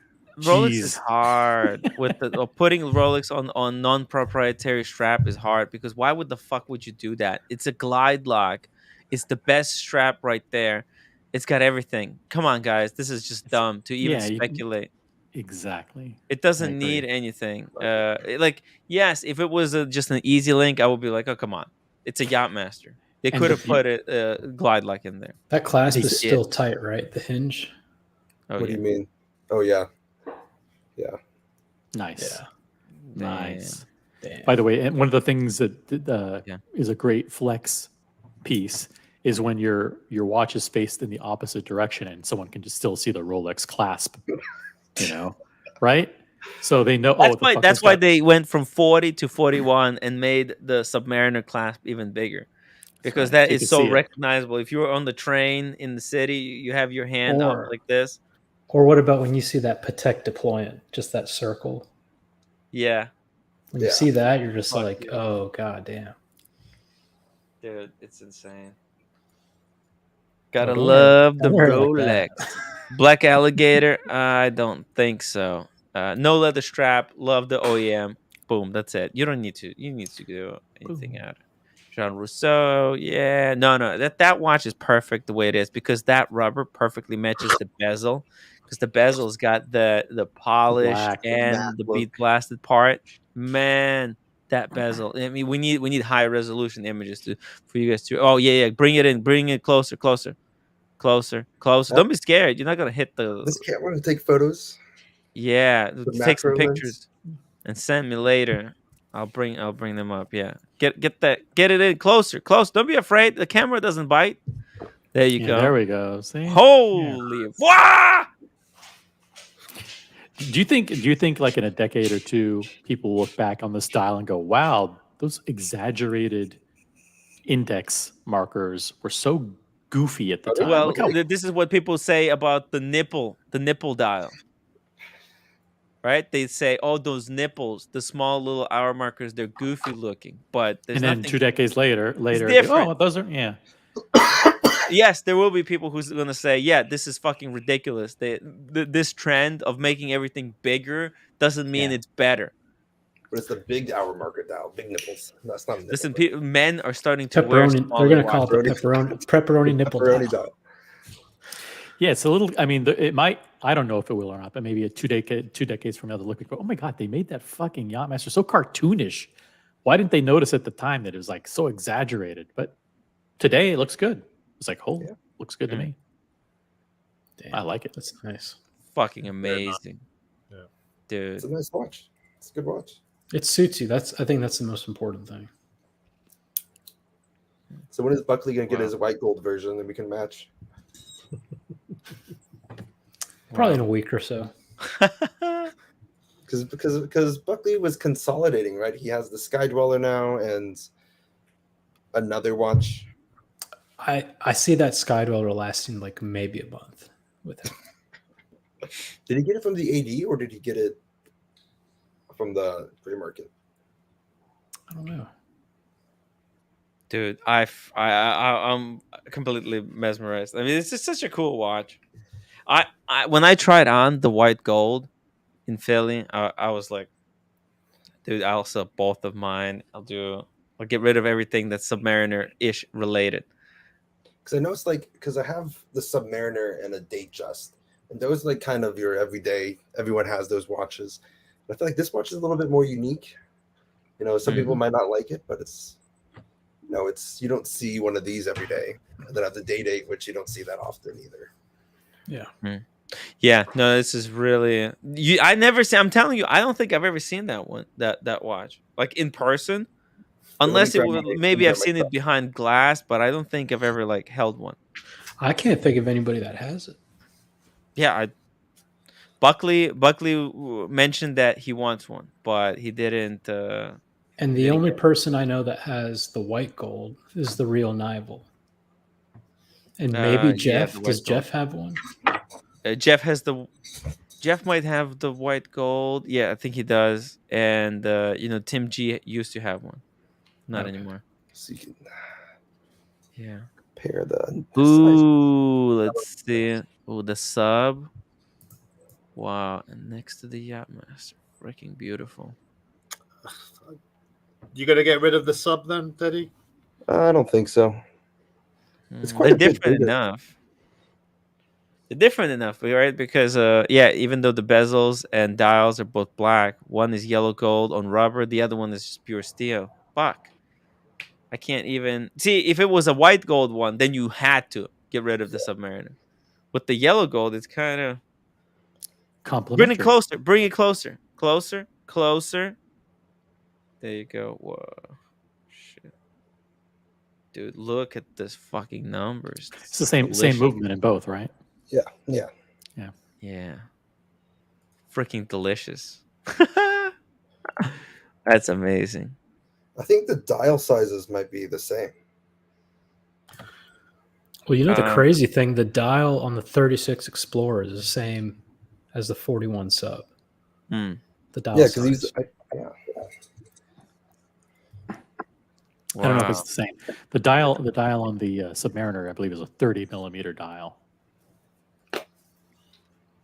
Yeah, we looked it up a while ago. But then, which one of these would you rather have? Shit, the Yachtmaster.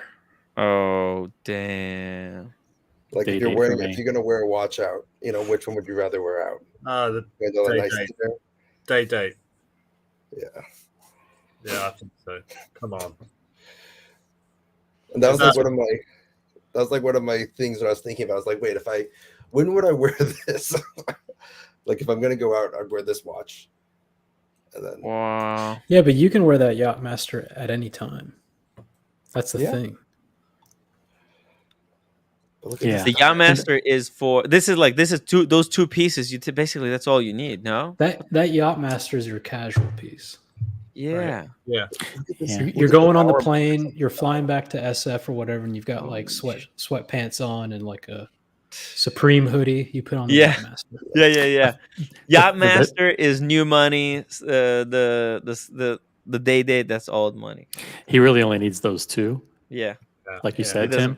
But the beauty of that Yachtmaster is when someone sees him wearing it, they think, oh, that's probably his beater. Right. Yeah. Right. Exactly. Because it's so casual. You can wear that one with sweatpants and just flip flops or the Crocs. Exactly. Dude, you pull it off. You pull it off as just your daily watch. But what a fucking watch that is, man. Look at the hour markers when it catches the light. Yeah. It's actually reflecting the light. Is that What? Is that rose gold you got there? Yeah, this is rose gold. Rose gold olive dial. Olive dial. Is that the one to get? Put that one on the wrist. Wow. I want to see that. I feel like we don't see that we watch. lost it. I put it on the wrist. It feels pretty dang good. Eddie's watch is beautiful. Damn. Yeah, God damn it. That's good. What a watch. Jeez. I put it on. We were in a booth in Geneva, right? Yeah. Or where were we? We were in the Longa booth. We were at the was it JLC? No, I think it was Lange. Yeah. Yeah, we were there. We sitting down in a booth. And I'm like, he hands me that watch. It's like, fuck. Like, so this is I was wearing two watches around London today because it was didn't want to leave anything in the bag, and it was pretty douchey, but that's fine. Fuck it, just do it. Maybe that's By the the new way, trend. to answer the poll that we started, whether people played with the Bitcoin. Eddie, did you play with the Bitcoin? Yeah, but I bought a lot of it in 2013 for like a couple $100, shit. and then I sold it in 2016. Nice. And That's then I was good. like, I'm not fucking around with this peak. Yeah, This that's again. it. And we said actually 38% of the audience has played with the Bitcoin. 62% didn't. There you go. Interesting. Wow. Carolyn Martin, what a fucking gorgeous watch. I'm officially jealous. Aww. Is there a watch that she doesn't like? She loves everything. Yeah. Listen, there's so many of Rolex doesn't make a bad watch. They don't make a bad watch. It's like they make amazing stuff and even better stuff. It's like like how can you complain? It's I have all a so watch, perfect. Tim. I've got a watch to do a giveaway with, but how would we go about doing it? A what? Sorry. I have a watch to give away, but how would we go about doing it? We could do the raffle like CRM did. Look, we'll talk about it. I mean, it's very tough. Preferably, you'd make money, but if that's like illegal, then well, you can base a raffle in the UK because there's tons of these gambling things everywhere in the UK. In the UK, like online gambling is completely legalized. Not that this would be gambling, but it's regulated. So yeah, but Tim's a small fish. No one's gonna mind him. Let me go get it really quick. Yeah. Yeah, still would like. Look, there's ways to do it. We'll just have to find out what's like way that won't get us into trouble. That's pretty good. I like my sub. Freaking sub, but it's 41. You know the 40 is so much better, Eddie. Tim, it's not. What else do you have that's stainless steel? Reverso. Okay, that doesn't count. Next, anything else? He had the Yachtmaster 40. He sold it. No Tudor. Yeah, so he has to keep the sub. It's a cheap watch. Where's my Ming? The Ming? My Ming. Oh, dude, he has one of those the moon phase, right? No, it's the Mosaic.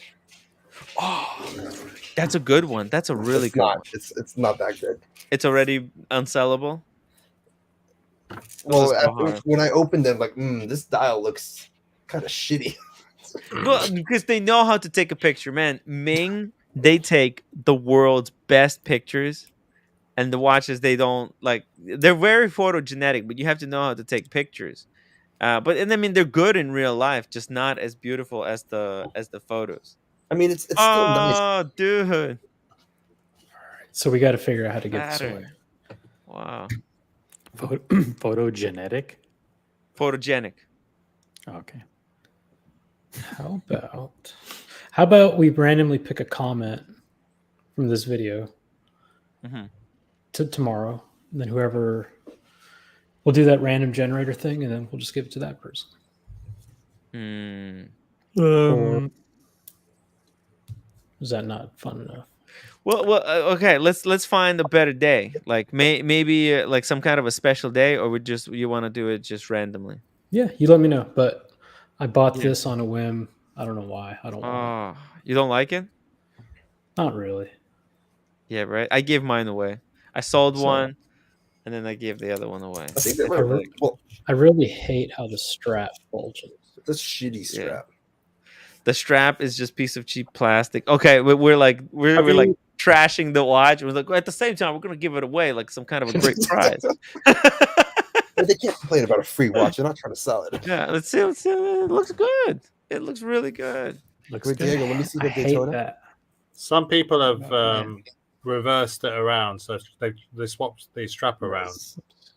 So, wow. Did you hear that, diego? You can reverse the strap, see if that makes a difference. Okay, let me try that real quick. I'm gonna go get my don't scratch the lugs. Dental floss. Don't scratch the biodegradable lugs. It's eco-friendly. It's eco-friendly. It's going to go back to Europe. They made so many of them. Some guy was telling me the other day, "Oh, I've got a Speedmaster. I've got the Moon Swatch. That's ceramic." I go like, "No, it's not. It's bioceramic. It's plastic." It's a great, but it's a really, really great term to. It sounds good. You hear ceramic and you think Richard Mill, and then Moon Swatch. Pro tip: I've shown this before, but this is the safest way to remove your straps. Just wedge it in there. Be careful. This floss might scratch the plastic. And just pop it out. Oh, damn! That's it. That was easy. Wow. Because what it's doing is it's grabbing that. The groove. The groove, and then you just ease it out. That's really clever. I can't believe it. Yeah, Bergeon's going to start making floss now. There should be something from Bergeon like this. I can't believe they haven't made anything. By the way, guys, we were talking about the Seamaster Olympics one. Mm-hmm. That there is already a Seamaster out there that has a quick release strap. Mm-hmm. Oh, there is. Yeah, it's the America's Cup chronograph Seamaster on the rubber strap. They also make America's Cup one. Yeah, Tudor made the America's Cup one too. I think it's the America's Cup one. Hang on, there you go. That's the one. The Tudor America's Cup one. Is that the one I showed you, Tim? Actually, I forgot. Wait, let me see. Did you send me? Let me put my friend had the carbon fiber chrono. Oh yeah. Okay. And he dropped it and it didn't scratch. So that's something very cool. Oh shit! What the hell? I just sent you a link I put on private chat. Link. Wait, Diego, what's the lug width on your Daytona? It's 20. So do you think you can put the Oyster Flex on your Moon watch? I probably could, yeah. It'd have a white gold buckle. But when I went to my local AD to get the shorter strap on 6, when I got in my car, it was all bulged in, and I was like, why does this look weird? And I Googled if you look, there's like a reference number. Oh yeah. And it was a Yachtmaster 42 Oyster Flex strap that they had squeezed in. That's how it got all scratched. And so I went back and I was like, yeah, this is not the right strap. So how's that Moon Swatch now with the reverse strap? I think it's worse. It's worse. No, you don't. If you don't try, you don't. Boston's got a good point. He says give it away on the 1,000th episode coming up. So. Oh, there you go. That's a cool giveaway. Yeah, we're close to 1,000. Can you believe it? September 1st, we're gonna be at 1,000 episodes. Yeah, and Boston Collector had a good suggestion in the chat. That Saturn could be given away on the 1,000th episode. That's what Diego just said. Oh, okay. You weren't listening. No, I wasn't. Pay attention. Wake up, OC. I know Eddie, the watch talk is fucking boring. I get it. By the way, Eddie, you could put that Yachtmaster on a leather strap. I just came up with that idea. Brilliant. Tim, I just sent you a link for the America's Cup Amiga. Do you want to just bring that up? Yeah, I'll ring it. Oh, it's ugly as fuck. No, I don't give a shit about the look of it. I'm just saying that they've already produced a quick system. Look on the second. This is the worst watch I've ever seen. If you look at the second picture, yeah, you can see there. It's got a quick release. Oh shit! When was this? This is years ago. Yeah, 2021. The sons of bitches. Why did they wait so long to release a second quick release? Because the new Seamaster 300M, the Paris Olympics has a quick change strap system. I think this one is too big though. This is non-standard one, so I think this is like 22. This bracelet would not fit into regular Seamaster 300M, if I'm correct. And they have a quick release. They have a quick Sorry. release on the bracelet as well as the rubber strap as well, so that they do two. Oh, it comes with the rub. Okay, I've seen this one in the past actually. Now I remember. I remember this. The question is the complication on that watch as useless as the Yachtmaster 2 complication? Yo, this one is just absolute garbage. This is the worst watch I've ever seen Omega produce. Abysmal. 2021. Okay. Oh, maybe you know what? Maybe they were planning to release these. Oh no, 21. This is post COVID. Well, in middle of COVID, but maybe COVID delayed quick change strap systems for Omega. We will never know. Well, it's almost 2024 now. Yeah. But and look, they released one. Andre Frag. Boston, I've tried both. I agree. 41 is all the way. 41. Yeah, you guys are crazy. Tim, 41 is much better than the 40. Carolyn Martin put names in the hat for anyone who super chats. So that's a cool idea. Yeah, we could do that. That could make it easy or very difficult if there's a lot of super chats. But I don't think I've got, with the way things were going, I don't think I got nothing to worry about. James the Advisor, upvote. Guys, come on, please. Let's get to 150 upvotes by the end of the show, okay? I would really appreciate that. It's only 9 upvotes away. You can give me that. 119 people still watching. Upvote. Upvote. Whoop, whoop. Yeah. Guys, I think I'm going to tap out. Yo, Alex. Dude, thank you so much. I can only carry you so far, Tim. Yeah, I mean, look, you've done plenty. I really appreciate it. Probably like what, 4 o'clock in the morning over there? Quarter past three. Okay. Go get some sleep. Tomorrow is Sunday, so listen, at least you'll have plenty of time to sleep. Well, I just wanted to come here to print part 2 on the Monaco. We've closed that chapter. Onwards and up. I was actually looking at getting a Monaco for a while. Okay, cool. And then I tried it on. Oh. I still think you should go back and get that the Swifter, or what's it, the one that starts with an S? Skipper. If you can get that one, that's a cool watch. Swiffer is good too, but Swiffer clean your floors with it too. Yeah. The Skipper I'm definitely getting, but I think my wife wants it rather than, so we're definitely going to have one else. I want $1 million, so yeah, you can buy a lot of those watches with $1 million. Yeah, but the skip, it's like it's a core range, so it's not going to sell out anytime soon. So good. So it was the only time critical piece was the Monaco. So we've dealt with that. Eddie, you did the right thing. Yeah, Eddie, congratulations on your watch. Awesome. Thanks. So, yeah, cool. You think it switch the strap onto the sub? No. Good night, Alex. Good night, guys. Take care. Good night. You know what? I say no. You can, because they put it on the Daytona, which is 20. The sub's 21. You can get it. No, but the Yachtmaster's 22.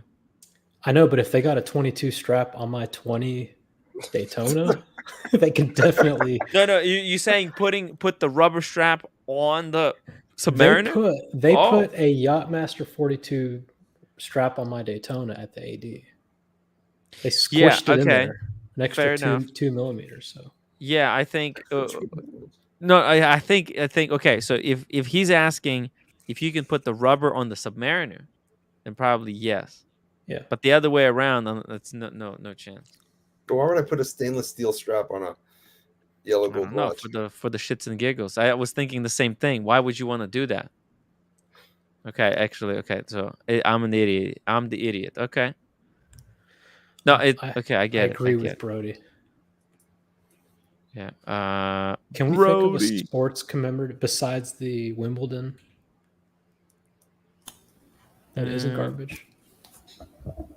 Sorry, repeat the question. Brody said most watches commemorating any sport event are garbage. Really but Wimbledon dial. Yeah, you're right. All the RM sporting watches. Actually, yeah. The Nadal, that was pretty cool.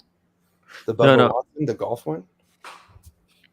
Those are pretty cool because they celebrate not events but people. The events.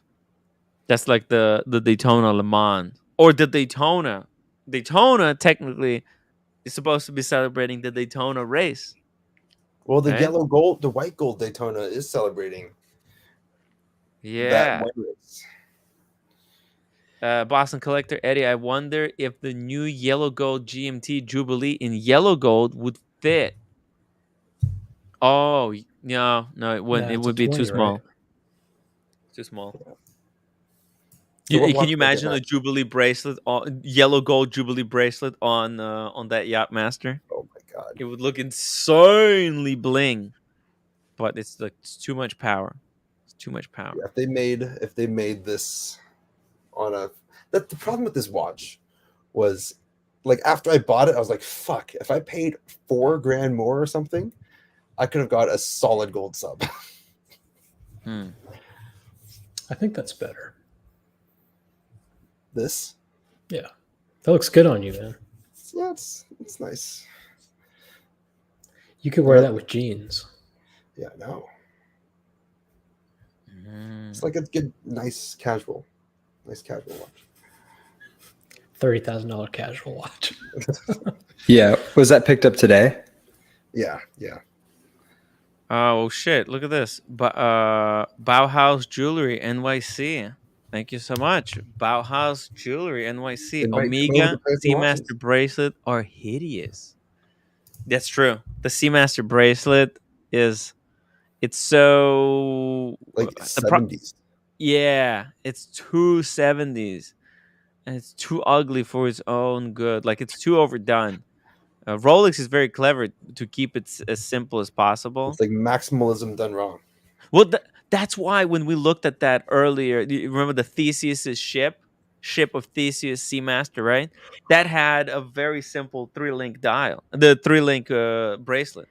It looked fucking minted. But these things, they're just so dated, man. Is America waiting to hop on? He's still in the back room. No, I think she just likes to listen from the back. I don't know. Yeah. Let me pull up an Omega Seamaster 300M.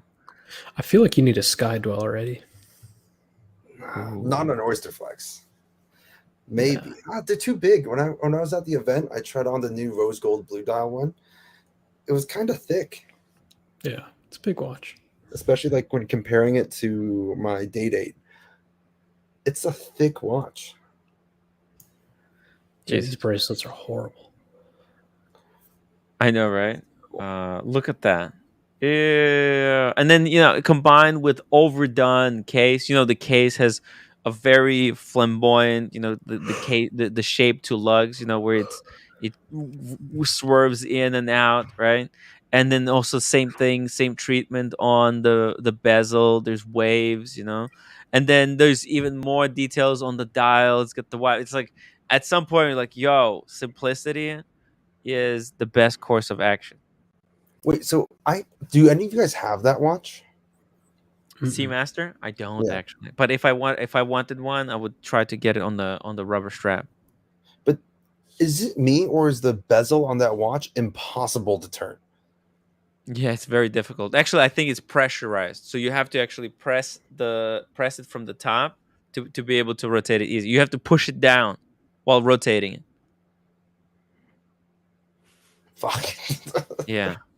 Because it's slippery as hell. I can't imagine being underwater and trying to and actually trying to do that. That's fucking pain in the ass.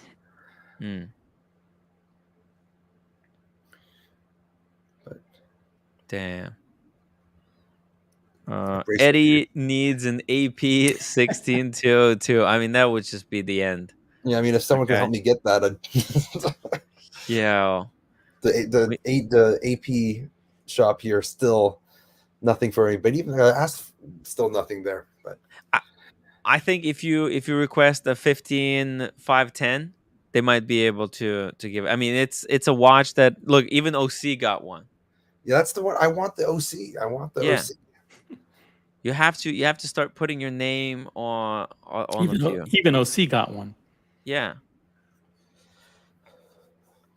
If OC can get it at retail without any trouble, then Eddie, I think you should be able to swing it as well. So I asked for like one of the ceramic chronos offshores on a rubber strap, and then the OC. But yeah, you should go for the OC. Forget about the other one. The other one is good, but now I'm just hoping none of my EDs call me because I can't buy anything right now. Carolyn Martin, $5 super chat. Do you think women can pull off a sky dweller? That's a good question. I think they can. I think they can. She need to have like a 7.5-inch wrist. Yeah. Well, no. You know, Q was wearing, and he had to take it down. He takes off all the links. He takes off 4 links. Okay, and so Q was wearing one. So I think. Easily. Why not? I've seen scrawny, tiny little thin women wearing a Hulk in the city. Yeah, but and it looks great. 2 millimeters bigger and like 2 millimeters, 3 millimeters thicker. Yeah, I know. And it looked cute. It looked cute. Was it her boyfriend's watch? Or was it that one? No, it was sized for her. You know, she would have to go to the AD and take off all those links. I think Carolyn. I think she could pull it off. Yeah. I saw in Paris a very skinny woman wearing like a vintage Speedmaster. Turned out it was her dad's wedding gift in 67. Yeah. That's a big watch. She pulled it off just fine. It looked great. So Carolyn can definitely do it. By the way, another shout out to Bauhaus Jewelers NYC because this was also their first super chat to my channel. Really appreciate that. And if it's an actual jewelers in New York City, we would love to visit and check it out. What kind of watches they've got. And shout out to Dan Wilkinson. Dan Wilkinson, first super chat as well. Thank you so much, Dan. No message attached, but I'll be on the lookout for a message. Otherwise, we'll just count these towards the unboxing. Thank you. Yeah.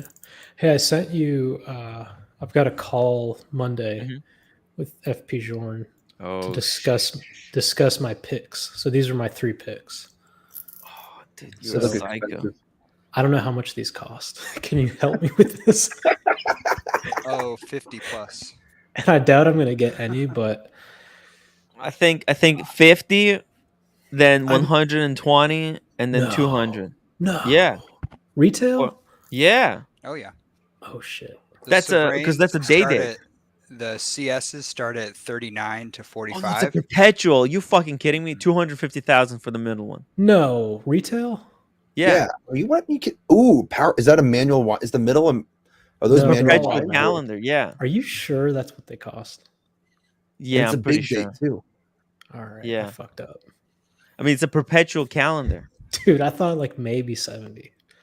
No, perpetual calendar? Oh my god. FP Jorn. Okay. What are you gonna do on. when you get the call? Wait, I know someone who knows exactly how much these cost. If I get the call, I mean, something's gonna have to go. It's interesting how they do it. My house is gonna have to go. I didn't know they were that expensive. At the 7% mortgage rate. Yeah. Whoops. Dan Wilkinson, there's no such thing as Chinese papers. I think all the cards are the same now. Oh, okay. 1 second. I'm trying to find out the price. The retail price. Do they not say on the website? No. They don't actually. It's on request, so you have to go to other sources. It's all fucking request. Well, I know the Elegantes start at 17, and the CSs start at 39. Actually, RL makes a good point about the paper stigma. I don't think any fake watchmakers would have Chinese papers. See, Boston says, "Don't worry, you can't get any of these as a first or second piece." She was showing me the blue. What's that blue watch called that everybody wants? Chronometer bleu. Right.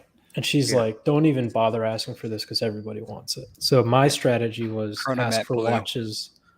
Yeah.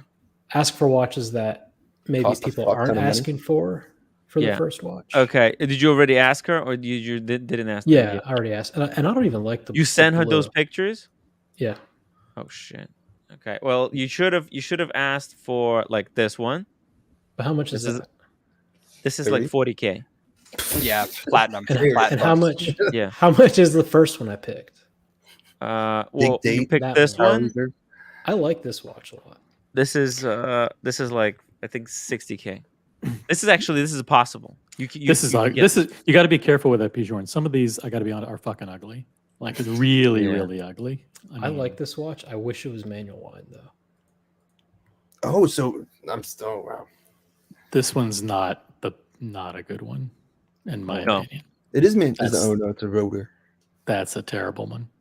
Yeah, I'm not a huge fan of this one. Now the next one I kind of like. No, actually, no, not this one. Because they have this one with a different dial. Yeah, with the full. It uses the full with the dial. guilloche dial.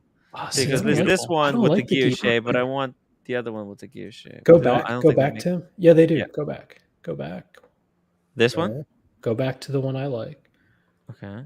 And then on the left, go left about 5 inches. There's 4 different dials. Which left? Left, down, left. Yeah, oh, left, here? right there. Oh, okay. No, up. No, up. I think he does. There's a selector right there. But they're not good dials. There's no guilloche dial. I wanted the guilloche dial. Unfortunately, it's just like salmon. Oh yeah, they're not there. These are all tailorable. This rose gold configuration. I don't even care about this. No, Tim is right. They're up at the top as you scroll through them. Yeah. Yeah, so you see the different models they're here. There's the Luna, there's this one, the Havana. These, and like the more complicated to get, the more difficult they are to get. Like this thing. They don't make many of them. Resonance. This is the best. This is what everybody wants. This is the most coveted right now. Wait, was that on Diego's list? Yeah, it was. I think Diego didn't even know, but this is the most. Is this really $250,000? This is the most desirable in their collection right now. This is what everybody wants. Tell me that you guys are joking with me. Look, there's no way, dude. That's what everybody wants. People, when people get that one, they cry. They cry. Look, retail is 400K. No, it's not retail. No, sorry. This is like gray market price, but like it's close. It doesn't go crazy above retail because it's so expensive at retail.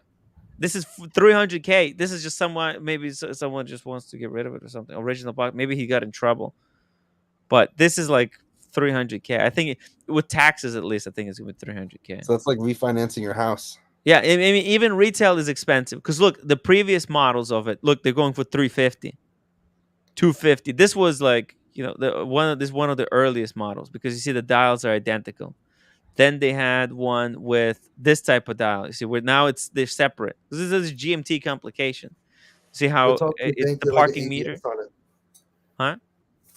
Talk to your bank and get a loan out and have this as their asset-backed security. And this is the latest variant where the 24-hour on the left and the home time is in 12 hours. I mean, it's just.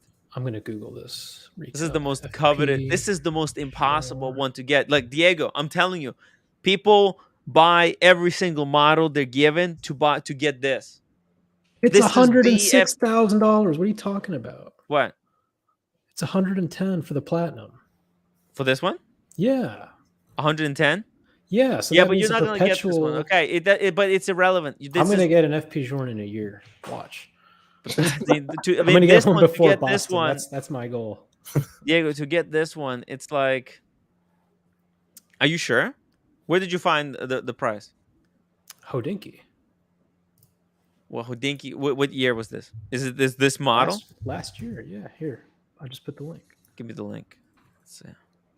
I mean, this is one of the most impossible to get FP joints. That's the same price as an RM55.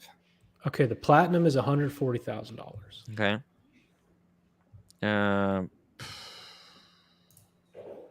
And they're going for 4? Hell yeah. Okay, so the list price, but look at what they're saying here. Was the watch I handled a few weeks ago at the FP Journe also worth the 415,000? As magical as Rena's may be, FP Journe has the watch set at 136. Okay, but this is what I'm saying. Like, they're going for 400 to get them at this retail. I'm telling you, like, this is like the last watch that people get from FP Journe. That's why it was my last pick. Yeah, I mean, but I just thought it was beautiful. Yeah, I don't know. Well, I mean, it's his most important complication. Wait, is America trying to get on? He posted in the private chat. Technical difficulties are hard. Boomer tech moment. No, I don't know. No, he has the keys. So okay. All right. So what's the name of the second one I picked? The Perpetual, or no, the first one. There was the Perpetual. What's the first one called? Wait, the date. It's just the date. Yeah.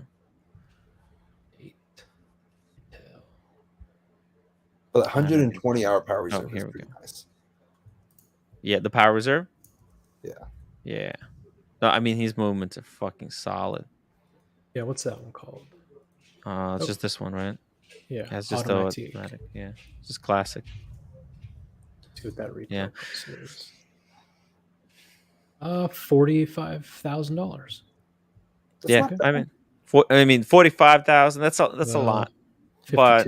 52,000. 52. Yeah, that's what I'm saying. Like, yeah, 52. Yep. They're expensive, and then I think from the ones you chose, this. Let me see. Let me pull it back. Perpetual. Oh my god, it's the Perpetual is probably the most expensive one. How much is the Perpetual? Retail. Hold on. 250,000, maybe more. The first one looks pretty good. I like that first watch. Yeah, it's. I'd pay like 10 grand for that. Why does Power Reserve need to take up that much real estate? What the fuck? And then the time is kind of small. 160. Wait. 160. That's hold on. Perpetual retail price. Okay, this is Chrono 24. I can't find it. Maybe Boston knows. Okay, here we go. Here's a Hodinkee article. Is that the same? Yeah. Let me see. Okay, so this was 2017. The platinum is $72,000. What? The platinum is $72,000. That was in 2017. So it's probably double. No. 2017 was before FP Journe got hot. Well, those are my picks. I mean, Buckley, you hop on the stream? Good picks. Good picks, actually. Man, this is what a piece. What a piece. Yeah, it was pretty cool. The way it worked. I liked it. Yeah, that's like if I could have one FP Journe, that's the one I would take. But also that's like the Daytona. That's like the Panda Daytona of FP Journe. You can't just get that as your first watch. You really have to put in a lot of purchasing history. Is it like the Aquanaut of FP Journe? Oh shit! Wait, the link. Why is nobody reading the chat? There's a link. Does FP Journe have a pre-owned program? FP Journe? No, they don't. But they do have like verification program. They'll help you verify if the watch is real. And then go bust the guy that flipped it to you? No, I think they're actually pretty good with the collectors, especially like if the guy is not a flipper. If you're buying a vintage watch, one of the, one of the used watches, they'll help you out. They're actually kind of fair with collectors because they see most of their watches go above retail, so like they don't like it helps them. They like it that people are willing to spend more money than it actually costs. They don't seek to punish the flipper so much because most flippers they wait extended period of time. Like you bought one, second, third, you get fourth one. You have the freedom to sell that first one or second one if you think like I don't need that one anymore. They'll allow you to do that. I just wish Boston would root for me and not tear me down. He's like, Boston this is competition against delusional. Yeah, I'm gonna make it happen. Well, yeah, but don't get upset if it doesn't work. No, But you're like if there's someone who could do it, it's probably you. I have low Honestly, you've done expectations. crazy things in the past. I have low expectations. But Tim, what Rolex should I get next? Or what watch should I get next? Titanium you should get Yachtmaster next? 42. Titanium Yachtmaster? Oh shit. Yeah, and then get rid of the Submariner. No, but the Titanium Yachtmaster is supposed to be just as hard to get as the Deep Sea Challenge. But nobody should want to get a Deep Sea Challenge. It's not even. You Like got the Yachtmaster 42. Now ask them to sell you the Titanium one, to add it, because you want a beater. Like you want your luxury beater. So like I was talking when I was at the golf thing, I was talking with a few of the guys at Rolex. And then the director of Rolex UK was saying how they're going to make the same amount of Titanium Yachtmasters as the Deep Sea Challenge. And then most 80s only get one Deep Sea Challenge a year, or none.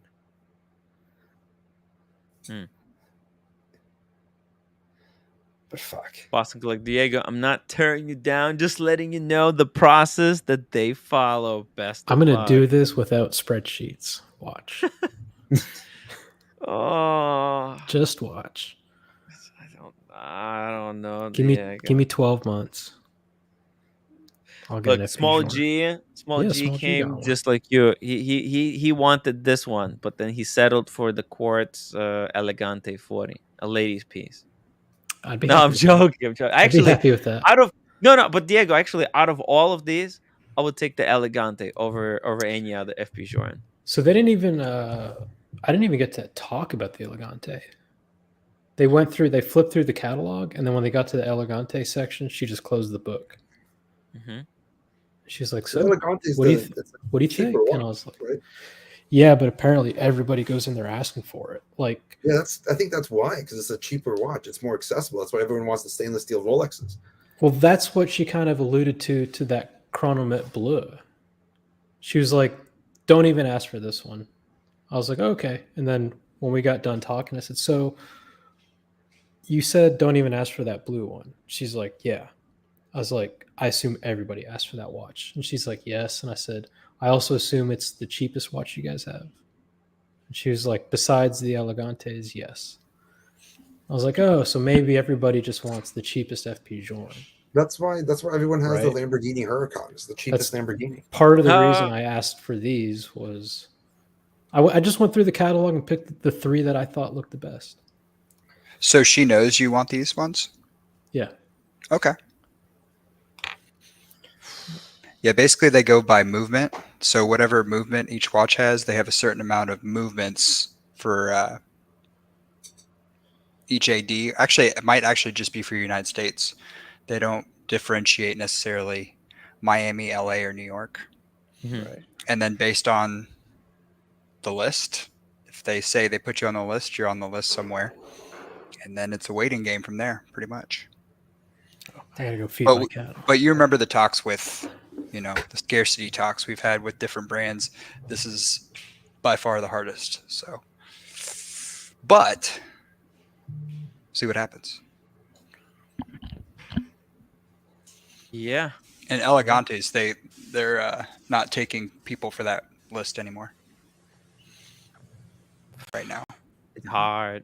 It's for FP Joran. I think it's too late for FP Joran. Honestly, like I think they'll like to entertain the idea, but I think it's just everything. They have so many clients, and they actually control how many watches they make pretty well.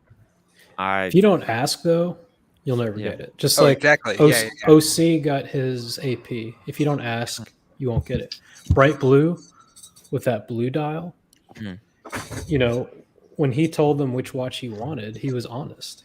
Speaking of not asking and not getting, I want the hardest Royal Oak to get, the blue dial, and they gave it to him. So. Yeah, it definitely doesn't hurt exceptions, to ask. man. This just happens once in a million years. For my Olive, I didn't ask for that. I got it. Yo, Buckley, what do you think? Is this delusional fantasy, or is this realistic? It is. Does Diego have enough luck to pull this off? 99.9% chance he does not. So you're saying there's a chance? Oof.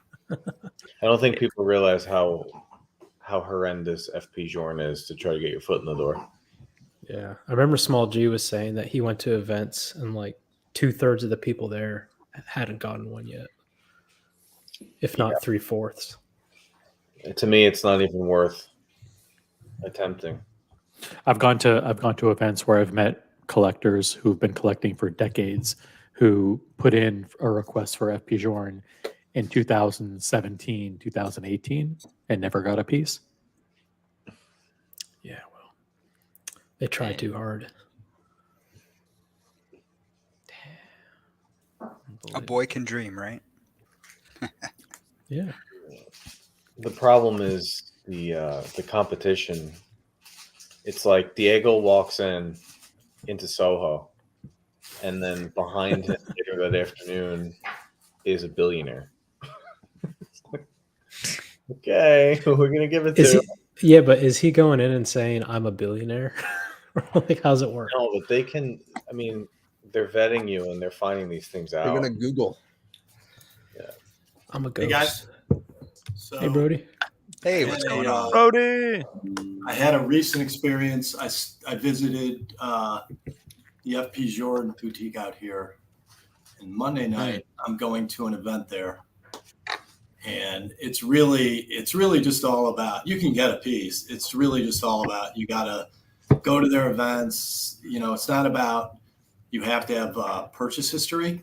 But it is true that there are certain pieces you can't get the first time. You can't get their black label stuff the first time.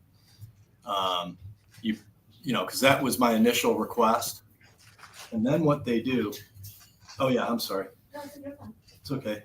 I just didn't want to bother you. Okay, no, you're not, wifey. Huh. So then, you know, what they do is they say, tell us what piece you want. Pick one piece, don't pick two. And if you pick a piece that you can't get the first time, they'll tell you can't. And so that's your piece. And you just wait. And then you just have to keep showing up and show them love and appreciation for the brand. And then you'll get an allocation. And I don't think it'll take really necessarily that long. And they only make 800 pieces a year, but I don't think that many people really want to go through the process. You know what I mean? Yeah, the billionaire's busy. Yeah. Yeah. Who wants to bother? Nobody wants to bother. Right. So here's what I said. And yeah. I said these are the 3 pieces that spoke to me. Blah blah blah. Right. And then I said, if you're free for a call early this coming week, I'd love to discuss my choices further. Mm-hmm. Oh shit! She This would be my said- choice. Boom. She said, thanks for this. Sure, when would be a good time for you to jump on a call? Look forward to speaking with you. So, I mean, she didn't say, I mean, she might tell me on the phone, you're delusional. This Right. is the delusional fantasy. Depends like if the piece Tim has up, nope, that you're not delusional about getting that piece. I don't like that. You can get that piece. So if I I can get this love piece, You could got I any not? of the sovereigns except for probably the black label and maybe the chronometer. So what about just the automatique then? I Yeah. mean, You can Yeah, get I that, or like you that can get piece. the Octaluna. You can get any of the Octalunas. It's just not the black ones. yeah. I would take the manual one over the automatic. This is just I more know. fun. I like the manual line movement more, but I like the dial of the automatic. Doesn't Cars have the black label? He does. He does. Actually, he's in the chat. It says Yeah. 1 FPOG in the brass tourbillon. 2 1 FP rocks. Personally, is the chronometer optimum considered the most accurate? Okay, chronometer optimum. 3 resonance is a bit of a hype piece. Is desired, but not what defines FP Journe. Okay, fair enough. Fair enough. Right. Resonance So- is the hype. Yeah. Diego, did she talk to you about like getting on their list for events? Do they have events at the boutique and stuff like that? At the boutique, she did say, yeah, we've got events, but at the boutique, I didn't say these are the ones I want. I said I need some How time about to think about this one? How about this one? This looks a lot more interesting than that. Because look, honestly, I've been thinking. I've been looking at this and I've been thinking. It's one of the most boring like there's no variety here. It's What are all those looks the dots on same. the You're gonna dial? get bored of this in 2 minutes flat.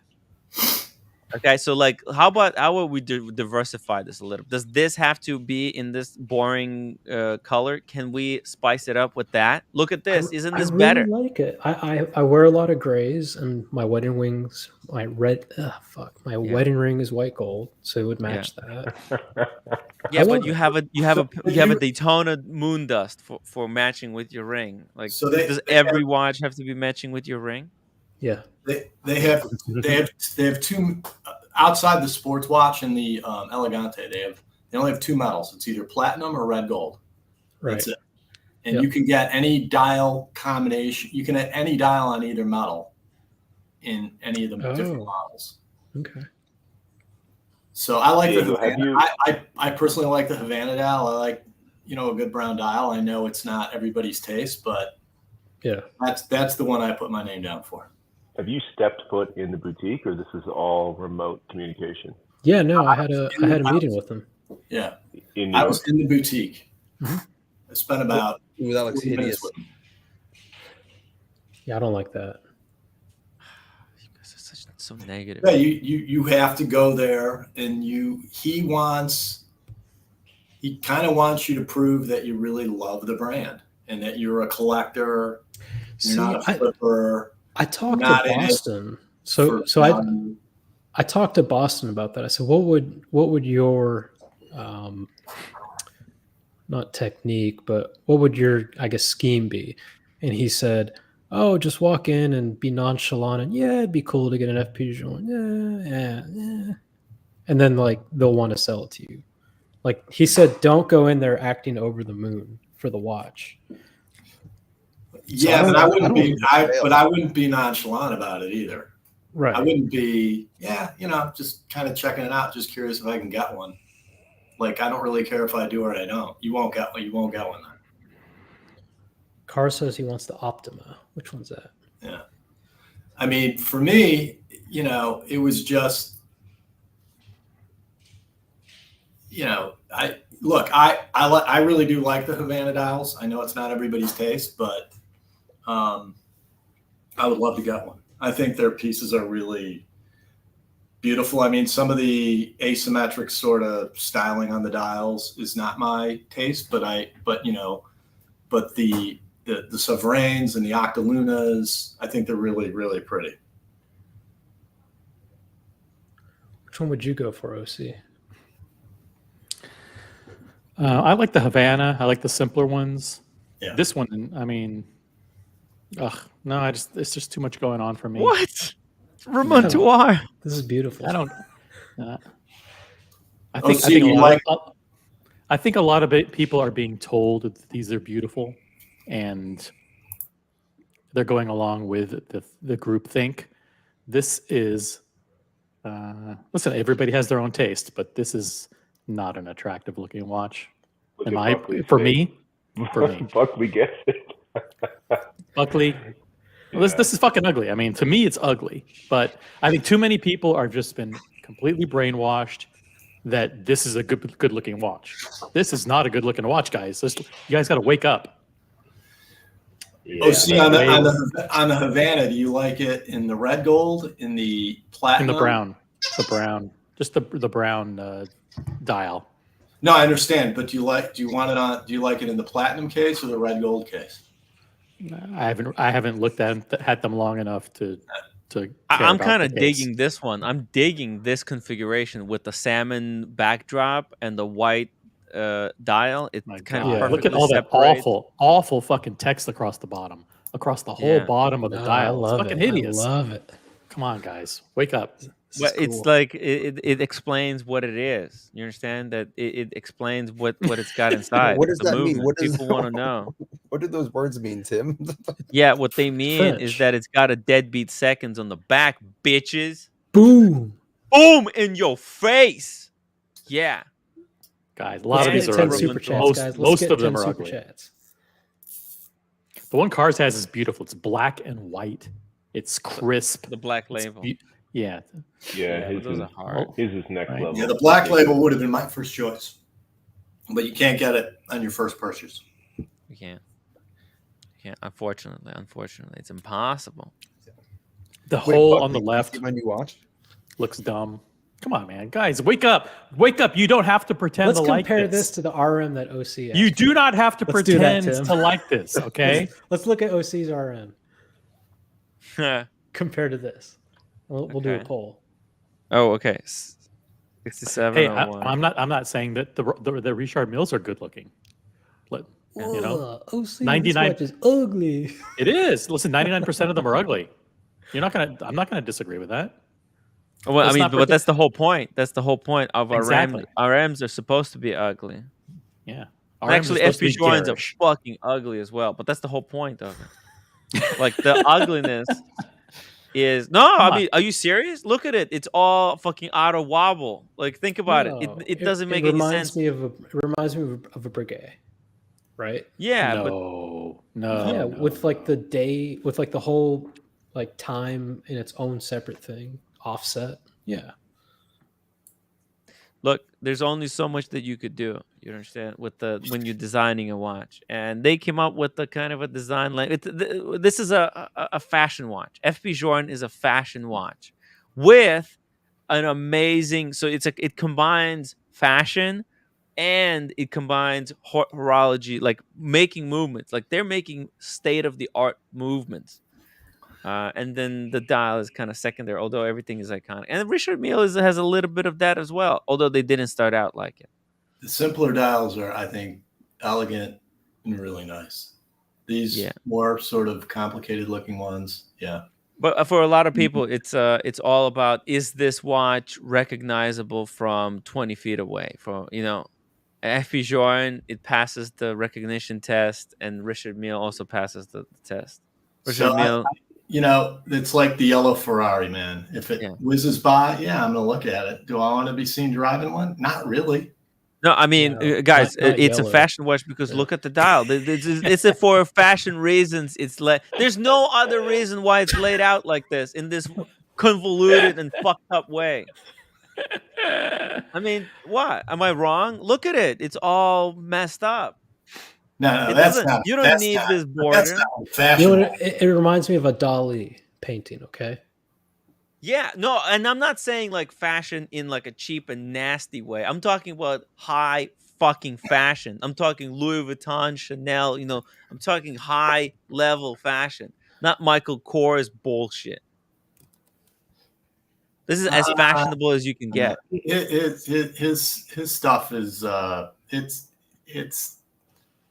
Holy shit, huge. Shout out to Andrew Volkovich for dropping 5 memberships. Andrew, dude, I really, really appreciate it, man.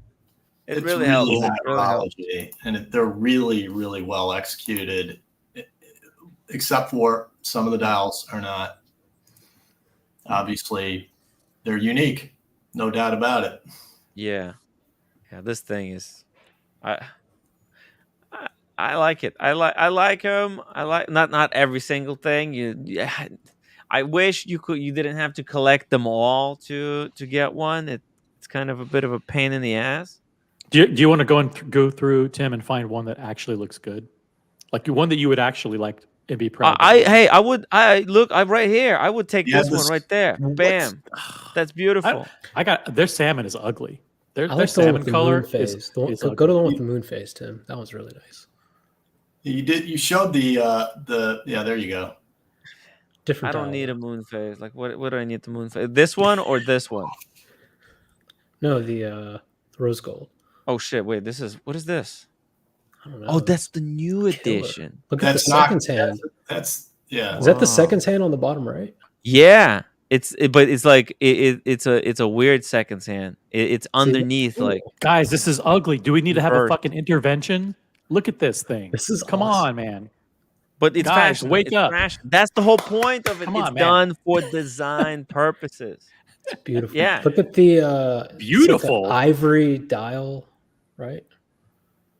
OC wants There's to beauty. Zodiac rainbow, but this is not good. Well, it's beautiful in the way that like Gaudi's architecture is beautiful. You like Gaudi? This isn't ugly. It's not my taste, but it's not ugly. but it's not. I would rather have the one without the gray in the middle. Damn, I guess You I'll be don't have to be- unboxing you my don't have to be so FP politically Journ correct. on the community channel. You know, like you guys like Gaudi. Come on, fucking load. What the fuck? 1 terabyte speed. What and this the fucking bullshit. Man, what the fuck? Come on, you nothing fucking works. Okay. This is horrible. This is Gaudi's art. You know what I mean? You don't like it? It looks amazing. No. This is his like tile work. And that doesn't fucking work. Come on. This looks like a 6th grade project. Like, hey, go build a house with tile. Okay. Oh, but it's a shtick. You know, every artist has his shtick. Come on, you fucking bitch. Reload. It's only $45. Why is internet not working? I'm paying fucking $150 a month for this internet. Why is this not loading the 3rd picture? It's just everything. Nothing fucking works. And I'm saying apocalypse is going to be close because half of these fucking websites, they don't work. Images. Okay, let's just go to images. Okay. Look. You see it? Look at this. It's weird shit. Look at the windows. They're not fucking normal. Everything is just it's called design, guys. It's called design. It's not The reason done why the reason why the Chronometra Blue is so wanted, yes, it's a blue dial. Yes, it's one of the more affordable ones, but it actually is one of the nicest, best executed dials. It's just simple and classy. Right. That's why I like the Havana. It's the same. The Havana Right. no moon phase. See, Not my that thing though is I like Guilloche, but That one. I don't know if I like the way FP Journ does it. I Bam. like Well, it's not real guilloche. It's stamped guilloche. Yeah. Don't worry about it. If you're scared of Yeah. guilloche. It's a cheap dial. Cheap and nasty. Yeah. I like the red gold makes the brown a little washed out. I like it on platinum a little better. Here we Everyone go. knows I'm trying to goat Cars and Chrono into hopping on the panel. That's what I'm doing. You know that, Tim, right? I was We trying got 10 more earlier. minutes. We got 10 more minutes. Oh, Actually, okay. 9 minutes. We're gonna wrap it up. I was gonna end 21 minutes ago, but we got on this whole FP Journ tirade. So, actually, This- here we go. Non-delusional fantasists. Boston, welcome to the show. I don't know about that. Pretty Dude, delusional. I mean, this is not real, right? Like, how? So tell us how to play the FP Journ game. Is there a secret? Yeah, the secret is you have to know about the brand, Mhm. and you have to express interest, and then you have to spend a lot of time going to their events, Mm-hmm. and then you have to wait a few years and hope that they call you. Easy peasy. How do you go to their events if you don't have a watch? They're gonna just invite you, or what's the deal? What's the spiel? You get invited, but they fill up. Like Small G has, even though he owns one, has been unable to attend certain events. But did he attend any events before he got one? Yeah. Ah, very cool. Yeah. But I mean, they just put me on a list. I got invited to an event, and it makes it tricky when, like, I have the LA one, like you, Brody. So it's kind of tricky. It's easier when you live near it, but yeah. Oh, you don't live close to one? Should I just for shits and giggles sign up for get on the list for an FP Journ just so I can go to events and then just never buy a watch because I would never be able to afford one? What do you think about that? If they let you on the event. Yeah. What do you think? Yeah, do it. I mean, I probably should do that, right? They have If I New was York, smart. Miami, and LA are the boutiques in the US. So they don't have a lot of boutiques, so it is hard. But I mean, if you're close to one, the boutique here, they're really nice. I really like them. Yeah. Guys, another shout out to Andrew Volkovich. Thank you so much for dropping that 5 memberships. 5 memberships. Huge shout out. Thank you so much. And look at this. He likes my Tudor more than all of these fashion watches that you guys are looking at. I'm kidding. I love FP Journ. I'm just not in that price point. yet, or ever. I think will be. FP Journ's a long-term commitment. You know, you're not going to be able to sell any pieces, and you know, if you get an FP Journe, why would you sell it? You know, if you've waited that long for it. It's like your Panda. It's like really hard for you to sell your Panda. You're never going to get one again. Like Marcelo, like he's not going to sell his Platona unless he wants to, you know. You just wait a long time. So, I think they. I mean, they're always making new models and they're always coming out with new things. This one's great, you know, but they closed the Elegante, so. Elegante is no what you can no longer get Elegantes? No, they didn't even talk to them about with me. That's closed. What do you mean? What does it mean? It's closed. So they're not taking any. So like they have too many people that have asked that they need to take care of those people before they even open it up again. Yeah. So they basically, the way that they work is like a giant list. Yeah. Okay. It doesn't mean they can't jump the list like normal ADs here, but you're on it's like you get on the list for a Pepsi, but you're in the whole country of the United States. So everybody in North America, basically Canada, US, Mexico, are on the same list. So if you put it in New York, you're on the same list as people in LA. So it depends when you put your name on the list and how long you've waited for. That's why some people have been waiting for 3 years, because they put it on a long time ago, but some people jump the list, some people don't. Depends on, you know. Some people can't, like when they get a call, they say, no. They change their mind. See, but 3 years and 800 watches a year, that's really not that long.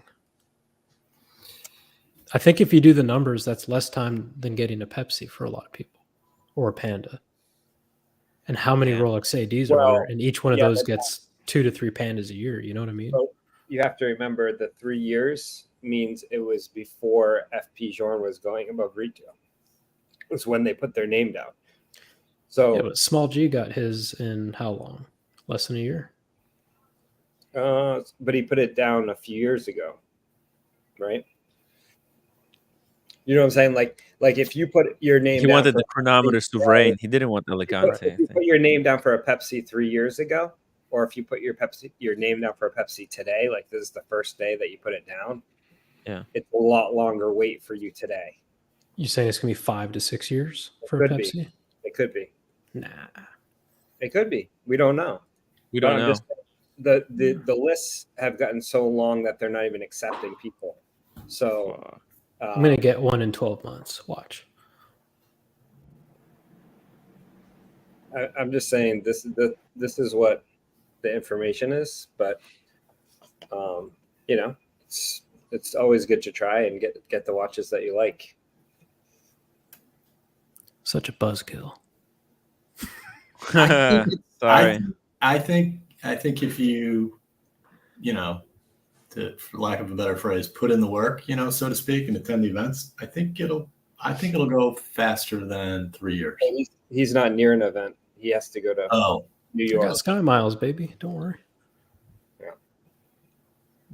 Yeah. That is the problem with them. They do not have enough boutiques. Yeah, it's tricky, but you know, there's only so many to go around, and they'll at least. I mean, I don't. Do you think it helps that I asked for the? Do you think it helps that I asked for the Automatique in lieu of one of the entry level pieces? Do you think less people on the list, perhaps? They'll come back to you probably and say, "Well, that could be entry level. It always is changing." When I put my name down last November, it was Havana or Elegante at that point. Yeah. So I'm down for both, and but now Elegante is closed, and at that time Chronometra Blue was closed, but I still asked them to put my name down for it because I knew I liked it. I'd seen it before. Yeah. So they were kind of like, "Oh, okay, no problem." Like I'll put your name on the list, but they weren't reopening the list, but my name's technically on the list, so I don't even know how that works, but essentially. But you know, like with these brands, it's like you have to each one's different. You have to figure out what